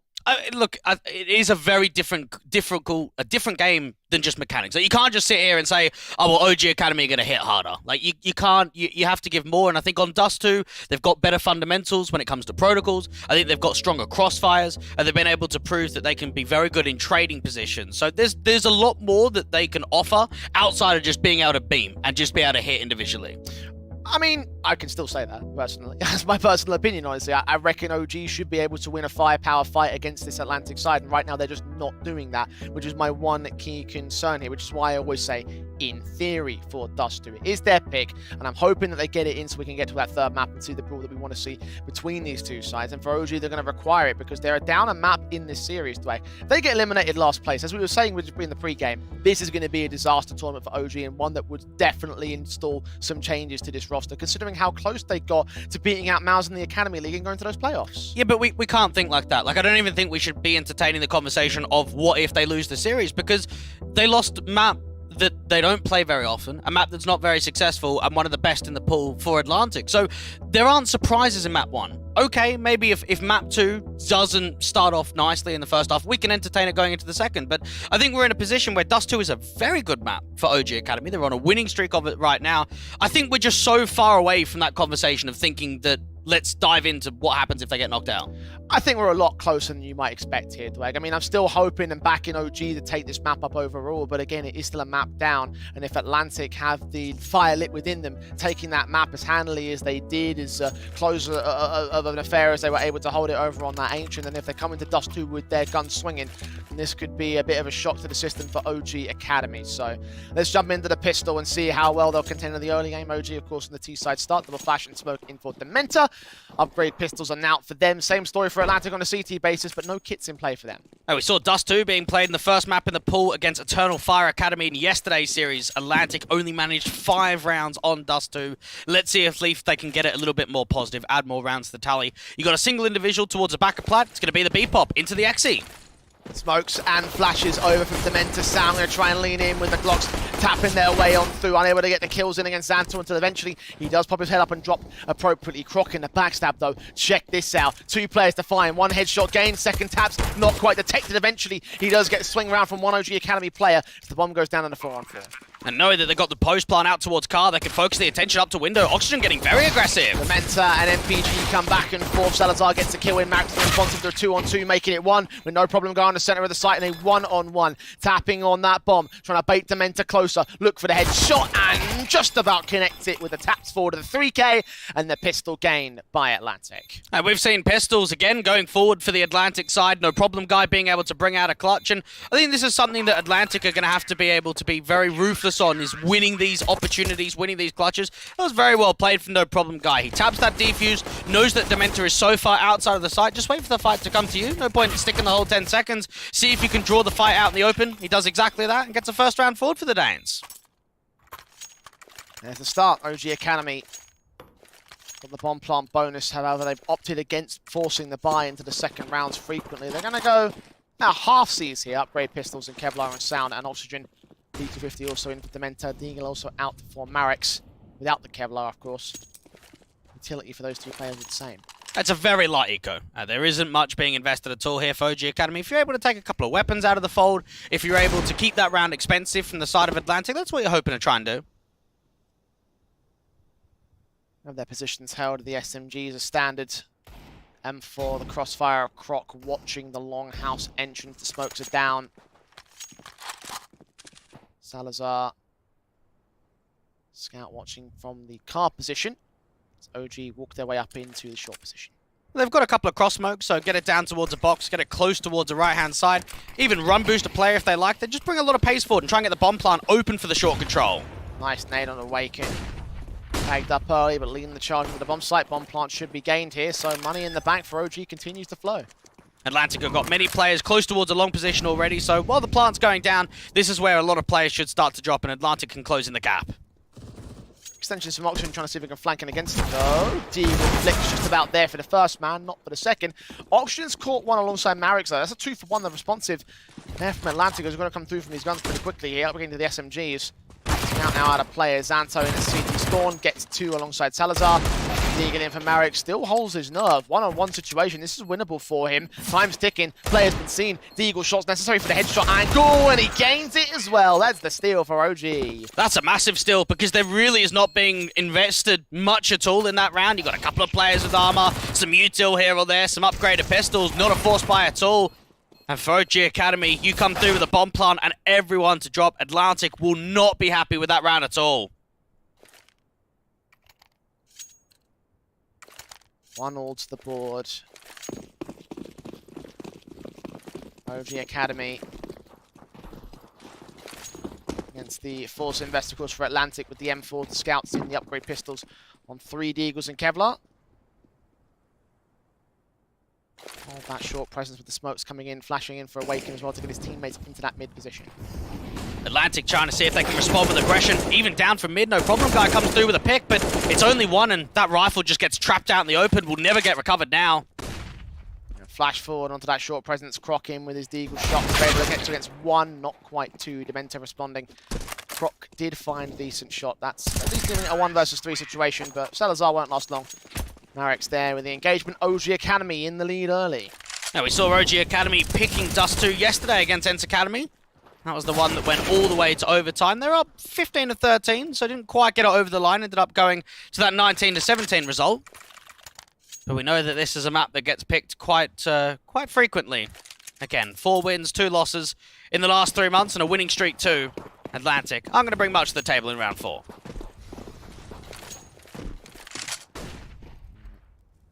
USP stack in towards short control for 3 players. They go towards mid against the MAC-10 and Marix in from the dark position. 2 kills found, seeing the 3rd player. A little bit of damage being done towards the T sideline, and one of those MAC-10s called for it, but fortunately the M4 there for Oxygen. Dead a clean house. A lot of money gained by the SMGs though, so they can be happy. Even Croc is just hoping that maybe there's one more player to drop. I mean, Marix is down on 20 points of health. Yes, it's a MAC-10, and you could offer up more kill bonus, but if he's the one to fall, that's at least 2 casualties. OG Academy getting off to the right foot here on the T side, and this is exactly what we want to see from them. Whether you've seen a rifle round or not, whether it has been a force buy victory that's at least kickstarted this entire campaign, you want to put rounds up early, and that's exactly what the international squad's been able to do. Lost an AK there for OG. That's going to go back to that M4, get Marix in with a MAC-10, but he was too far away from grabbing it, so that second kill does have a decent amount of impact there for Atlantic. OG. Guns brought back. Similar story for the CT side, though. No AWPs in sight, for them at least. Not yet. Got to wait till the money to get farmed up ever so slightly. You've got a few players getting in towards the upper tunnel, showing some early presence. Atlantic looking to try and see if they can fight for the long control. Orb shots ringing out. OJ's nade smokes in as well. Trying to engage against Awaken, who's just firing blind. It's 3 HP for the man. Engagement doesn't lead towards a kill just yet, but the damage has certainly been done in favour Atlantic side. We've seen here for OG Academy, Marix just being able to show some presence towards top mid, putting more emphasis with util down towards lower tunnels. They've actually got an inkling and an expectation that someone would have been there aggressive from Atlantic, not to be. Walk forward or continue here for the T's, Molotovs. Sent in to enable them, flashes at the ready for Dementa. Able peaks to come out here towards that short presence, Molotovs. will be able to burn, and smokes will come back in from Croc. Tease their way forward, make their way into the A play. Even Marek's just trying to help those short players even further. Get a deep smoke out towards CT spawn. That's indicating that there's going to be some deep mid pressure instead. There's actually nothing there at all. Seems they're actually going to rotate away from that position as they start to plug forward into the tunnels. Smoke's on short. Still 3 players to find on the A side defense. Most of them spread out towards long, but 1 player on the back of the site itself. Oxygen trying to lean in with the AWP's potential. Damage will be done towards Dementor in the back. Sound leans forward to the tap towards as Molotovs don't extend out far towards the man. He does get the kill on Salazar. Zanto's found Awaken and doubles up in the backstab here. Bomb plant can't be secured so easily, so Sound's got to go massive with a 3K, not quite the Quadra. Dementor trades it, gets that bomb down in the end. 1-on-1 here, up against Croc. M4 v M4, and the M4 of the CT side sees the gun barrel on the reload and gets the casualty in for Atlantic's second round. A clutch coming forward. That's a very good hold coming through from Zanto, because he's the one that set that round up. You can see for OG Academy, you're in a slightly awkward temperament. You've got Sound out there towards elbow and towards get right. You've got to focus down towards short, up there towards ramp. OG Academy, though, it's still an expensive round. You consider the idea, you've got another bomb plant, you've got 4 casualties. You have so much more money on the T side, whereas for Atlantic, they could get reset just off the basis of losing the next round. OG Academy have the workability here, but Atlantic, we've seen how they bounce back from these positions and how much they can let streaks get out of control here. So OG got to take this round very seriously here with these AKs and the AWP out. Of course, Salazar has his own AWP. 2 for Masters and for Atlantic will be the limiting factors on MPG and OJ. Salazar in towards that short control, spotting for nothing. OG Academy trying to see if they can show further presence here towards the lower tunnels. Just start getting a tempo with the default. Zanto out to the B side, going to put a HE in there deep, no damage being done. OG Academy slowing the tempo and allowing themselves just to gain that mid control. Salazar might even be in for a pick if they aggress up from short, but even if they continue prodding down towards the lower tunnels, he might not know about it at all. Flash forward. Molotov sent. Dementor ready to put his own flash out towards the short position. Their way up. The CT side player that does fall away here for Atlantic. Giving up a little bit of control for OG again. Now, knowing that No Problem Guy is just jump spotting out here on the B site, it means that they don't need a mid player, that they can actually just use that info from the single spotter out on B. This allows them to have 1 towards car, 1 over at ramp, and then the deep player on A towards that long control. Incendiaries and smokes down for Croc. Down for the right timing as soon as he sees flash utility coming in from the T side. Time it well against the Molotov burning out. Get a bit of cover. And a little bit too deep, honestly. A gap might be generated, but I don't think it might work out to the CT side favour. 22 seconds. The bomb trying to get onto the site. It's still held out here towards short. Salazar's AWP watching from CT, but Awaken get that bomb down at last. Player up towards ramp's not going to be able to swing. Awaken's going to get full security of the bomb plant. Flash is on. Suppression for Atlantic. They're going slow into these positions. Finally, some flashes go over and they engage. Croc is going to fall forward though. Oxygen gets another one with Salazar's AWP. Able to strike back, trying to look for some headshots at elbow. Marek's going to flank around. OJ gets one good pick in alongside a double up. Marek's to a 2-on-2. They're on the bomb site though. He takes out Salazar and OJ's got a lot of work to do. Can't hold it on with low HP. OG Academy take 4. And OG Academy are looking really disciplined in these post plants. You've got the idea of even a lurk out from Marek's. Yeah, players are dropping on the side, but it still seems like they're in control. Play on the contact, play on the bait and switches. 4-2 on the T side. OG Academy, they're looking drilled right now. Dust 2 start off fantastic for them. Atlantic. The Eagles in for No Problem Guy. They got flashes in for OJ as well. Marek's leaning in first and foremost. 20 players around the corner. Almo down, effective without much damage being done, even dropping in. I thought that was his kill right there, but Sound actually took it away from the man. Salazar, 1 versus 5, back on the A site. Shouldn't do much. Not at all. OG Academy being able to fire Marek's up, and We know that he can be a deadly player. I mean, we've highlighted him in many best of threes as being one of the more consistent riflers, one of the players that does have a lot of X-Factor potential, can win maps, can win series all by himself. He put up an adequate performance out there in the first map, some impressive rounds from him. And now on Dust 2, we're seeing more of that performance. And that's what they want from Marex consistently into map 2, going into map 3. Only adequate, Mike? Yeah, I think so. 25 kills, top of the Yeah, board. but again, this is where numbers don't mean anything. Because look at that first half of Ancient and how one-sided it was. You can't always look at the stats, Jay. Yeah, when I have my eye test, you can. With eye test? Yeah. With what? I reckon Marex had a good game. Okay. Okay. Well, advantage sits with the T side this time. It's Sound to get the opening kill. OG Academy. And up for the second. Sound does get overwhelmed by OJ in the end. Advantage with OG, and Marex will take back that response here. So there's that big start. 4-on-2. OG forcing Atlantic to back up into the B side. They're going to go for a save. And this is where the discipline comes through from OG Academy. Just some good positioning advantages, allowing those trades to come through. As soon as Atlantic think, okay, we've got to pick towards short, let's start retreating, let's start putting pressure elsewhere. And then that's when Marex is just able to peek on the contact, get aggressive up, catch that player repositioning, moving away. Xanto's going to try and hold on to this M4. Does actually drop off Oxygen, but another save call means it's another round to add to the tally for the international squad.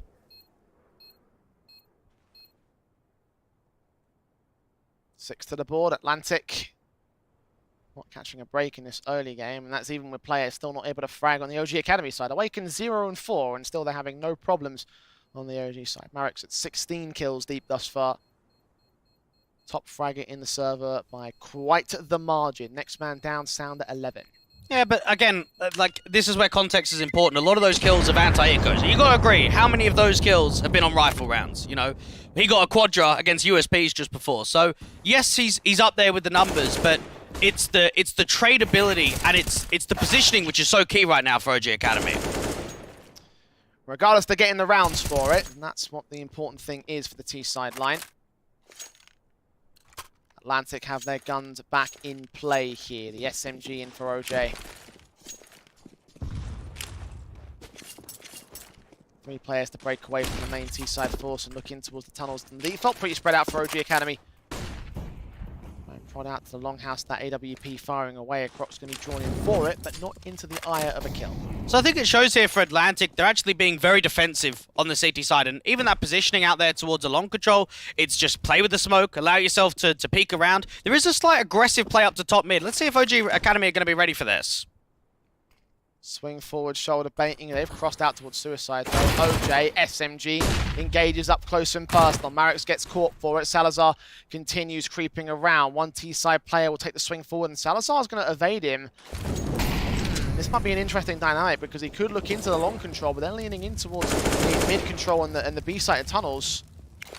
Salazar, where does he go with this? It looks very promising where he is right now. He can slow it down, he can search for some information, and knowing that he can get back towards his top mid position or even looking out, he knows that there's no long presence. He knows that the only positioning that they can be is towards short because they're hearing the utility from it now. Smokes in for Oxygen. New position. Salazar's thinking of moving a backstab forward. He could catch a number of players in that mid control if he times it right, but he might only just get this AWP instead. Leans in now. 3 to line up. M4 versus them all. He's waiting, discipline, carefully placement. There's the kill. Dementor will drop. 2 players made their way out the doorway itself. The nades in against them, sprays through. There goes Oxygen. Now Sound dropped, awaken the last man standing. All 5 alive for Atlantic. That's much better. And I think it just shows there how much more proactive that round is from the Danes of Atlantic. Taking map control away, making a little bit more of a risk. They win out this first duel from OJ, but it's just a slight matter of timing. Salazar's able to continue to reaggress, get up towards top mid, and just doesn't get seen at all. Confidence returning for the Danes. Will it stay there? OG Academy. Orps in, AKs out, M4s, and the AKs on 2 players. AWP for Salazar. Flash forward from Marex, trying to get that player inserted alongside the flashes from Oxygen to back it all up. Bomb on the back of the man. Xanto is smoke. Extinguishes the flames in the tunnels. The nades back down as well. Scopes in. Marex. Okay, as hell as the Dementor tries to back up. 4 players walking along this sidewall.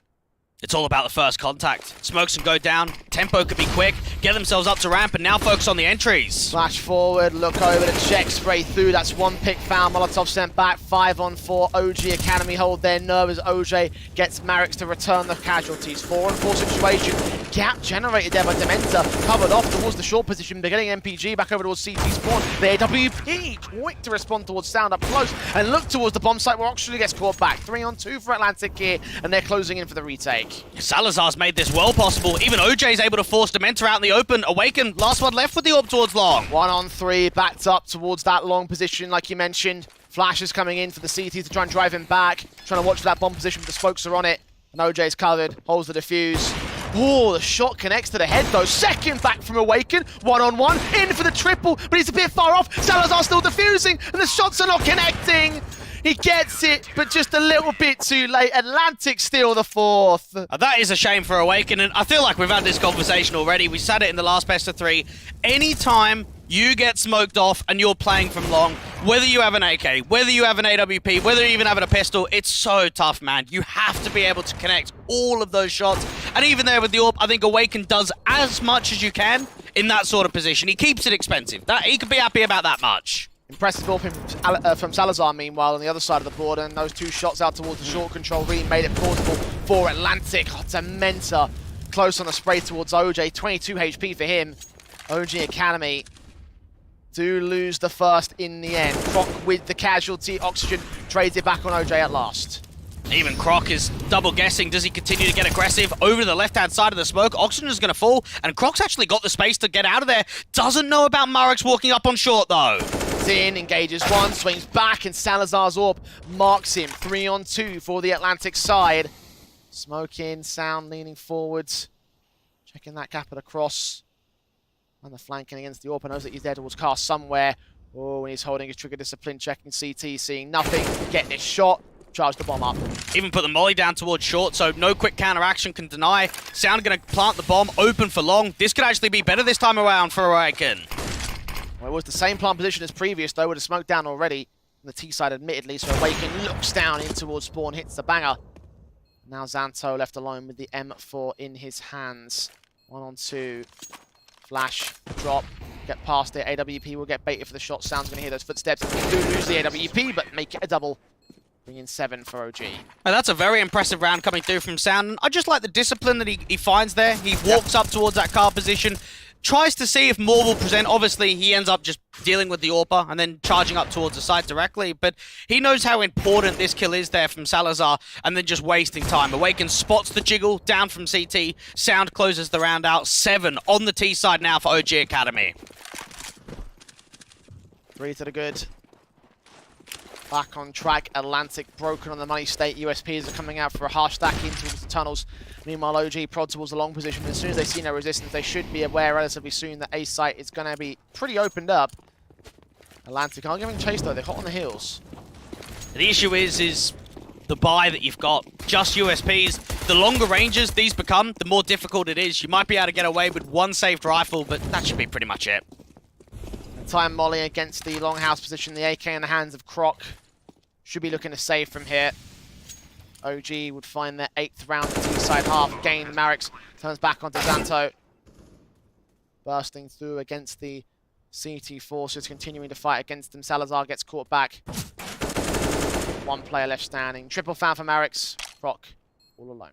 Now, one thing that we saw from Atlantic against Eternal Fire Academy yesterday was difficulty winning opening duels on the CT side and the trading game. And I think some of those issues might be transferring over here to Dust 2. I think back to that result on Dust 2. 2 rounds was the first half on their CT side. And yes, it's up to 4. It's double that sort of scoreline, but it's not increasing it by a massive marker. There's Croc drop in.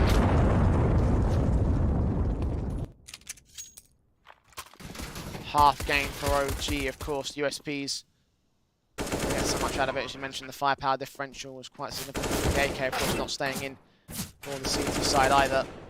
So not much gain in the grand scale of things here. The buy is on the table. No AWP for Atlantic.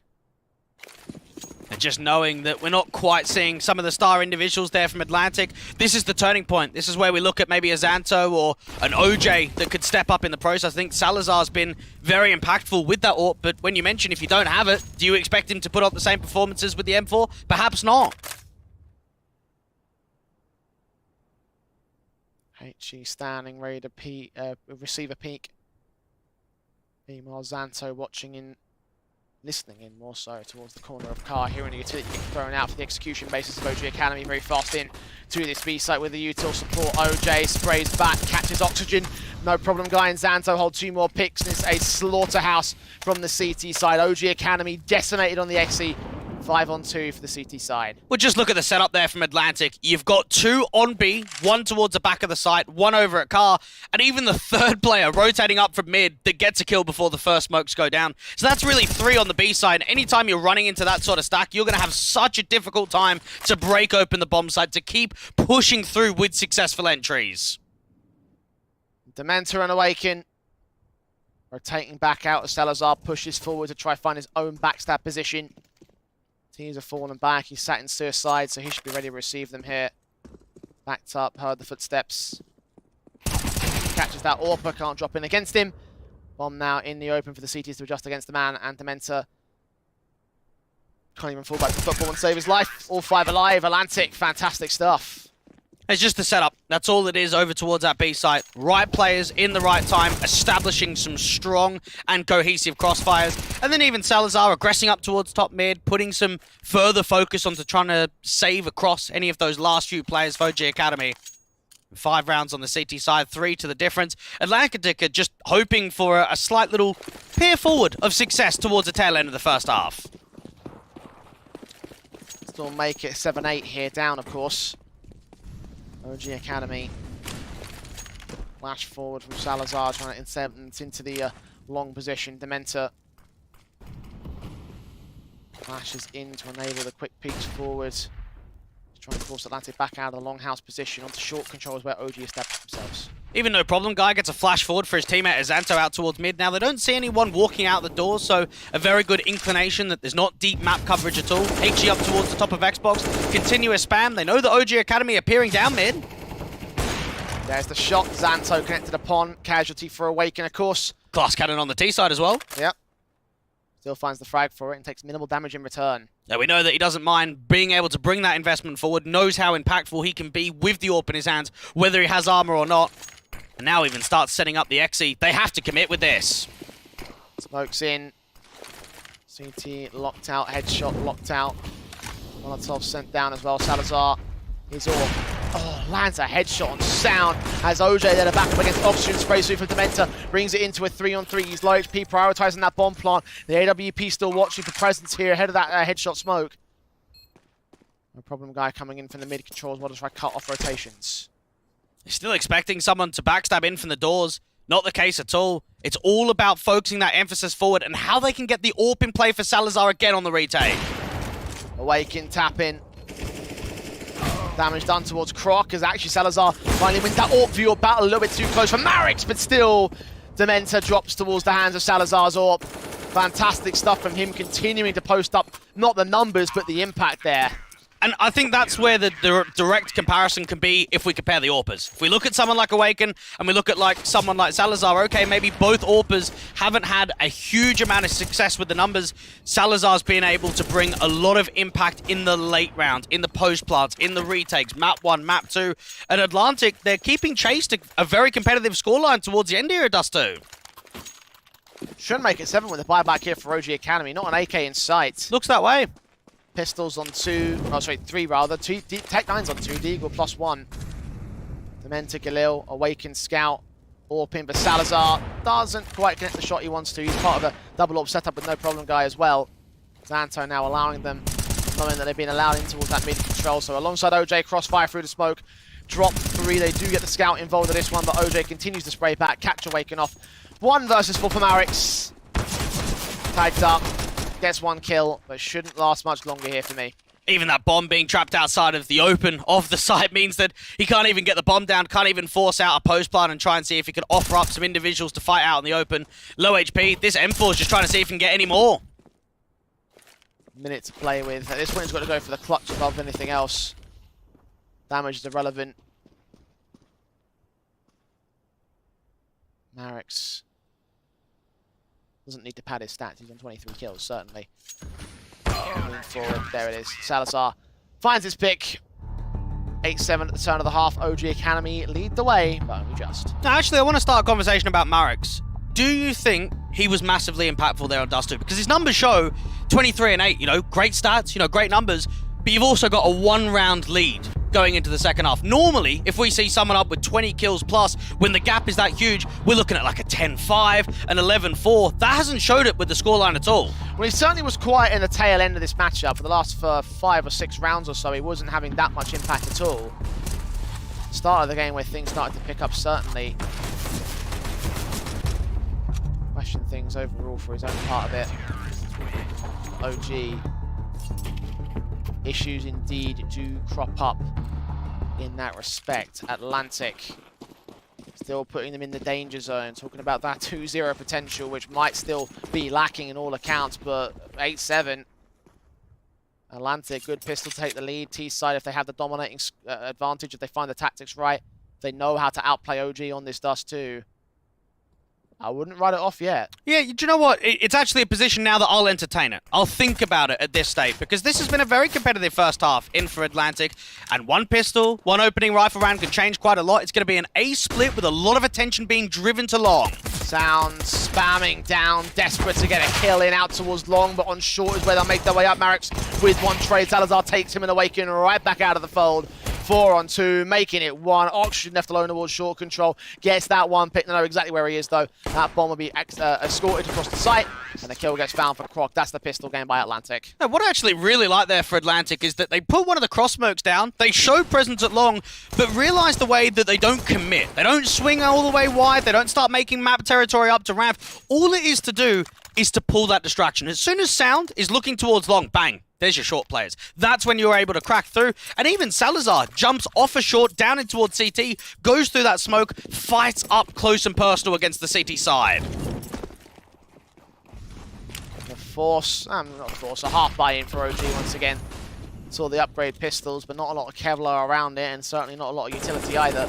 I would say a lot of their buys in like the second round and third round have been very unorthodox. We saw it on Ancient in comparison to the other teams that we have in the comp. Not a harsh eco, not a full force buy. It's in the middle. And it actually means that you do go on the quote of double eco. Now, we always say double eco, and you immediately force, because it literally means you eco one round and eco the next. But OG are actually taking that to the statement of having a lesser buy in round 17 and then a lesser buy in round 18. Not sure whether I like it, but we can discuss that in more depth, I think, after the fact, because right now they're engaging in action against Atlantic. 1-for-1 trades. The AKs hold their own. OJ gets his 2. One player out. Marix does get that Deagle involved and actually make it a 2K. Looking for the triple, in fact. One player backed up. Taps through from Oxygen Bomb in the open, of course, in CT control.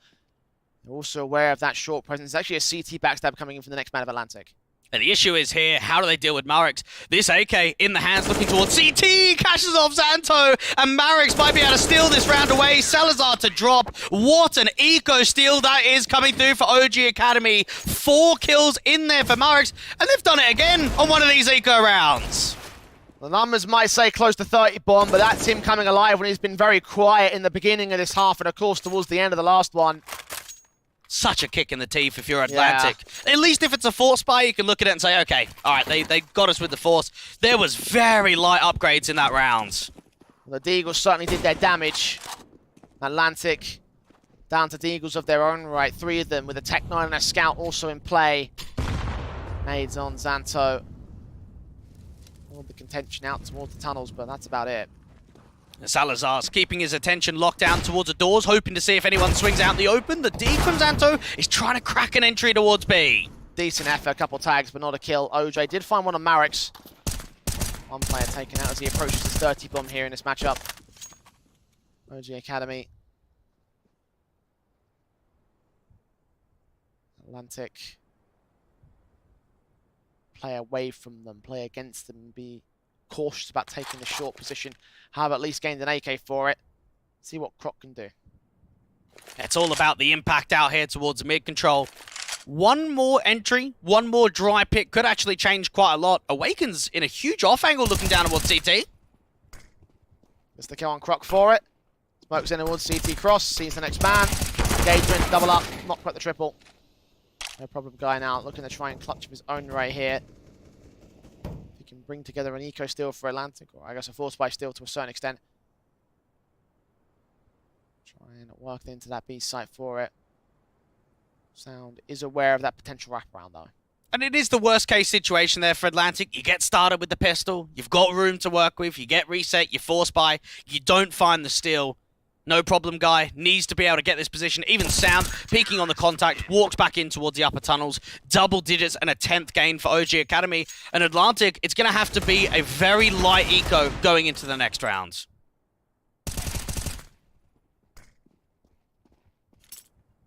Two rounds to the good for OG. Should be 3 after this one. 11-8 is what we're looking at here for the CT forces. Atlantic have their eyes set on what seems to be a quick long take from these pistols, flashing in for OJ to enable them to try and storm down the firing squad against that position. Incendiary is thrown, the smokes down as standard on the defaults. Both sides of the map. Oxygen does do some damage, get caught off guard and fall back. Croc does burn, eventually combining with Dementor to hold the crossfire. They do lose oxygen in that exchange. Dementor now finds his fix.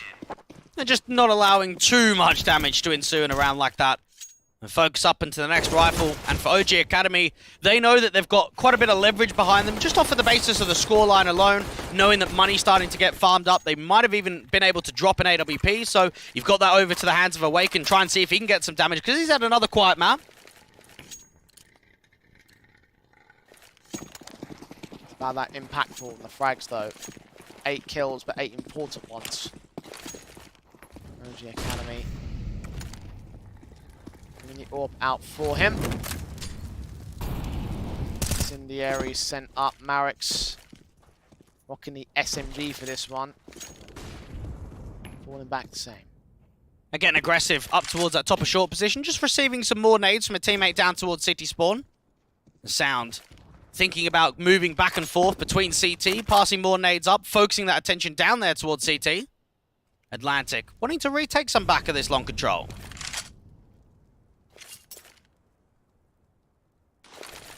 Smoke sent in by Salazar. Molotov's ahead of the smoke sent up. Oxygen can't hold his own against his kill, but Croc there with a responsive for the Atlantic side. 4-on-4 situation, flashes forward. One CT backed up towards car, 2 more on the site itself. He's looking pretty lonely right now, but Atlantic fortunately are still leaning into the A play. It does look like it's going to be another A split. Try and get some more attention driven through here from the long control. Oh. Missed smoke there from Croc. So one of them that was going to go down to the cross has now been missed out. They do still have 2 smokes at least. I think Awaken's aware, however, of the pit position that one player's at. He walks out into the open, gives Awaken the kill. Smokes down, Sound comes up with 2 on short, and that's the round done. OG Academy hold the line, and that little bit of info, I reckon, did quite a lot for OG's state of the round there. Awaken, eagle up, fighting hard against the likes of Salazar. AK engagement with Sound, gets that spray down. There it is, 12-8. And just knowing that Sound was aggressive towards that short control, and he's not falling at all, so it doesn't build more pressure down towards that long stance at all. Awaken being able to peer out right, allow himself just to stall for time. And OG Academy find themselves to 12.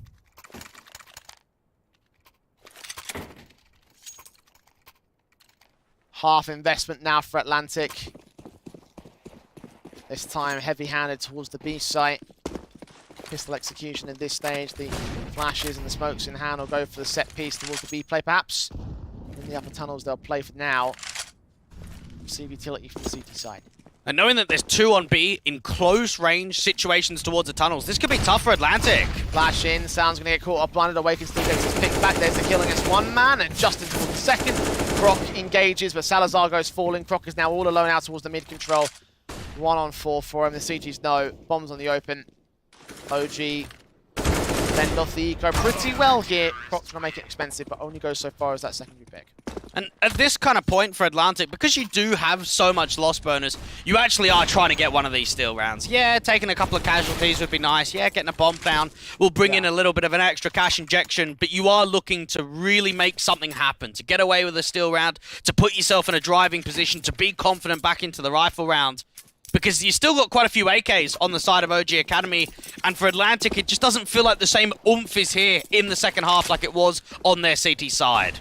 OG were able to generate a comeback from this position over on Ancient and see whether Atlantic could do the exact same thing. Xanto does start off well, but Dementa instead of taking right back out, swing forward with the flashbang support as well. That HE on the Salazar takes him down. It doesn't even land anywhere close towards Longhouse though. Just knowing that Salazar is so low with this AWP, we might not even get him a chance to create a duel later on into the round. He can keep putting some presence down towards Long, help them out with the mid territory.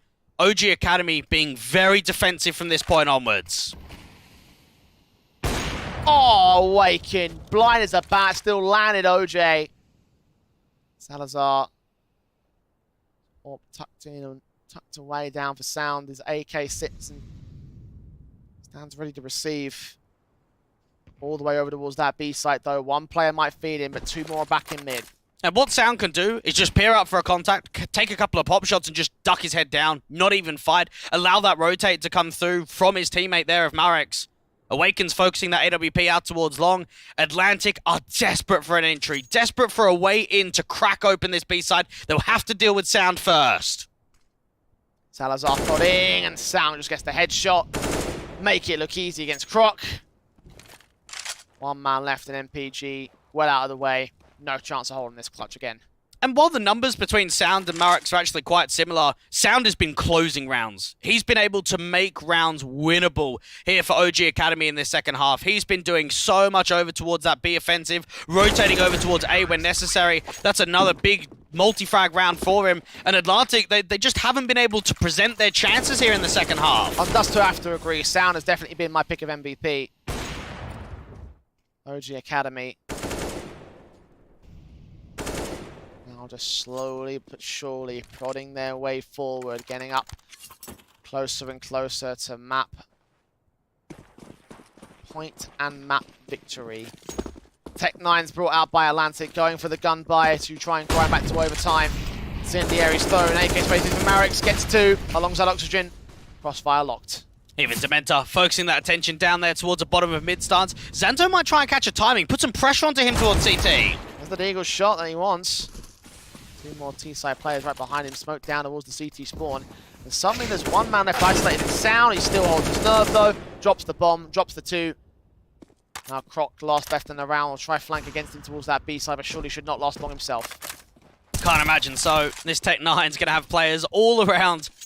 Even being able to try and get a bomb plant's not going to be a factor, so try and take some more duels up here towards window. Awaken cancels, 15 on the board for OG Academy, and this is very familiar to what we saw from Atlantic when they took on Eternal Fire Academy in that lower bracket round 4 game in main playoffs last season. We saw on the CT side it was fairly competitive. They managed 7 rounds, they had a close half. They went into their second and managed 2 rounds on the T side. Here for Atlantic, all we've seen is a pistol round victory, that's it. Nothing being found for them. OG Academy flashing their way forward into the long position. The nade sent by Sound will try and block them away. Flashes forward in from no problem. Guy getting out towards the lower tunnels. The flashes continue to make their way in. Trying to take the position in that mid control, hoping to land the position to the Atlantic side. OJ finds Marex instead. Awake got the opening pick, 4 on 4. No problem going in against that AWP though, takes him down. A lot of pressure being established out there towards a mid control, but this is still very winnable for OG Academy. No problem, guys, hoping for some more reaction to move through from that city smoke. Molotov sent back a plat, sprays through from Dementa, just barely catching him at the window. Sound actually is able to assist with that kill, get it in past the finish line. Xanto now moving up, there's the headshot gained. Smokes down towards the doorway. The flash is also over to try and provide a bit of extra cover to get crossed. 2-on-2 situation. Backstab also inbound for one of Oxygen here. The bomb will go down safely, I think. Dementa was trying to sell the fate that they had 2 players towards window, just swapping out the rifle. Spray through, and they both get the kills easy.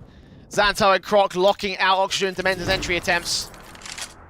That's a 9th back for Atlantic, 1 out of 7 required for overtime. They're not getting faked out by that at all. That was actually quite cheeky there from Dementor. Fires away with the AK, goes over to the M4, fires back, because you want to try and drive that attention up there towards window, that both players are coming through from mid and not out from the upper tunnels. Not to be Atlantic finally responding, but in a stage which is just way too late on Dust 2. 6 more to make up still. OG Academy have been set back a peg. Raise from Croc.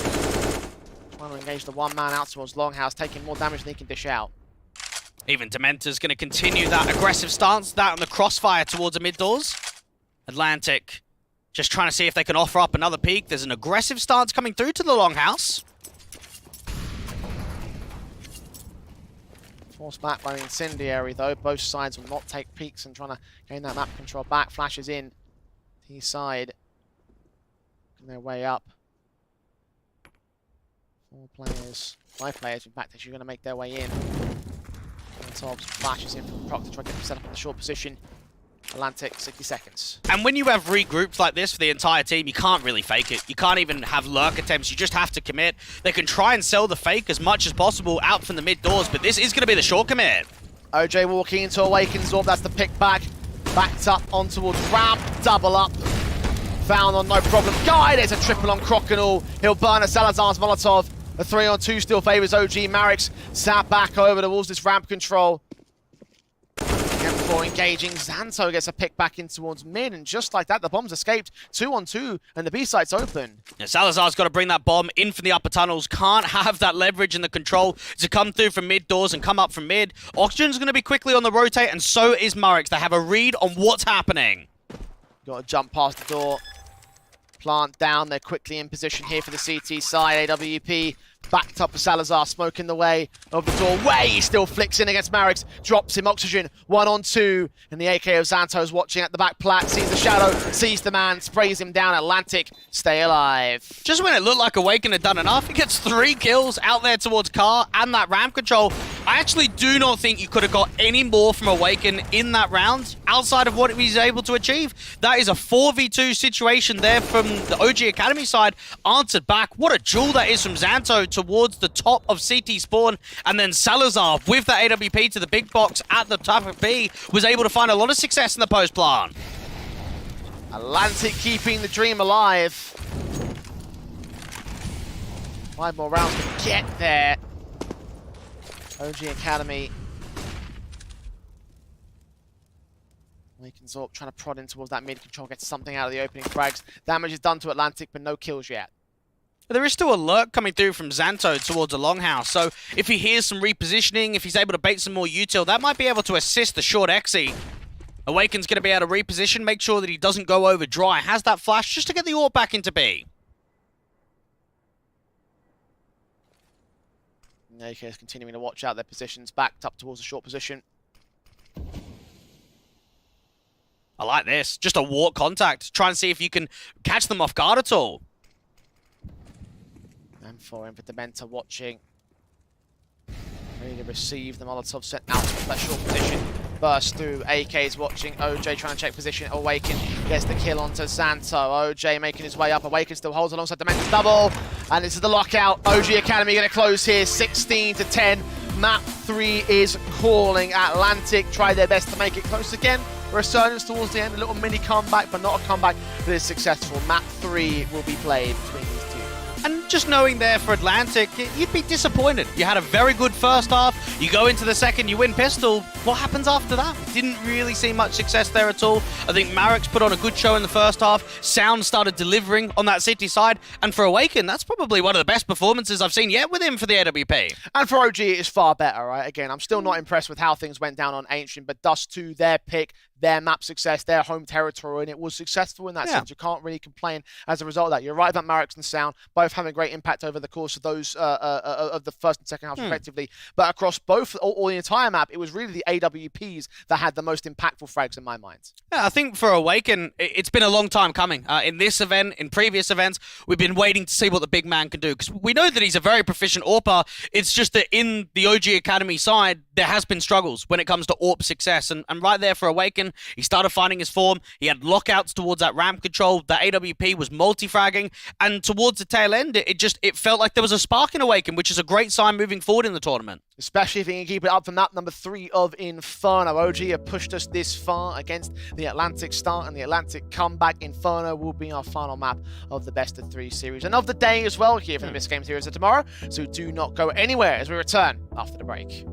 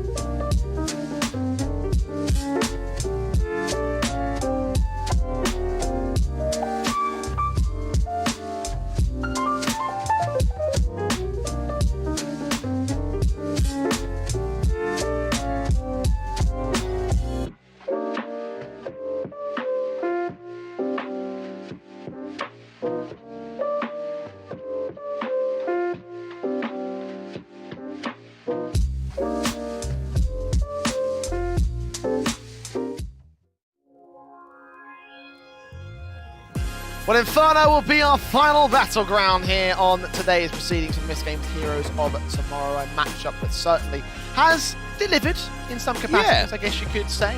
Certainly not at the beginning, where it got one-sided for the Atlantic side, but OG able to hold ground on Dust 2, take us to Inferno. So where do we stand on this one, Rex? You were saying during the pre-match you were favouring the veto for the Atlantic side, and if the veto is anything to go off of their map pick of Ancient went extremely well, does that mean Inferno is also going to go extremely well? I don't think it's going to go extremely well, but there is upset potential. Like, there actually is. The way that Atlantic have played in Map 1 and Map 2, I think they've proved enough that they can be competitive in this best of 3, that going into another home turf map like an Inferno could actually lead its way to the dance. Well, similarly, to call back to the last matchup days, of course, against Eternal Fire for that Atlantic side, I did have faith that things would go well for them on that Inferno, and I was proven very dearly wrong. That was an 8-16 loss against that Eternal Fire side. In the case of the chain logic here, do you consider the OG Academy side to be better than Eternal Fire on this kind of map, or just in general better than Atlantic in this particular case, right? That's the key thing for them at this moment. I reckon they should have been good enough to get the 2-0. I've been proven wrong very dearly on that one so far, and I'm not going to lie, my faith has been rocked a little bit. I'm still having faith, but I also see the potential in which Atlantic could potentially take this one away. Yeah, but the issue is that I have is it is an upset. I'm still favouring the likes of OG Academy. I think that they've been able to prove on Dust 2 that they've got some very good protocols behind them. I was very impressed with the way that they played off one another. It seemed as if they were able to mentally get into Dust 2, expose their game plan very well, get their way with a 16-10, and Inferno gets played a hell of a lot. It's the highest played map in the pool for OG Academy. They play it a lot in Map 3 Deciders. Well, they've swung back into this series to now get involved in the Map 3 Decider, so let's see whether the Decider will decide them as the victors in this matchup. Pistol round going live for the final time tonight here in the MistGames Heroes of Tomorrow. OG Academy on the CT basis, already starting with 3 players, full sending down the mid control, engagement from Sound, looking for 1 player out towards the T-side stairs, 2 players in towards second mid, joined by a 3rd man of the bomb carrier. Damage done to both sides. Wild round. So much map control being taken away from the CTs, but it actually still hasn't equated to any damage. You got Oxygen waiting for the apartments pop. Atlantic just trying to see if they can control themselves and find stabilization in the rounds. They're backed up into the brackets control. Players spotted there by Sound. There comes the headshot, drawing first blood at long last. No problem, guy down. Marix closing in the backstab, but Sound's going to get pressured very heavily here. In towards mid, Marix looks in, and OJ will drop. Sound is going to get traded. 4-on-3. 2 players, extremely low HP here for Atlantic, though. And knowing that the bomb is trapped outside a mini pit, I actually don't know how it's going to come over to the site. I don't know how it's going to get planted here at all. Incendiary is thrown on site as well. Oxygen starting to wrap back over in from that short presence to watch out for any players that might make their way in from mid, but all the players are caught out here towards the site, and Marix and Awaken lock it down. Marix with a triple, and it's a pistol game by OG. Now, anytime you find yourself in a man disadvantage in a 3v4 with the bomb down there towards mini pit, you know something's gone horrendously wrong. That's the last position you want to be in. And knowing that Awaken can fight out from the apartment, knowing that you had Marix that can fight there from the short control, the crossfire was just too strong for even the bomb to cross over. There's the start that OG wanted. CT sign that needs to carry forward and do work here against Atlantic. M4 for Awaken, looking down that mid position, spotting no problem, guy. Getting the pick with 73 HP. Not quite the casualty just yet. Wants to force investment for Atlantic, charging ahead of these Molotovs, getting the kill for Krog. Full send in for the Tech 9, doesn't quite get past the Mentor. Backup is very quickly on the way in for the City side. The Mentor needs it, gets a double up. OG domes him in. 3-on-3, the bomb goes down. Awaken's bringing pace out towards a construction angle. There's a player close towards the left. He doesn't know about it just yet. Seeing the second man as well. No problem, guy and OJ down. Salazar 1-on-3 now. MP9 in his hands. Pressing as 1 player close range, but the second SMG comes back for Oxygen. Gets the casualty and brings in the second round for OG Academy. Force buy, bomb plant, 3 casualties. Rebuy? I would. I definitely would. I think you got to keep the tempo up. I think you want to keep it competitive from the start. One thing that we have seen from Atlantic in quite a few of their games, they can get early leads, put pressure on. Dementor does quite a lot of time stalling here. I like the way that even that M4 and the wraparound from Awaken puts a lot of impact forward towards construction. But yes, I'd like to see a buy up on the table. And that's what we'll get. Galil's in, AK's out, Salazar. Also with the Galil to follow his suit. Not sure if he's going to go with the SMG. They had enough money for the full set of utility though, so double flash in. No molly unit though. I don't think we'll get the pace that we did in the last round. You've got to remember there's no MAC-10 here, there's no SMG, so because of that, because it is just the rifles across the board, you are expecting a little bit more of a slower default from Atlantic. That's what we're going to get. Again, In towards second mid, the most aggressive player is up the apartments. One CT is snuck past them, though. That might be rid of, because I think that's Marix actually made his way all the way around towards the bridge angle. OJ looking for the kill against Oxygen. Indeed, Marix will find no problem, guy. Throwing him into action here on the T side line. Can Marix get a secondary pick back? He's got the AK in his hands, upgrading from the SMG. But not taking any further fight. It's Sound instead that takes the shot back next. OJ has seen him, though, gets the kill. Was that necessary? I mean, that's hyper aggressive. That's so far down second mid, and it just doesn't pay off. It gets one kill, and that's it. I think the concern is that he's had no support. He's trying to find an escape route, and he just ran right in towards the T-side player. But you know that you're never going to get assistance if you make that play. If you aggress like that, you're going to be by yourself. Oh, no, absolutely. 100%. I'm not disagreeing with you there, but I can understand the thinking from the man. Unfortunately, it does cost the kill, and again, the man advantage sits with Atlantic. Even Sound has to multi-frag. He's just got to waste time, because the rotate could come through from Awaken, but it's going to take some time. He's playing out there from Arch. Passing nades back, HG's and Smokes at the ready. Smokes will come down towards Coffins and Cross. Resmoke onto the CT side. Second CT also inbound as well in Awaken. Holding alongside the Mentor's defensive. Sound, excuse me, on the site. Drops that bomb. For a little bit more. Lines up a double, almost a triple in fact. Croc engaged in this little battle here with 2 points of HP. Needs to grab that bomb, get it down to the site. 10 seconds. Open plant could be risky, and he's got to do it. Get that bomb plant down. Salazar's got to try and fight. Even the aggressive duel out from CT. Oh, it's Construction that gets denied first. Mentor alone against 2 players, and Salazar just taps his way onto victory. 1 bullet's all you need sometimes. And 1 bullet's all Atlantic are going to get the round. Oh my goodness. Magic from Mr. Salazar Sliverin. What a round that is from him, mate. Those were some lovely taps involved from the Atlantic side. And it's just the reaction to be able to deal with Awaken towards Construction and then the last kill towards CT. In a round that is a force, in a round that keeps that pressure up, they're able to crack the steal forward. You've already made that quote because you're reading Goblet of Fire right now. It's a good book, man. Very well done from him regardless. OG Academy.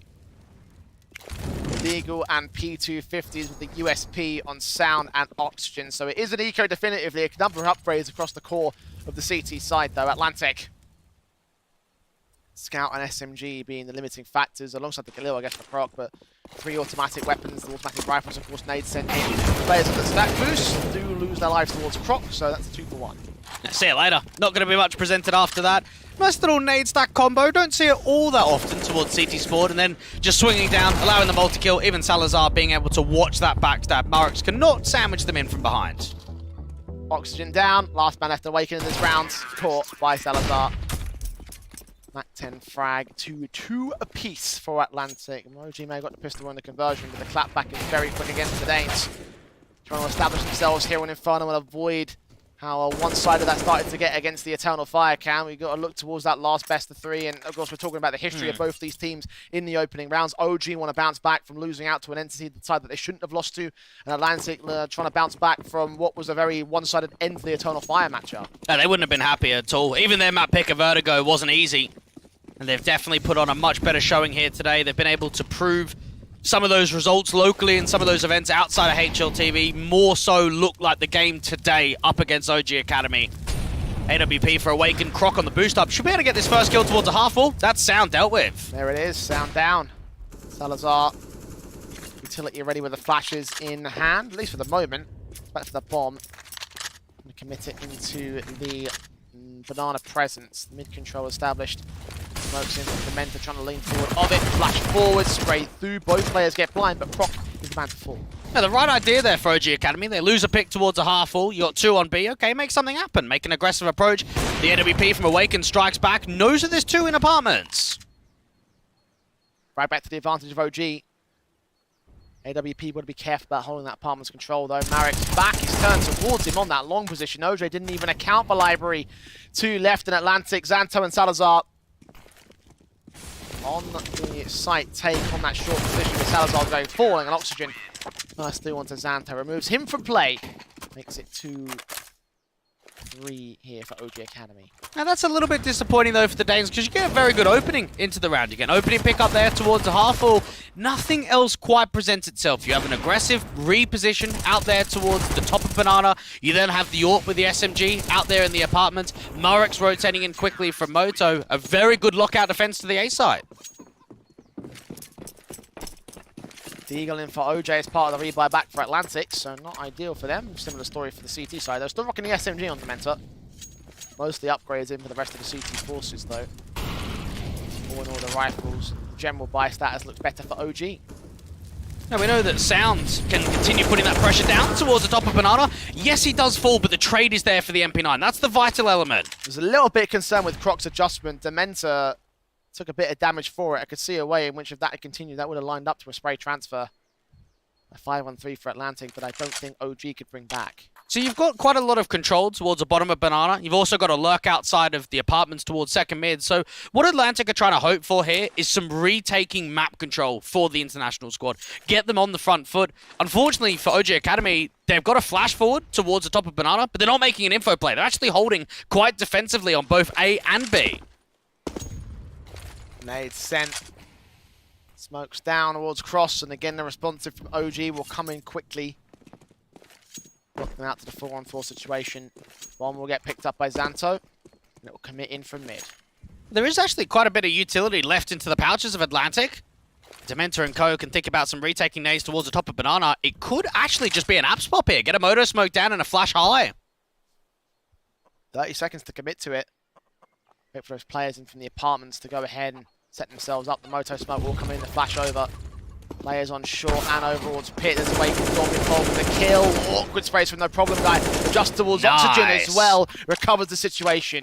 Hey, getting a multi-frag quickly like that, putting pressure down towards a pit control. And now the B players have to go down from Banana, come back into the bracket stake. Salazar's been able to pick up the AWP, and no problem, guys, still here with the AK. He's going to swing as well, try look to get the advantage in this 2-on-2. Dementor swings out, though, ahead of it, lines up the spray on both of them. And OG Academy will find 4. Dementor starting things off with 3 kills into that round. And for Atlantic, while the trades were good, while they were able to crack open that A side, you could just see on the post plan, they put a molly down towards short, they want to retake some of that map control, and as soon as they swing wide, as soon as they move off of that bomb site, that's it. That's the round just creeped in. Atlantic. Extremely well done there to get into the site in the first place, especially with no problem guy, right? Those 2 kills in the sequence. The first one was awkward, the second one was crispy. I think Dementor was just a lot wider than you would have expected. If anyone's going to round the corner towards short, you're almost going to be hugging the wall rather than almost under porch.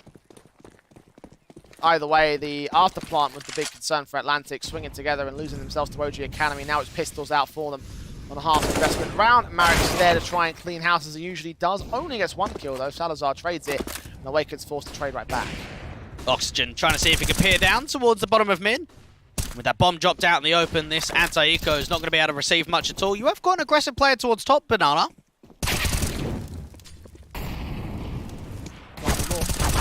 Inside at least. And no one in underpass either. Oxygen gets that casualty. So 5-2 now for OG Academy.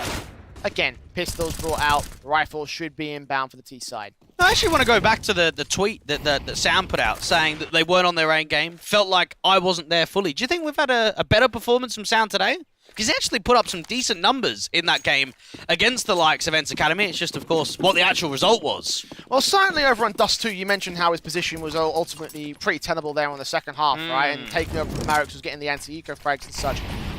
Certainly wasn't there for the first map, which I think was quiet on that one, yeah. Quite a considerable situation there to hold there for that Ancient, but knowing the fact that things are going well for him over on that Dust 2, it was pretty well placed. The start up in this map has been okay from him. It's pretty decent kill spread, at least for OG Academy, so you could argue that for every player right now, they're on their... Not A game. Not A game, yeah. But they're on the game at the moment. A result is a result, and you've just got to keep driving forward. 5-2 on the city side is a good position to be in. Smoke off long, start taking that brackets control. Spam has actually done quite a bit down onto Marex. Less than half HP for the man. Grab that bomb for Croc, trying to lean in towards that mid control and prod out towards the A hit once again. 2 CT, the standing on very opposite ends of the site to try and deal with them.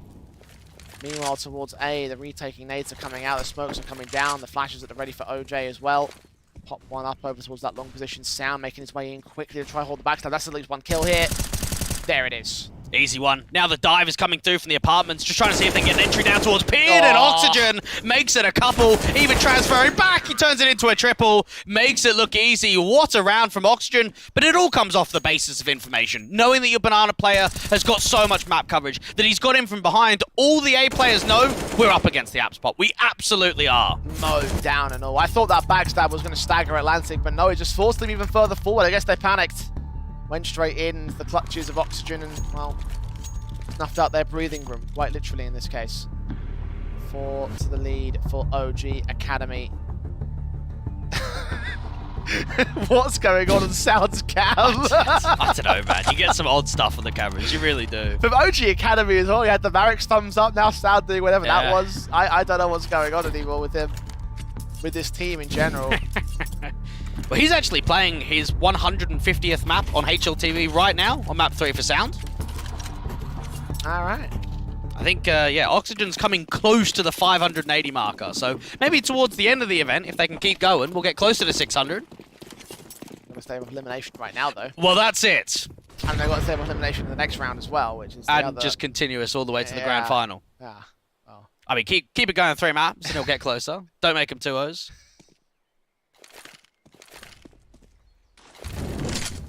I think OG Academy more focused on the wins rather than the records here. Ops in for Sound, gets his kill against Croc. OJ's Deagle and NPG's Deagle also come in. Dementa is overwhelmed in the end. It's a 3-on-2 for Atlantic's Pistols. They've got the bomb site. And they've got a player aggressive towards construction too. This is looking like it has to be a steal. There can't be much here for OG Academy on the retake. Awaken's leaning in with that AWP. Bullets are flying in their general direction. They're aware that they're in construction. Incendiaries are sent down from the CTs on towards the back lines, in towards Dark. Awaken's trying to prod out and get someone to make a mistake for Atlantic. No one is, though. No problem, guys. So ready for this. Spray through, one player caught, second player known to be around the corner. Tech9 comes in, he spams it down. The Deagle closes it out for OJ. Atlantic indeed do find the steal that gets them back into the game. And that's actually one of those rounds where you've got a double AWP setup involved. One of them for Sound. When it's the first time you're running a double AWP, the best thing that you can do on an eco is beat them with pace. Try and get that acceleration forward. And for Sound, that looked uncomfortable. Yes, you're able to get a pick back quickly, but the reposition, you're out there towards construction. There's even a player that filters through from CT spawn. Very nicely done from Atlantic, but they've got to be able to prove consistency on the rifle rounds now. Single AWP setups for both sides. Much more passive control in mid here for OG Academy. Aggressive towards Banana instead. Oxygen trying to lean in towards the boiler control, protect the apartments with the aggressive forces in there from the CT forces. Meanwhile, Dementa made in for his teammate to look, sprays through the AK. I think he caught that engagement. Smoke set, Molotovs in from Salazar. CT's back away. Put more intent down here towards the bottom of Banana. Peek around the half wall, and they're going to start to know. It's going to be A pressure once again, because we've taken Banana. There's nothing here at all. Minute and 15. It has gone pretty slow and quiet for Atlantic. Not a lot of motion being made by the T side. That's a great re-smoke coming through from Dementa. A lot of the time, you actually play your single B player quite defensive towards a half wall. Sound's been able to show himself towards the right-hand side, now repositioned back over to the logs. Now, with that in mind, they can keep 4 towards A and just have a rotator set up for Dementa. Long smoke as well to suppress vision from the CT side. They're going to start to counter-rotate back in with these rifles. 2 players holding the B site as Atlantic are about to make their way in against them. Jump face with the half-wall player that's going to sit back and wait to position. They'll wait for information. Third man will come along the way here and they'll engage Croc with the kill. Dementa trades it, but Croc doubles up effectively, leads that charge in, even hunting for a triple against the CT player up close and personal at the flower beds. Making his way ahead of them, gets that 1 kill for Marix, double up and found. Not quite the triple in the round. Croc makes it a triple of his own. And the sprays through the 2-on-2. The bomb should get planted here. Oh, HE's pretty good. Croc is not going to be the one to receive the damage. It's no problem guy instead. HP favours OG Academy though. Backup coming in from the backstab there at the Banana position. Croc still makes it a quadra. He's on for the ace here. Last man inbound, no problem. Going to swing. See him, spray him down at Atlantic with the sheer pace and willpower in Banana. Take their 4th round. Lowest rated player in the last 3 months on Inferno is Croc, but what a round that is from him. Fantastic work on those entries and into the post-plant 2. Turns it into that quadra, turns it into another good round. And look at what we're starting to see with the economy games. game, Jay, we're getting closer and closer to that reset. Even here in round 11, you've got 3 players from OG Academy that can buy, 2 other players that can't. It is going to be a lightened eco for them. Pistol upgrades are at least in play for some individuals. 4 of them, in fact. USP for Awaken to look towards the AWP, you can assume. Bit of Caroline Dementor and Oxygen as well, so it's not completely without merit in this round. But of course, the firepower favours the T-side as they're going to prove with an AWP and an AK kill coming in easy against those Kevlar players. But this is already shaping up to be a lot better than the Inferno that we saw against Eternal Fire Academy. We only saw 5 rounds on the T-side being gained from Atlantic, and they're going to gain 5 at least. They're probably going to get more in the first half. Marik's dropping. Awaken will follow suit. Sound 1 versus 5 in this one. Caught off by Croc's jump face. Nades in against him. And the pistol's flying the way of the T-side as well. Not like it matter that Deagle was in him. That bomb will rotate. The AWP's watching for it. Shot's not quite connecting against Sound's position, so that engagement to hold his nerve here. Be hunted down by Atlantic, who are going to go a bit heavy-handed in terms of fight of the fight. Doesn't look like they're taking the casualties for it, though, I don't think. Doesn't seem likely at all. Atlantic have got players everywhere. Sound's just going to be trapped in. Does get away with 1 kill, so it's a slight amount of exit damage, not a massive amount. The difference being 1, and again, for Atlantic, obviously the bracket's been up for a little while now, and I think they would have expected to play Ents Academy in this lower bracket, in the Nordic Derby. I don't think they would have pinned themselves to be favourites against Eternal Fire Academy, knowing the last head-to-head, knowing that they played them before and there was a tough time. So, yeah, of course you're going to go into the series and you want to be confident and say, yeah, we're going to win the game, but I think they would have done prep for Ents Academy, and you actually get a surprise and play OG Academy in this game instead. They've done no prep, they're still having great games for it. Awaken Orb leaning in towards the apartments. They know that he's crossed out here, though. And past the doorway without much resistance, without much slowing down, without much secrecy about it. There's Orpin trying to look for the player that's out there in second mid. Damage done to the utility quite significant against the OG Academy side here. That either picks to return fire. Awaken might get his. There it is. Oh, the damage is actually going to do a little bit more. They're going to start sending some further nades towards the apartments. Now, notice the bait and switch that's happening up here towards Banana. There actually is a player towards the sandbags hiding on a contact. It's getting very concerned when he turned in towards that incendiary's position. The player at the sandbags just DC'd. Oh no. Oh god. That's actually changed quite a bit in the round then. That's not good for OG. I was just wondering, like, did he get spammed and I didn't see it on the kill feed? But yeah, DC towards the sandbags. That's a 4-on-4 for Atlantic by default here. And they think it's going to be the B play, which is the right call to make here. If Atlantic start their way out of this round, though, this could be pivotal to OG's game. Swing forward for Xanto, sees the man. Flashes will keep blinded, but he checks the backside anyway. Player behind the smoke will hide back over a new box engagement for Dementor. Traded by OJ. Bombs on the site, 3-on-3. Blind spray. Can't quite make it 2, though. Oxygen does find Salazar, and Marix follows suit towards Trog. Backside for OJ gets 1, but no more. And OG Academy will hold on. And I think OG Academy look at that round and say, right, we've got an opening pick out to the apartments. We've lost a player to a DC at the top of the sandbags. Let's gamble stack. Let's actually rotate heavy numbers over towards B. And what Atlantic end up finding is when they go for the Xe, they think the site's clear. They actually think, okay, we've got a pick. This should be enough. There's not going to be anyone else here. And Marix is towards the back of the site, towards that new box. And he's just hiding, just trying to play the distraction and time. It's lucky that OG Academy didn't lose control of that thanks to that DC situation. Defensive line held its own. Atlantic gaining their 2-round deficit reinstated again. Again, their buyback, of course, with the rifles in, the AWPs up, the AKs as is standard. The SMG for Dementor still feeling the expense right now for OG Academy. Just knowing that Atlantic want to try and keep this as competitive as possible towards the tail end of the first half. OG Academy want to try and stretch it for as much as possible.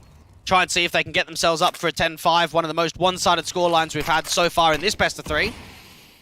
A single lurk up towards the top of Banana near the half wall. You got Sound on the other side of the sandbags. Molotov sent over. Side players walking in, Sound just about catches Croc in this case. Flash forward, swing for the double, even the triple, not quite. He falls away, plays it safe. I actually really respect that there from Sound. You've already got enough out of the round. Awaken's able to adjust up onto the long angle towards the boiler position. Just discipline there coming through from Sound. Not over peaking, not extending for your life and getting too hungry for the frag. Salazar's looking in towards the banana control. No problem, guy. You're going to be right behind him. Sound continues to hold his nerve, taking no damage in that exchange despite getting those 2 kills. Engagement from No Problem Guy does catch Marix in mid, so that's 1 back. Now that's an info play that's probably too aggressive there for OG Academy. You're playing defensive on A, you're playing defensive on B. Unnecessary. Does go punish for a pick. Flash forward. Orp shot ringing out from the CT side in the apartments. One player's going to make his way around for the wraparound. Into second mid is where the OG Academy player plays from. They're going for info plays, and they have absolutely no idea. They've just considered the entire A bomb site here. And this is actually winnable for Atlantic, which is wild to say in a 2v4. But they've got free range. They've got a lot of respect. And anytime you've got Salazar in a position where he can fight, damage can be on.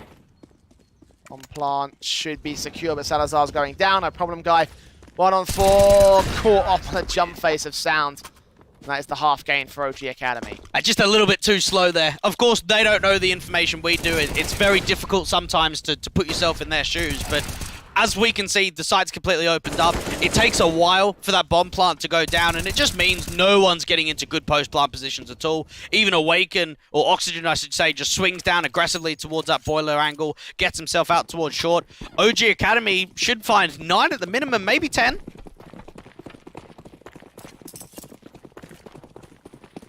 We've said that double-digit situation many times over the course of this series, though, Blake.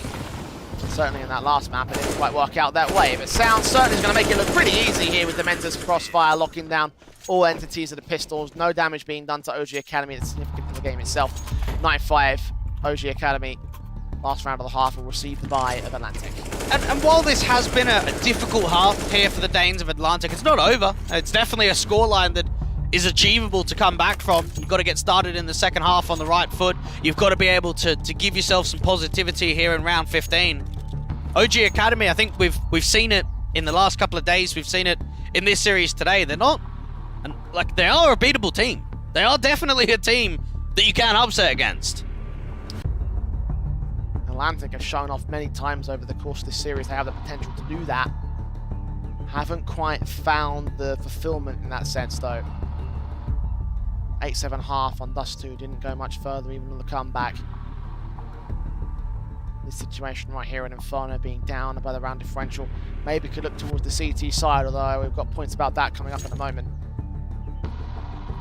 9-6 is the best half that they can get. Their guns out to try and do so here and now. And at the same time, I mean, this is a very good showing for a side of Atlantic who don't have a lot of experience, a very underwhelming team at this sort of level that we've seen in the past. They're actually showing in that game against Eternal Fire Academy and here against OG Academy that they can step up to the plate. They can deliver some good performances. No problem, guy. Trying to lurk out towards that boiler control. Trying to see if he can crack open an early entry. That's a great lurk onto Awaken. 1 casualty found. Molotov sent. Incendiaries also returning. CT forces and Dementor. Just as blind getting Croc, OJ fell towards Marik's advantage, tipped right back the way of OG Academy. Just as Atlantic looks so good in getting the opener. It just almost feels wasted with that opening entry. That lurk attempt towards a short control. It doesn't bring any more success into the round. That crossfire towards the top of Banana is constantly at AKs. Even Marix can continue to jiggle peek down. As soon as he gets contact, just smoke off towards a long control. Now you've got the bomb trying to come through from Banana and still another lurk from Brackets. Mentor going to flash his teammate in. Salazar's checks the sandbag. Actually, Sam was holding possession. That casualty does face in a couple of flashbangs to keep Atlantic suppressed by rotation time for Marix instead. And Marix is going to be able to flash over high, try and help Dementor fight out here towards the second oranges. Molotov sent to backside, smokes the coffins across. CT player will be locked out. First box checked, and Zanto gets the kill for it. Bomb will go down. 3-on-2 for Atlantic's favour. Spray through, no problem. Guy goes forward towards Marix. Zanto's forced to fight. Through the smoke, he'll get the kill as well. And Auction death to clutch it. He's got a HE, put it down towards a bomb carrier and spam through.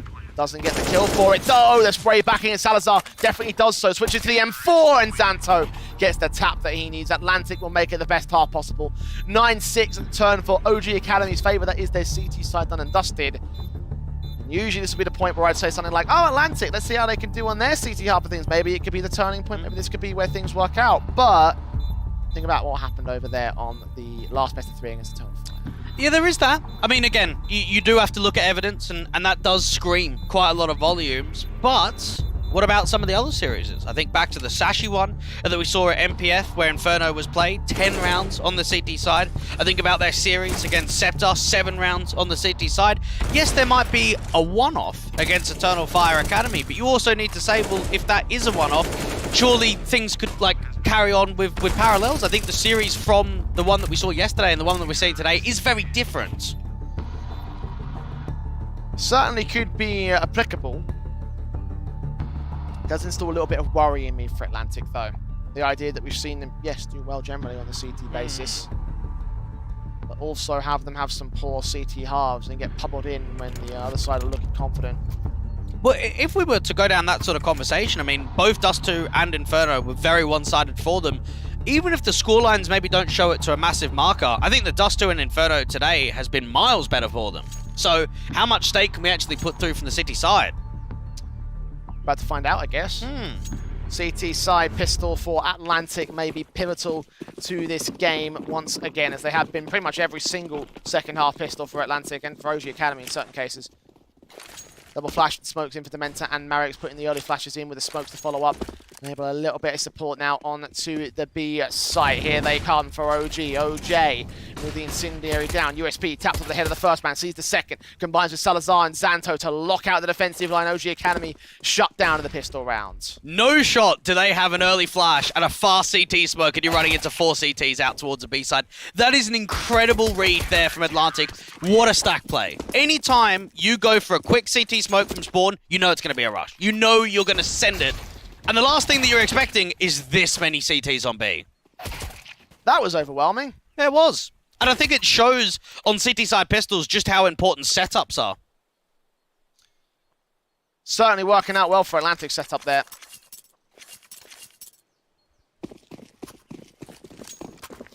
Two more rounds to make up still for the CT basis. OG not buy at all in this one. We'll be talking about OG's weird buy strategies, unorthodox stuff in the second round off the back of losing the pistol. This time it's Harshariko as they want to go towards their squad.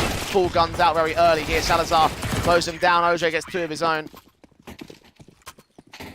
OJ ripping apart OG effectively in the last couple of rounds here.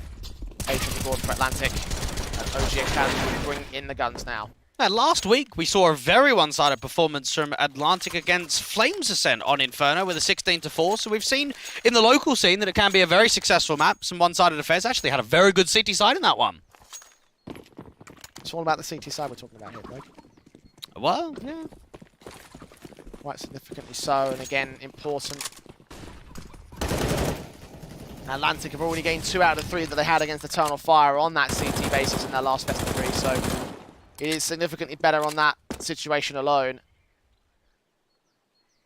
OG Academy working into the mid control, taking the tag damage past those smokes, and putting up smokes and mollies of their own. This is going to be a full commit. There's a lot of nades going down towards that long control. There's a player up onto the contactor, Salazar. Meanwhile, OJ in the apartment swings against Oxygen, baited in by No Problem Guy's position. Awaken comes up good in the 4 versus 4, aware of one player up. That's Sound getting that kill in the apartment. Salazar will drop on the site. And that is a nice execution from OG that shouldn't see any retake from Atlantic. No, not at all. Just such a shame there for OJ, because I think he reads the play quite well. He realizes, okay, let me try and take a fight, puts him in 10 down towards the apartments, and it does feel as if they do have the inkling that it's going to be quite a big wraparound, a lot of pace coming down towards long, awakening from short. They just can't adapt. They're not able to strengthen that crossfire, and this actually ends up being a very expensive round with that hunt towards CT. Yeah, only Zanto holding onto the SMG here. Single round loss bonus flowing into the bank accounts of the CT side. May see some drop weapon in from Zanto and upgrade again. Not even that. The SMG dropping might send us into a bit more of an awkward stance here. It's very low to high at the moment for the CT side money basis. Did they buy here? Probably not. Yeah, no, I don't think so. I think so. No. I don't think so either, Dwig. Yeah. Harsher eco, especially for guys like OJ, are $2,000, so they'll really bolster the economy state going into round 20. I feel like my brain is very similar to like protocols of Danish shares. Just very much percentage, very much by the book. Like, I'm not a big risk factor when I look at economy. definitely applicable to Atlantic considering it's a Danish team. So Not like Eternal Fire Academy. They are a wild team, and we'll get to CIS see them in squads. action. Yeah, that's true. Force by, counting your times, spray through, sounds. No force necessary in this one. The HGs have done their damage though. He's down to 49, Marek's down to 4 HP. The issue is there's only one player towards A, and that was close. That was close to the Zeus. It's not a knife kill though. Well, you reckon knives go higher than Zeus's? They require more skill to get as far as I'm concerned. Really? Yeah, you've got to sneak behind the kill. Sneak behind the player to get the right click. Or damage them up and then swing forward to get within closing distance of a left click. Whereas a Zeus is a case of just peek, shoot, dead. There's a reason why you get $1,500 for getting a knife kill and no money for getting a Zeus kill. You reckon that's the reason? 'Cause it's easier? I don't know about that. It's pretty tough. Well, either way, neither Knives or Zeus has landed in that previous round. Atlantic looking towards the gun buy, which will be here. The AWP, the M4s, and the rifles in full for OG Academy. Serious talk, serious times for the CT forces to get right back on track with this comeback because OG are starting to steam ahead, and that's a good start. They even had a player getting very aggressive down there towards a brackets control of Salazar, but it's the spam of the M4 that works out successfully for that opening pick now. While that's happening, OG Academy are taking control of the banana presence. You've got a player lurking in the apartment. You've got Dementor waiting to see if any more aggression will come down from it and just supporting with necessary needs of that utility towards banana. Flash in. AK on the half will be looking over the try. Pod forward against the CT forces, taps against Atlantic. Not finding anything though. Yeah, Salazar might be able just to take a shot, fall back towards Arch or Library. OG Academy. Seem like they've got a decent read on this one, claiming a lot of map territory. Actually, oxygen falling means that they have to commit towards B. Yeah, Croc finding Marex and Xanto shutting down Sound means that even the commitment towards B won't work that well for OG. And Atlantic locking out a confident one. I thought Xanto was going to spray him through the smoke right there. Looked like it was dead on to Dementor's position, but not in this particular case. 1 on 5 for the man. So what he can do out towards the mid position. They have rotated on mass towards the B site, so in theory this one kill could enable an A play, but even he doesn't want to fancy that. Hold on to the gun, back up towards stairs. Atlantic will gain 9.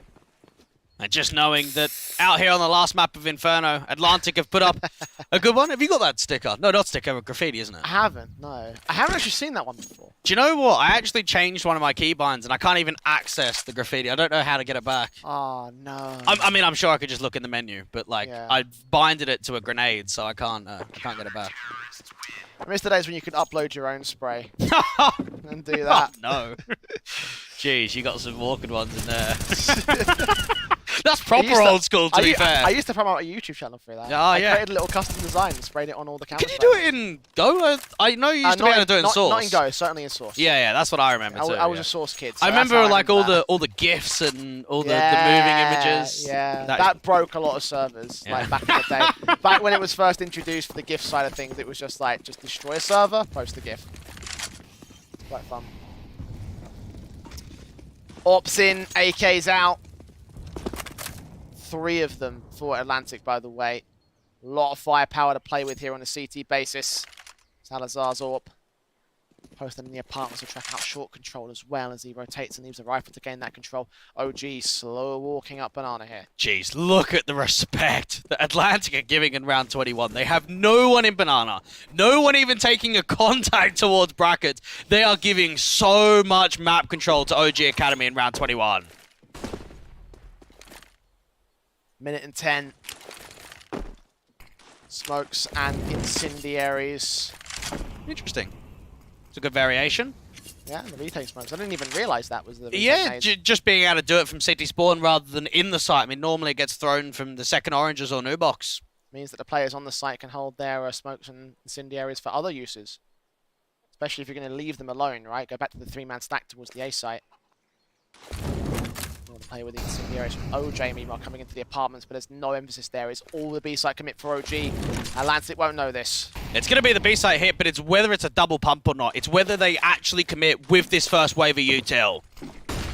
A lot of flashes sent over, no counteraction. There is one piece of util sent, not sure what it was, not like it matters. Croc lines up the two. The Incendiaries try to block them, force them out to awkward positions. Finally they swing and Xanto locks out Oxygen, looks around the corner, double up, awakens Orb, can trade it, and now he's the last man left in a 1-on-3. 10 seconds, got to prioritize that bomb plant. He's scoped in, ready for one man past that smoke, connects it, but now needs to plant back behind the fountain. He's tapped it, he's looking for kills, almost under the collateral, swing back. OJ's not giving him the loot. Not giving him the angle, and not giving him the round. Decent effort there for the NWP, but that's a tough angle to be in. Knowing that you're down in a 1v3, that's a great sight hold from Croc and his teammate there to the second Oranges. Just being able to peek off one another and find so much impact. Xanto and Croc with those multi-frags set that entire round up. It does get expensive towards the end, but the job's done. That's double digits. Atlantic are one away from evening up against OG Academy. Now it's time to get very scared for this T side. As much like it was during that single round deficit on Dust 2, we are looking at a position where Atlantic could usurp OG and take this map away, take this series away, take elimination against the Academy side. And start putting some pressure out towards the long control and out there to brackets. I think we saw that OG struggled to close out versus Ent Academy yesterday. They were up 15-13 on Dust 2, even 18-15, having a total of 4 map points on map 1. This time around, it's not the same conversation, but they have had a juicy lead, and now it's starting to disappear. Smoke set as they back away on Awaken's part. Marik's going back for the bomb. OG playing careful around this position. And I think Atlantic are starting to realize we don't need info plays. We can play deep in the bomb side. Let's wait for counteraction. That's how we want to achieve things. Very different styles from how both teams played in the first half. Marik's getting some nades over. And this looks to be another full commit towards an A-side Xe. 40 seconds. Smoke's on with flashes over. Incendiary sent to the CT side, Sound backing up, kill found, Salazar is down, that's good. 2 more players to find on the back of the site though. There's the burst through from No Problem Guy, struggling to get the casualties though. It's just damage being done. OJ with the smoke down to the other side of the pit control, flashing Molotovs against him. Sound looking for the pick and he just bursts through, gets the headshot, taps up No Problem Guy, and there's no problems for OG to defend their lead. Bro, what is that? That is mental. That is an unreal round from Sound. That is a cracking entry towards that AWP out there from Library. And yes, No Problem Guy does struggle out towards a mini pit position, but that is a tidy triple of kills. Unreal mechanics there from Sound to crack open. 12 on the board of OG. Atlantic not allowed to equalize, not allowed to take back control of that position they found themselves in. The usurp OG Academy maybe not quite significantly out of favour for them, because not only do they lose out the 2-round lead, they also lose out on the money basis. No loss bonus with that comeback streak. The economy gets very dicey for them. And I think for OG Academy, leaning onto some of their star individuals, a Marix, a Sound, to get you out of trouble into some of these important rounds, just to get the job done. And the economy's taking a hit. I think for Atlantic, they've got to respond in quickly. They can't afford to lose this round. You're down to an MP9, an upgraded Dig. You've got a couple of M4s around it and some kits too, but this is going to be a tough round to work with weaponry-wise. Molotovs in for Sound. Flashes over for Croc. Nades and Incendiary sent. M4 jump facing past the half wall. Molotovs back up. Flashes and continuous HEs coming down for the CT basis. Santo, position held, the sprays through, doing some damage, chipping away at the bars of OG. Even getting a flash over high, just giving themselves more of that control to start working the top banana presence. It's all about being able to get a boost up or showing some more influence out here towards a half wall. Croc is very close behind the smoke. Molotov's land, he's burning. He's burning quite significantly at that. Spray's blinded, looking for the casualty. Back, flash forward, HE's in. Marix gets his kill. B-side's open. That's round.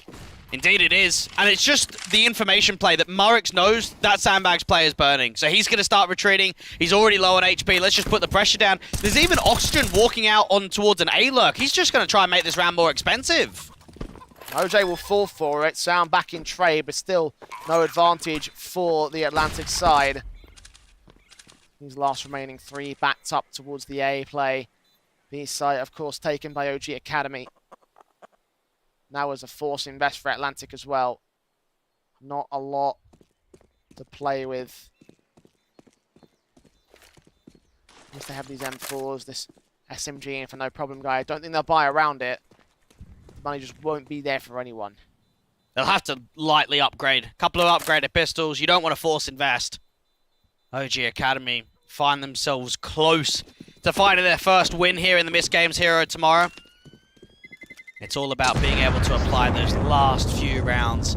And for Atlantic, I want to see something tempo. I want to see something high risk, high reward. I reckon you just send it down from mid, send it down banana. You have to realize that you've only got 2 M4s and an MP9. You might as well at least have something that can grant you success.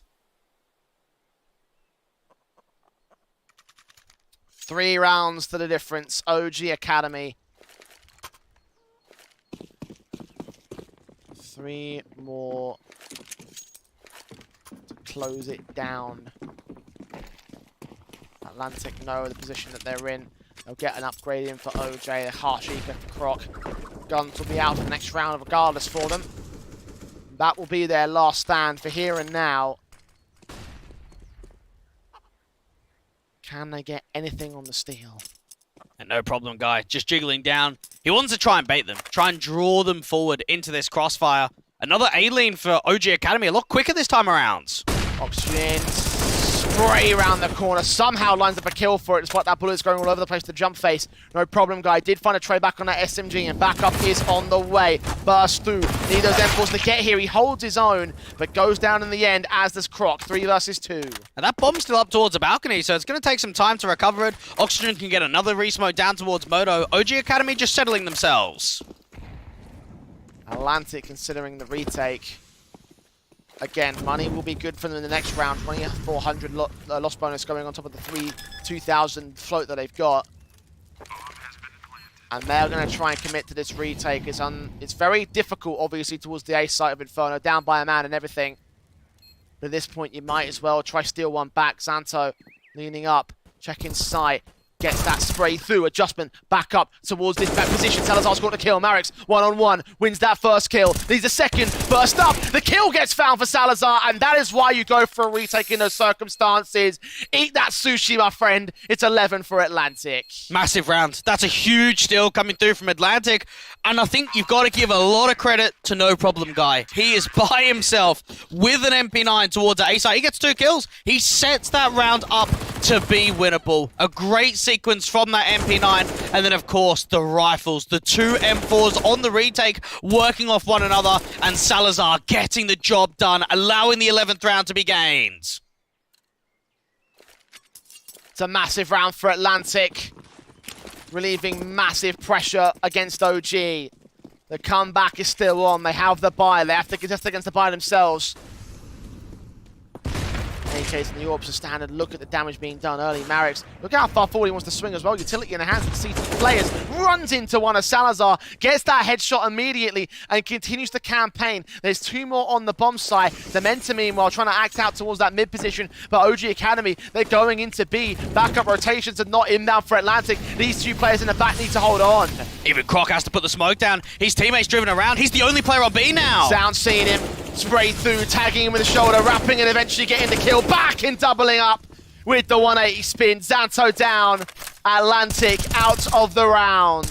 Oh, hang on though. Let's see if they go for it. It's another risk for them to try and act for a 2v3 retake. No problem, guys. Going to rotate up, but not into retake positions. Back at Speedway, he holds his nerve, watches long. Atlantic fall back, hold their guns. Try to scrape together another buy. Loss bonus still sits with them in only partial, though. Back to $1,900. And OG Academy will close that gap to victory once again. Let's have a look at the money state. Salazar can certainly buy, probably drop weapons as well. Ooh, You buy, 100%. You think so? Yeah, I think so. You get Salazar down onto that AWP. You get a Deagle up for the other 2. You have to realize the circumstance. You're down 11-14. You've got an AWP potential with 2 M4s. You have to buy here. SMG brought into the fold for OG for Mars, passed off to Xanto. Salazar will get the AWP without the helmet. Incendiary double flash for him as well. G2 smoke. They might go aggressive down from mid. Initially run boost for Salazar, gets in, AWP looks out to the mid control, but Awaken lands the AWP shot instead. OG Academy kicked things off, they were ready for that. That's a good effort. They realized, let's get the front side bracket smoke in. Let's try and get aggressive. Let's put pressure down onto the early mid stance. That AWP loses the fight, and now there's a deep lurk outside of the apartments, almost toying, trying to tempt OJ and Co to continue to aggress forward.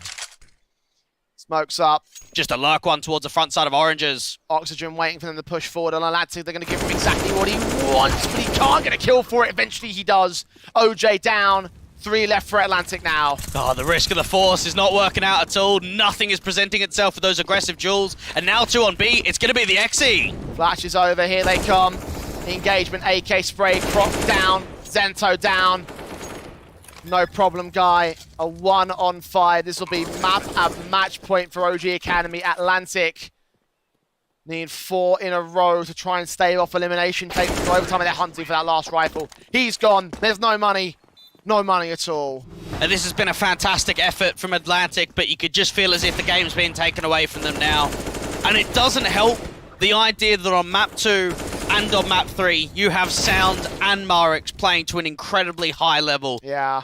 2 guys that have consistently put a lot of numbers forward in important map victories, that now you come into map 3. Now we're getting more from both Sound and Marix. OG Academy need 1 more, and the buy's just not here to contest at all. Atlantic. Deagles, 5.7s and an SMG brought to the table. Croc inserted.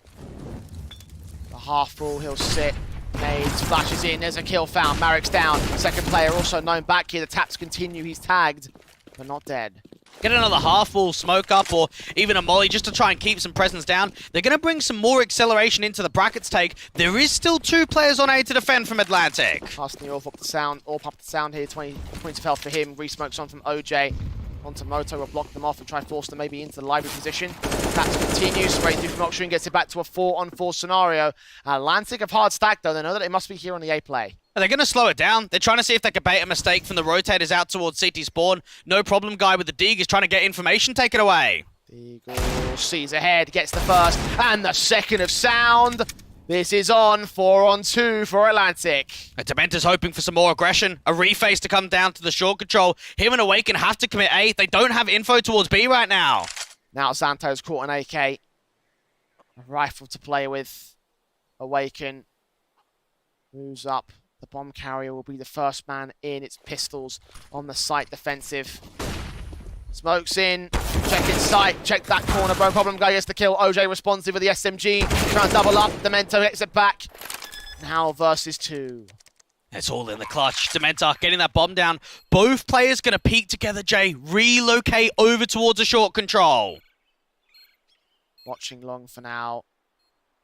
Grab the AK for Salazar, reveal his position. Try to turn the attention back in towards a short position. Dementa with 2 to find us all he needs here. Spray through, gets 1. 1-on-1. Salazar gets it though.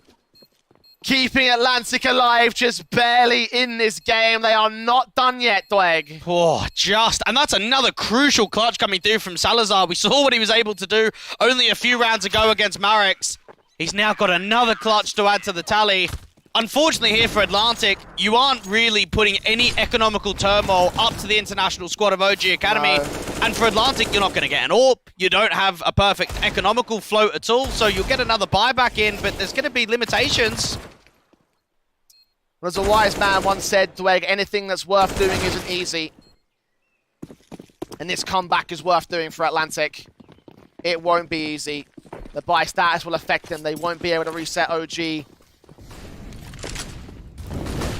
Guns out for both sides. SMG's Croc forcing forward very early with a spray blind on Sound. Excellent opener coming through. And now for OG Academy, there's another aggressive play towards A this time. Salazar backs up. Re-incendiaries opposition will fall back behind that smoke. blind spray tags up one. Second player gets off unscathed. OJ's SMG left isolated in the long position. Gets his swing back towards apartments. Gets a kill with Oxygen. Dementor drops. Marek trades it. OJ turns that AK against him. He drops towards Xanto instead. Awaken alone. 1 versus 3. And he's caught back. No bomb plant for OG Academy. Atlantic with 13. This is going to be another buy, though. Even though there's not a bomb plant, even though there's not that extra cash injection, OG Academy will be able to get another rifle round forward. Awaken trying to do his best with the entries, but just the tempo switch. That MP9 up into the apartments found so much damage. No AWPs at least for OG, though. AKs are in. Galil out for Dementor. Atlantic could find the reset that they're hoping for here. They've got 2 AKs in play. I mentioned no AWPs, still not going to come through for the CT side. Might not have one for the rest of the half. Oxygen. So keen on some of these lurks out towards the apartments. This time around, he's going to be by himself. You've got a lurk smoke forward, more emphasis towards the top of Banana.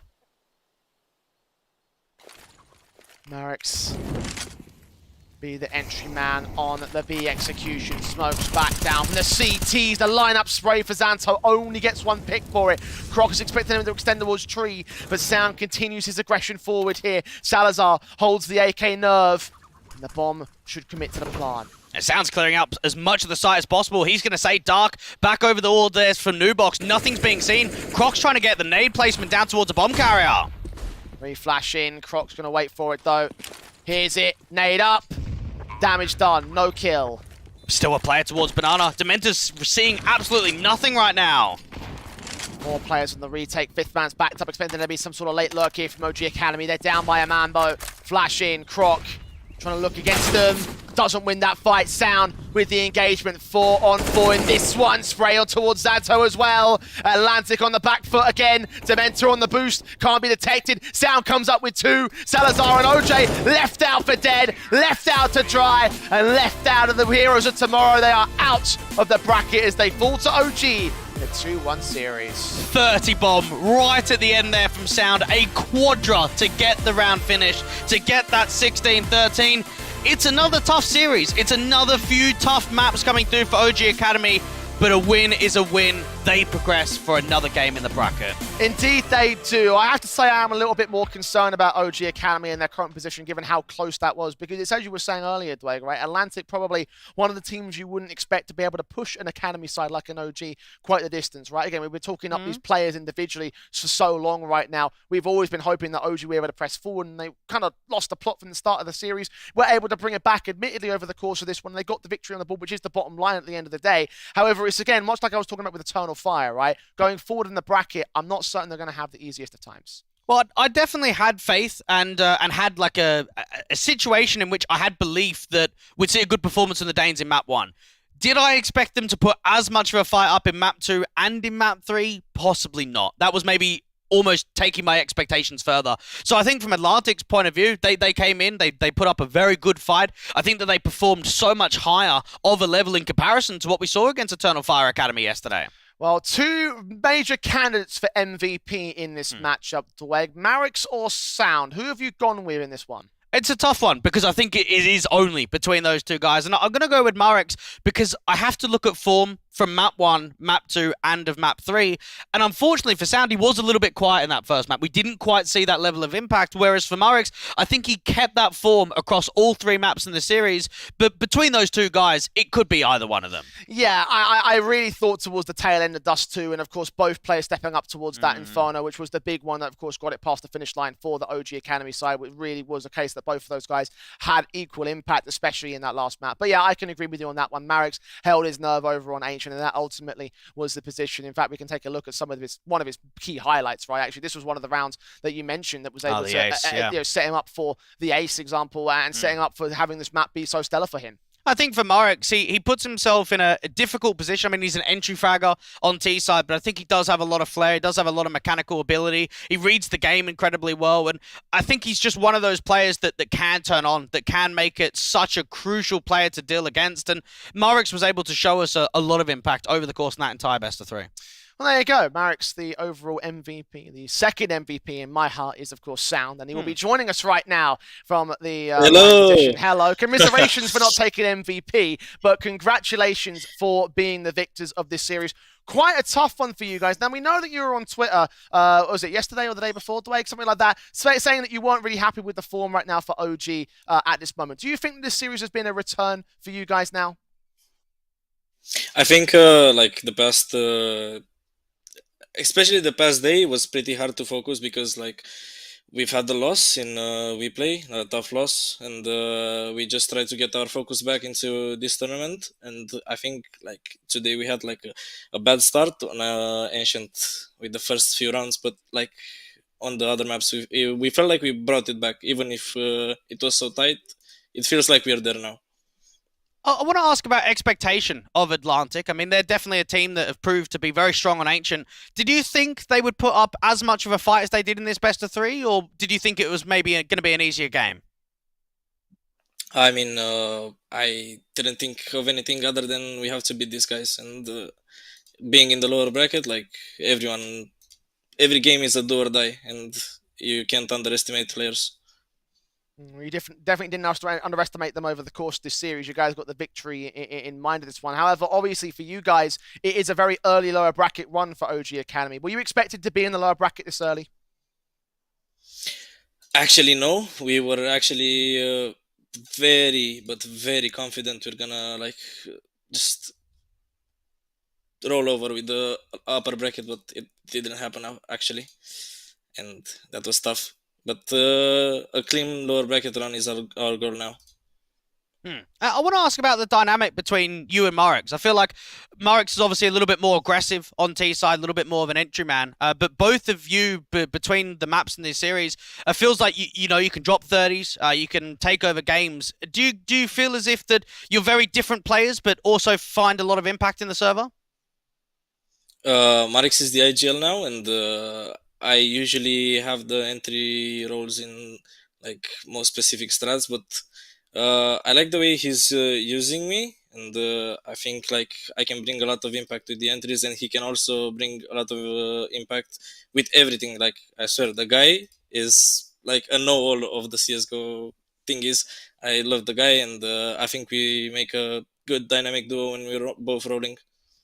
Indeed, you were rolling in that last map, especially for you guys, and it's great momentum to carry forward into the lower bracket semis as well. I kind of wanted to ask about thoughts going forward into that next matchup, because I believe you'll be up against the loser of Fnatic Rising versus Mouse NXT. So definitely a tough draw with two of our top teams in the tournament. So yeah. Give me some thoughts about that next matchup for you guys.